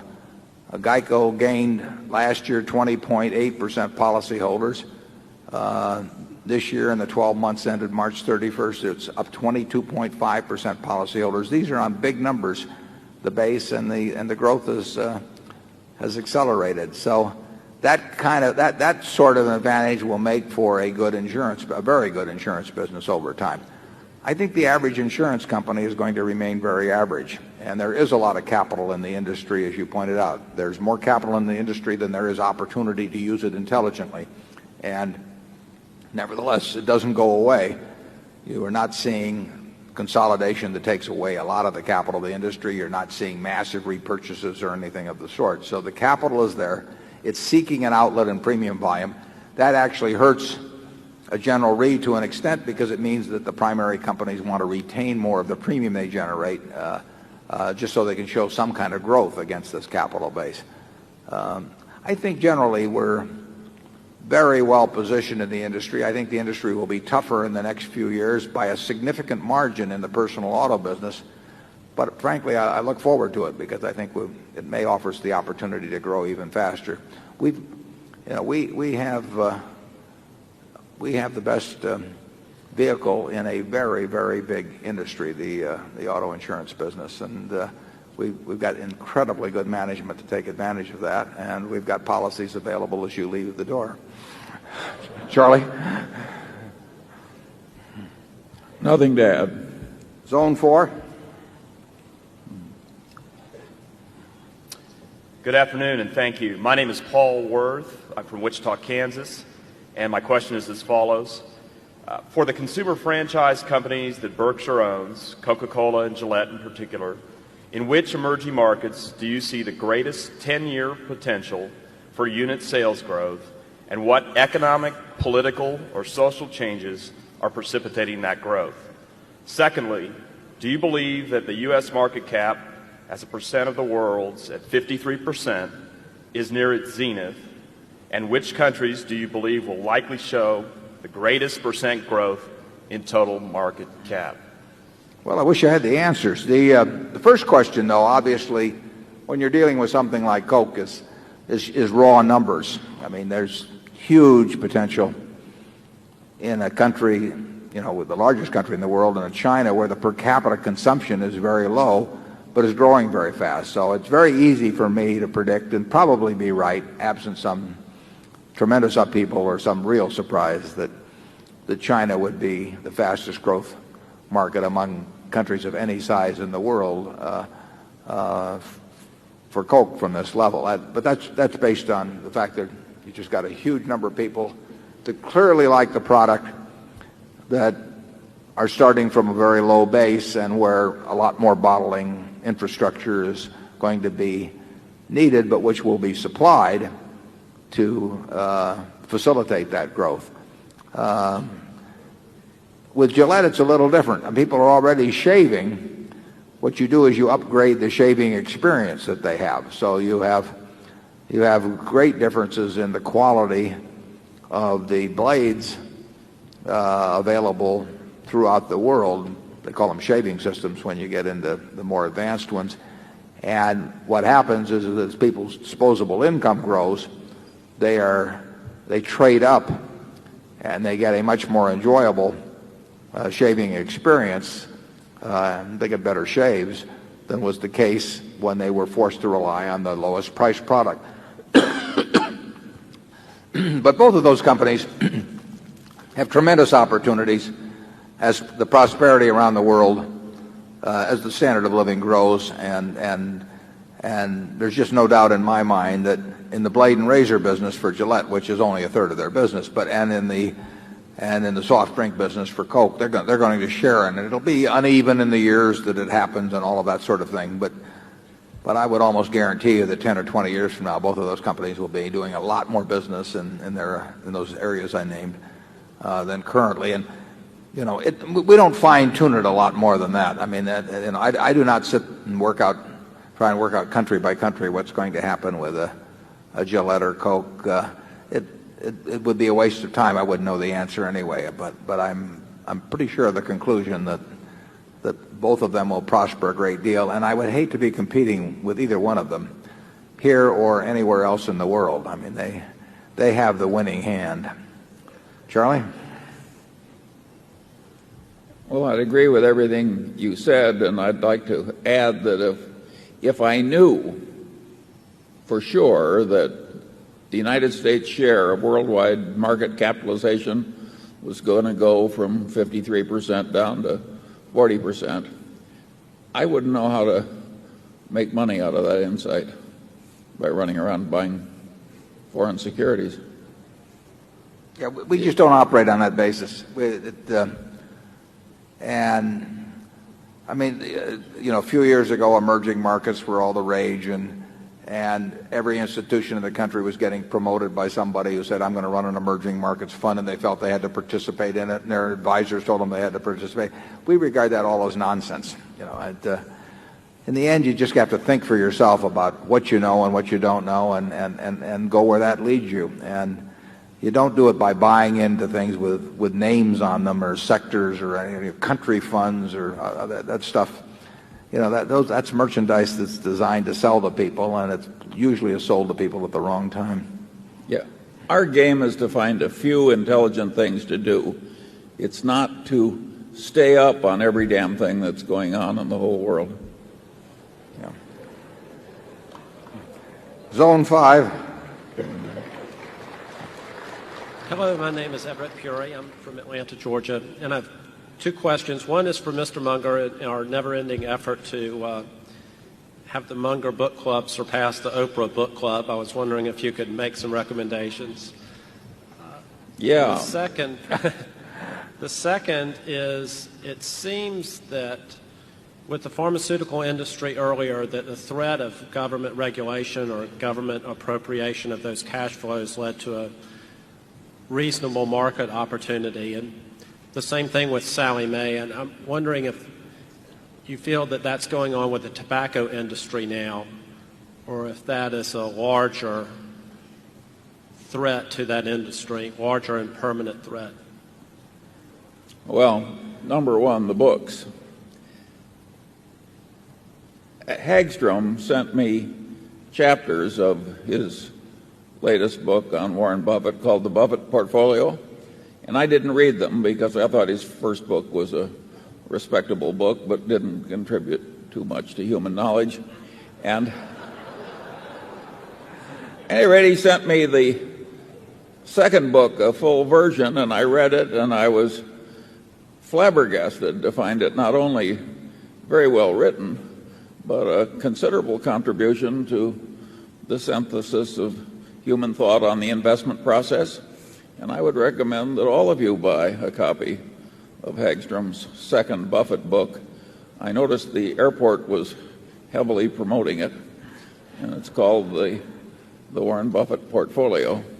It doesn't pick any stocks for you, but it does illuminate how the investment process really works if you think about it rationally.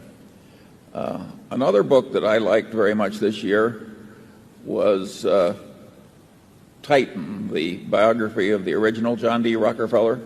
That's one of the best business biographies I have ever read. It is, and it's a very interesting family story, too.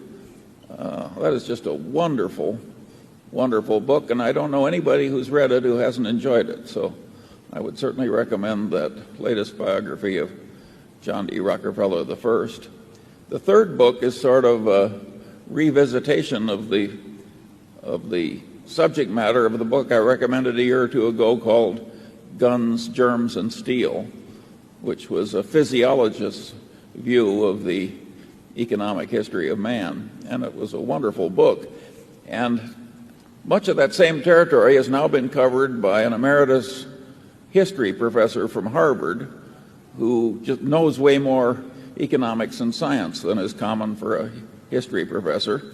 And that gives him better insight. And his book is a takeoff in title on Adam Smith. And the title is The Wealth and Poverty of Nations. And the guy's name is Landis. So I would heartily recommend those three books. Now, what was the third question? The other question was about tobacco and pharmaceuticals. Oh, tobacco. Mm-hmm. I don't know about Warren, but I think the legislative threat to tobacco is serious, and I haven't the faintest idea of how to predict it. Yeah, I would say that there's no comparison between the threat to tobacco currently with the threat to pharmaceuticals in 1993, that the problems of the tobacco companies are of a far different order than the problems of the pharmaceutical companies. Nobody was against pharmaceuticals. They were just had different ideas about maybe pricing and distribution and all of that. But tobacco's a different story. I mean, tobacco companies, well, you can figure it out for yourself. In terms of books, I would recommend. Many of you may have read it, but this goes back more than a year. But I would, if you haven't read Katharine Graham's autobiography, it is one terrific book. It's a very incredibly honest book, and and it's a fascinating story. I mean, it's a life that's seen all kinds of things in politics and in business and in government. It's a great read. A book that came out just in the last few months in the investment world that I would certainly recommend everybody is Common Sense on Mutual Funds by Jack Bogle. Jack is an honest guy, and he knows the business, and if mutual fund investors listened to him, they would save billions and billions of dollars a year, and he tells it exactly like it is. So he asked me for a blurb on the book, and I was delighted to provide it. Let's go to Zone 6, please. Good afternoon, Mr. Buffett, and good afternoon, Mr. Munger. My name is Monish Pabrai, and I'm from the Chicago area. Mr. Buffett, I'd like to thank you for all your insights over the years. I'm especially amazed at the pace at which you answer my letters, point by point. I have a question for you related to circle of competence. I have a notion that both Mr. Munger and yourself understand the Kleiner-Perkins model of early-stage venture capital investing, and currently they're focused in the internet space extremely well. My notion is that I think it is well within your circle of competence to understand what they do, just like you understand what your managers at See's Candy or Executive Jets do. So the question is that with the internet, I think we're seeing a change that has not been seen in the last 500 years as humans. We haven't seen something that is as dramatic and as profound that's going to come upon us. If, let's say, a John Doerr at Kleiner-Perkins approached you and said that they were starting, let's say, $1 billion early stage or later stage internet investment fund that Kleiner would manage, would you consider that, would you consider participating in that investment to be within your circle of competence if it were offered at terms that looked attractive? I agree with the first part of what you said. I mean, I'm not sure that it'll necessarily will be the most important thing in the last 500 years in the commercial world, but it could well be, and if it isn't, it's right up there. I mean, it is we talked about this last year and maybe even the year before. I mean, it is a huge development, but and I would say that Charlie and I both understand the process of early investment / promotion probably as well as anyone. We haven't participated in it. There's certain things we don't even like about it, but we do understand it, right, Charlie? And I would say that no, we would not have an interest in investing in the fund. We do not necessarily regard the internet. There's no question if you're in the early stages of promotion, and particularly if you've got a reputation as a successful in that, but in this case it wouldn't make much difference because the whole field has gone wild. You will make a lot of money selling to the next stage and the next stage and the next stage. But in terms of picking out businesses that are going to do wonderfully as businesses, not as stocks for a while, but as businesses, I don't think it's necessarily so easy in the internet world. And I would say that if you were to ask some very top names in the field to name the next 5 companies out of the chute, or the next 10 companies out of the chute, and predict that one of them will earn, say, the $200 million I used as a threshold 6 or 7 years from now, I'm not so sure if they gave you a list that they would name a single one. That doesn't mean they might not make a lot of money by being early investors in them because they sell out to the next group and so on. But in the end, they have to succeed as businesses. And if you will succeed as businesses, the internet will have a huge impact on the world. But I'm not so sure that makes it an easy investment decision. Charlie? Well, at least it's not an easy investment decision for us. And that's what we're looking for. Yeah. we will never turn our money over to somebody else. If we're going to lose your money as Berkshire shareholders, we're going to lose it ourselves, and we're going to come back and look you in the eye and tell you how we lost it. We are not going to say this game is too tough, so we'll give our money to somebody else. You can give your money to somebody else, and you don't need the intermediaries of me and Charlie to do it for you. So we get approached all the time. I had a call, within the last couple of days on something you would know very well about participating in some fund. They always have, it's always stage 1, stage 2, stage 3, and the idea is we get some more people to come in later at twice the price, and maybe the fact that our name is involved in it will cause people to pay even more and all of that sort of thing. We're not in that game, and we're not going to turn the money over to someone else to manage. It's your money. You gave it to us to manage. We'll manage it. If you decide you don't want us to manage it, you decide who you give it to. We're not going to be intermediaries on it, and if we don't understand something ourselves, we're not looking for anybody else to do it for us. The world doesn't work very well that way anyway. I mean, usually you end up in the hands of the promoters and not the hands of the people who really know how to make money. Charlie? He said it. Okay, Zone 7. Peter Kenner from New York City. Good afternoon, Warren, Charlie. Hi, Peter. Good to see you. I'd like to ask you what your thought process was or share with us your thoughts when you decided to sell McDonald's. That must have been Charlie's idea, Peter. Peter, incidentally, is in a family that 4 generations have essentially invested with us, and they're all terrific people, I might add. His dad was a wonderful guy. I said it was a mistake to sell it, and it was a mistake, and I just reported that in the interest of candor, and there were some reasons why I thought it was something I didn't think obviously that it was any great short sale or even a great sale, but I didn't think it belonged in the list of 8 or 10 of the businesses, of the very few businesses that we want to own in the world. And I would say that that particular decision has cost you in the area of $1 billion plus. Charlie? You want me to rub your nose in it? You're doing it. You're doing a pretty good job by yourself. By the way, that's a good practice around Berkshire. We do rub our own noses in it. We don't even need the help of the Kenters. We believe in postmortems at Berkshire. I mean, we really do believe.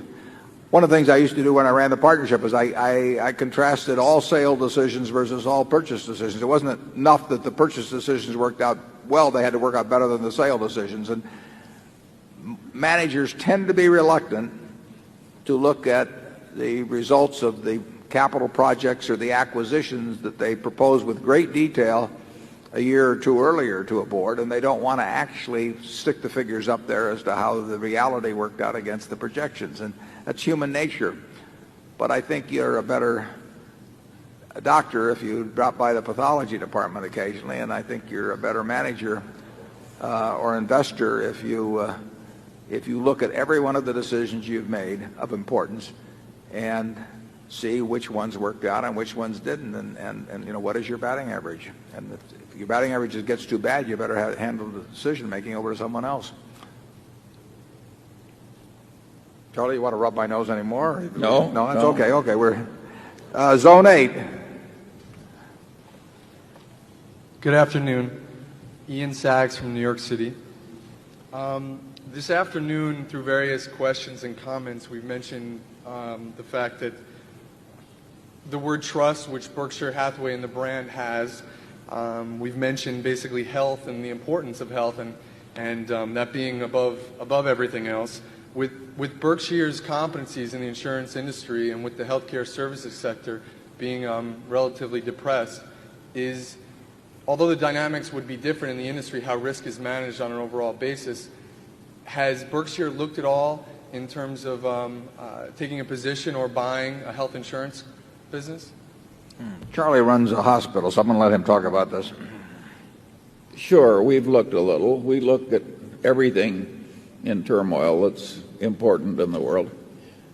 But so far, it hasn't seemed to yield to our particular mental approach. Yeah, I don't know who I would want to get in with in that business at the moment. That's not. I'm not condemning the people in the business. It just means I don't know. I haven't been able to evaluate that, and I think it would make an enormous difference in terms of you want to get in with a quality operation and quality people and at a sensible price. And we haven't seen that, but that doesn't mean we've canvassed the whole field either. There is a significant percentage of slock operators in the field who are painting the reality different than it is. That makes it harder. Zone 1. Eric Tweedy from Shavertown, Pennsylvania. I just wanted to express our appreciation regarding all the operating businesses that we've visited. They've been very warm and hospitable. In fact, when we visited executive jets at the airport, the tour was so impressive, my wife wanted to buy an airplane. What's her name? What's her name? Well, I won't say that. Spell it out. American Express declined the $500,000 we tried to put in my car. You can thank the chairman for me next time you see him. Just kidding. But my question regards basically approach to investing. I've been investing my own money in equities for about 10 years, and my results overall have been relatively good. In the process, however, I've taught myself some very painful and costly lessons. For instance, my first equity I ever purchased was a share of Berkshire Hathaway for $5,500 in 1990, and I sold it 3 months later for something over $8,000 and congratulated myself for the rapid and shrewd profit.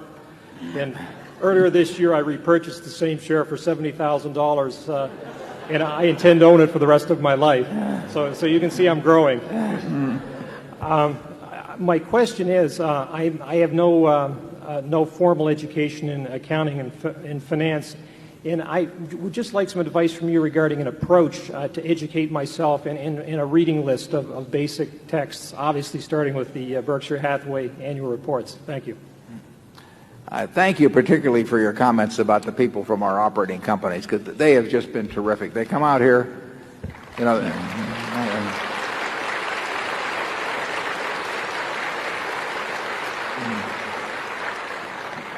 They are here at 5 in the morning. They do a tremendous amount of work over this weekend. They're cheerful. I've met with them all on Saturday at lunch, and they're just one sensational group of people, and I'm very proud of them.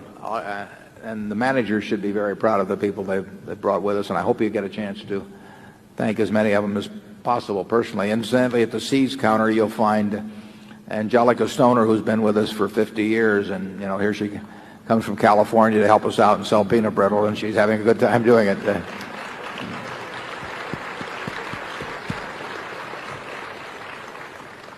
And the question you ask is a very good one about, in terms of accounting and finance, what's the best way to teach yourself? I was always so interested in it from such a young age that my approach was to go to the Omaha Public Library and just take out every book there was on the subject, and I learned a lot. I learned a lot that wasn't true in the process too. I got very interested in charting and all that sort of thing and buying stocks, but I did it by just a tremendous amount of reading. But it was easy for me because it was like going to baseball games or something of the sort. And in terms of naming specific texts in accounting, and I think you may want to read some of the better even magazine articles that have appeared. There've been or newspaper articles. There have been some good commentary about accounting there. I don't have. Can you think, Charlie, of any specific texts or anything that we could recommend? I think both of us learn more from the great business magazines. than we do anywhere else. It's such an easy shorthand way of getting a vast variety of business experience, just to riffle through issue after issue after issue, covering a great variety of businesses. And if you get the mental habit of relating what you're reading to the basic structure of the underlying ideas being demonstrated, you gradually accumulate some wisdom about investing. I don't think you can get to be a really good investor over a broad range without doing a massive amount of reading. I don't think there's any one book that will do it for you. Yeah. You might think about picking out 5 or 10 companies where you feel quite familiar with their products, maybe, but not necessarily so familiar with their financials and all of that. But pick out something so at least you understand if you understand their products, you know what's going on in the business itself, and then get lots of annual reports and through the internet or something else, get all the magazine articles that have been written on those companies for 5 or 10 years. Just sort of immerse yourself as if you were either going to work for the company or they'd hired you as the CEO or you were going to buy the whole business. I mean, you can look at it in any of those ways. And when you get all through, ask yourself, what do I not know that I need to know? And back many years ago, I would go around and I would talk to competitors always. You'd talk to employees of the company and ask those kind of questions. That's in effect what I did with my friend Lorimer Davidson when I first met him at Geico, except I started from ground zero. But I just kept asking him questions. And that's what it really is. One of the questions I would ask if I were interested in the ABC company, I would go to the XYZ company and try and learn a lot about it. Now, there's spin on what you get, but you learn to discern it. Essentially, you're being a reporter. I mean, it's very much like journalism. And if you ask enough questions, Andy Grove has in his book, he talks about the silver bullet. You talk to the competitor and you say, if you had a silver bullet and you could only put it through the head of one of your competitors, which one would it be and why? Well, you'll learn a lot if you ask questions like that over time. And you ask somebody in the XYZ industry and you say, if you're going to go away for 10 years and you had to put all of your money into one of your competitors, the stock of one of your competitors, not your own, which one would it be and why? You just keep asking and asking and asking. And you'll have to discount the answers you get in certain ways, but you will be getting things poured into your head that then you can use to reformulate and do your own thinking about why you evaluate this business at this or that. The accounting, you just sort of have to labor your way through that. You may be able to take some courses even in that. But the biggest thing is to find out how businesses operate. And, who am I afraid of? If we're running Geico, who do we worry about? Why do we worry about them? Who would we like to put that silver bullet through? I'm not going to tell you that you keep asking those questions, and then you go to the guy they want to put the silver bullet through and find out who he wants to put the silver bullet through. It's like who wakes up the bugler, in the Irving Berlin song, and that's the way you approach it. And you'll be learning all the time. You can talk to current employees, ex-employees, vendors, suppliers, distributors, retailers. There's customers, all kinds of people, and you'll learn. But it's an investigative process. It's a journalistic process, and in the end, you want to write the story. You're doing a journalistic enterprise, and 6 months later, you want to say, the XYZ company is worth this amount because, and you just start in and write the story. And some companies are easy to write stories about, and other companies are much tougher to write stories about. We try to look for the ones that are easy. Charlie? Yeah. For the histories of the 1,000 biggest corporations laid out in digest form, I think Value Line is in a class by itself. That one volume really tells a lot about the histories of our best companies.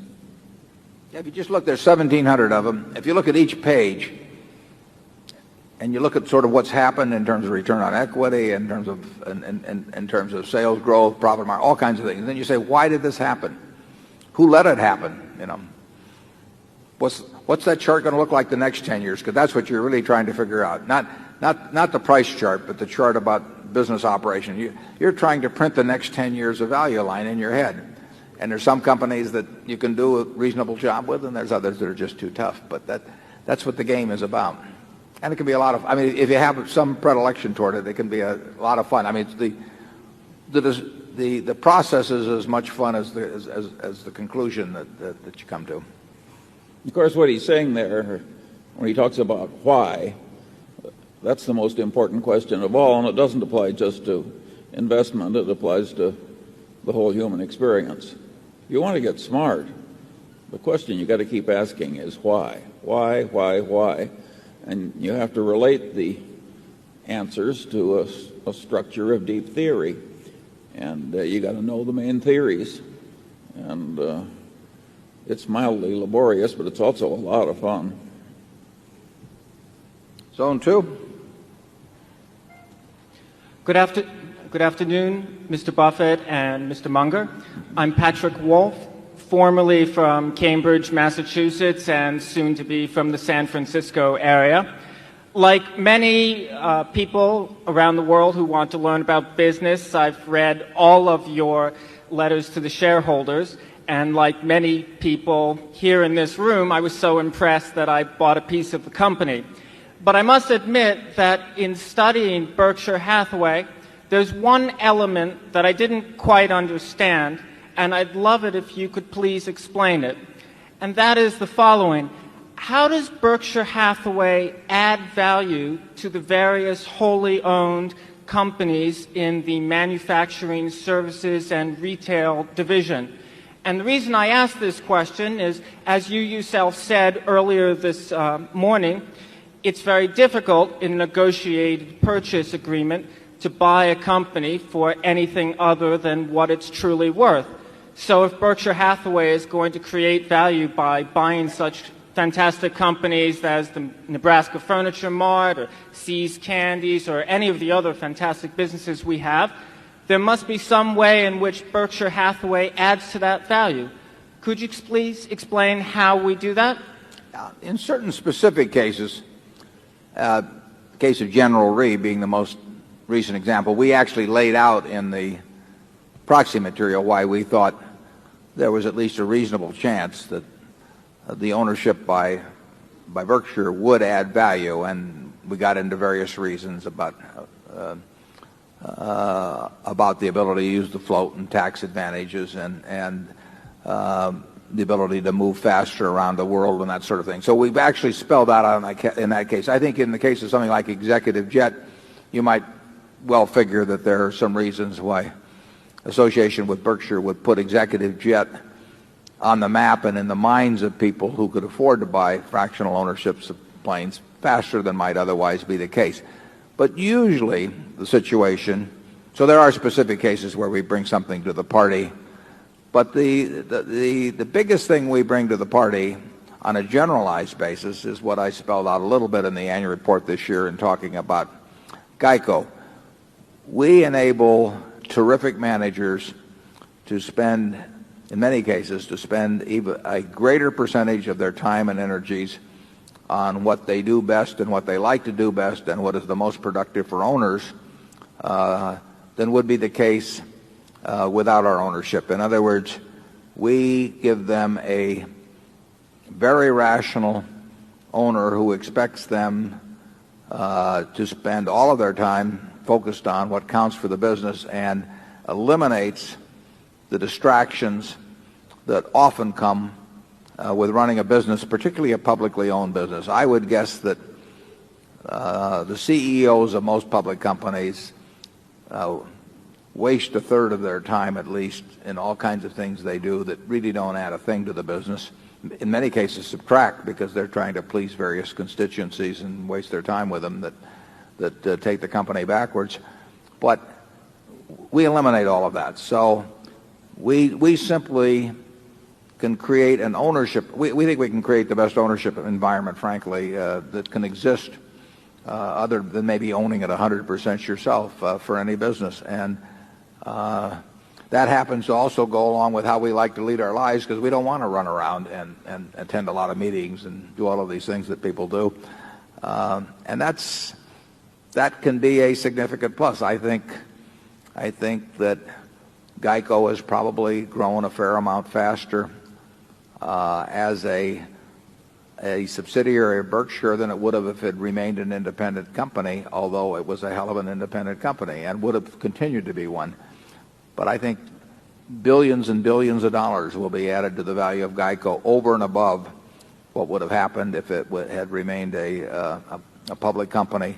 Not because, as I put in the report, now we haven't taught the management one thing about the classification of insurance risks or how to run better ads or anything of the sort. We've just let them spend 100% of their time focused on what counts, and that is a rare occurrence in American business. Charlie? Yeah, just not having a vast headquarters staff to tell the subsidiaries what to do, that helps most of the kind of subsidiaries that we buy. They are not looking for a lot of people looking over their shoulder from headquarters and a lot of unnecessary flights back and forth and so on. So I would say most of what we do, or at least a great part of what we do, is just not interfere in a counterproductive way. And that non-interference has enormous value, at least with the kind of managers and the kind of businesses that have joined us. In a great many, you have to see it to believe it, but in a great many corporate operations, the importance of a large group of people is tied to how much they meddle in the affairs of other people who are out there doing the work. And, we stay out of the way. And we're appreciative owners and we're knowledgeable owners. We know when somebody has done a good job, and we know when they've done a good job when industry conditions are terribly tough. So we can look at our shoe operations, for example, and they are in tough industry conditions now. We've got some absolutely terrific people, and we are knowledgeable enough about that so that we don't go simply by a bunch of figures and make a determination whether people are doing the right thing. So we're knowledgeable owners, and we have no one whose job at headquarters is to go around and tell our managers how to run their human relations departments or how to run their legal departments or a dozen other things. And not only do people have more time to work on the productive things, but I think they probably actually appreciate the fact that they're left alone. So I think you even get more than the proportional amount of effort out of them than would be indicated simply by the amount of time you free up, because I think you get an added enthusiasm for the job. And I think having people in a large organization that truly are enthusiastic about what they're doing, that doesn't happen all the time. But I think it does happen to a pretty good degree at Berkshire. Charlie? Yeah. No more. Okay. Zone 3. Chairman, hi, I'm David Butler from here in Omaha. A comment and then two quick questions. The comment is regarding the annual reports. I read a lot of annual reports for a living, and I sort of start off with the assumption that I'm going to have to spend 20 to 30 hours looking at 5 years of 10Ks and 5 years of annuals, probably some 10Qs, and gronk through a lot of numbers to have any kind of idea how the company really is working. And comparing that to Berkshire, which has basically crystal clear clarity, it's quite refreshing to read honesty, and it's quite refreshing to see accounting that's actually presented in a clear fashion and that doesn't try to hide facts. So as a shareholder and as an investor, I'm very grateful for the effort and for the high quality of your annual report, and I think we ought to give Mr. Buffett and Mr. Munger a hand for that. Thank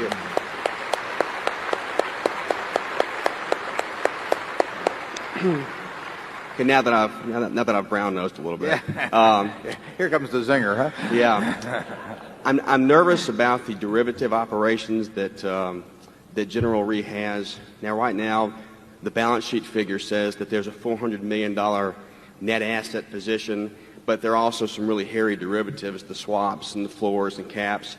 And knowing that in the past you haven't used those types of leveraged derivatives, I'm wondering if that's going to change now. And then secondly, in terms of going through an intrinsic value calculation. When you and Mr. Munger think about intrinsic value, obviously a big part of that is the marketable securities portfolio. Do you think of intrinsic value in terms of the marketable securities as what their market value is, as in terms of their look-through earnings, or is there a separate intrinsic value calculation that you sort of roll into the overall Berkshire intrinsic calculation? Yeah, I'll answer the second part first. On the intrinsic value, we tend to use the market prices in the way we think about things, although there are times when we feel that we own securities that are worth far more than they're carried for. And we've mentioned that once or twice. There was a time in the mid-1970s, if you look back at our 1975 annual report, I may be off by a year, one direction or another, probably 1974, because we valued the securities at market, but in the body of the report, I said, we really think these things are going to be worth a hell of a lot more than they're selling for currently. That was an unusual remark for somebody. If you knew me, that would be an unusual remark for me. And at that time, I would have said that in looking at the intrinsic value of Berkshire, I would have said that I was quite comfortable marking these things up in my mind. I wouldn't have done it with the public, but I would have done it in my mind. But under most circumstances, we tend to think of the market value as being representative of it. That is the price at which we could buy or sell that day. And if we thought they were ridiculously high in relation to intrinsic value, we'd probably do something about it. And they certainly haven't been so low that we've ever felt like marking them up in our own minds in recent years. The question about the derivatives business is a good question, because it involves big balance sheet numbers and big off-balance sheet numbers in relation to the amount of money made, and particularly in relation to the amount of money made in terms of the capital employed, and the credit guarantees, the long-term nature. All of that makes that something that we do want to look at always very hard. It's a business that people can get in trouble in, and they can get in trouble while the accounting sails along merrily. I remember when Charlie and I were at Solomon, we didn't find it, other people found it finally, but mismarked derivative positions that were very substantial that had gone on for a long period of time, and this was with paying a lot of money to auditors to look at them. Am I right about that, Charlie, on that? Charlie was on the audit committee. The worst glitches were that the books just got so out of control, not in the derivative department, that there were just multi-million-dollar errors. But we found mismarks, as I remember, yes, in the 20-odd millions on positions. Yes, and both. In some cases, because the contracts got so complicated that the people that were valuing them didn't understand them, and at least partially didn't understand them. I mean, there's a lot of potential for mischief when people can write down a few numbers on a piece of paper and nothing changes hands for a long time, and their compensation, next month and this year depends on what numbers are attached to a bunch of things that are not really, where they don't come to fruition for a long time, and particularly when you're guaranteeing credit or anything of the sort. So you're very correct in observing that when the numbers are big in relation to the amount of profit, you want to look very carefully, because if anything goes wrong, it could go wrong on a fairly big scale, and you're not getting paid a lot for running that type of risk. I very much appreciate what you said about the annual reports. We may disappoint you in how the business performs over time. I mean, that is not totally within our control. We'll try hard, but we can make no promises. But we shouldn't ever disappoint you in either our accounting or in the candor of the reporting. I mean, that is in our control. We may not like what we have to tell you, but there's no reason for failure. There can be no reason for failure in the accounting or candor. I mean, that is if we fail there, it's because we set out to fail. We can fail in terms of operating performance for a lot of reasons, some within our control and some without our control. But And that can happen, and if so, we'll tell you about it. But we're going to try very hard to make sure that you see the business in a form exactly like we see the business, and that we don't sugarcoat things, and we don't put spin on things, and we'll judge ourselves to a significant degree by how we handle that particular part of the problem. We'll also try to do a good job in operations. Charlie, do you have anything to add on that? No. If not, it's 3:30. I thank you all for coming. I hope every one of you come next year, and thanks.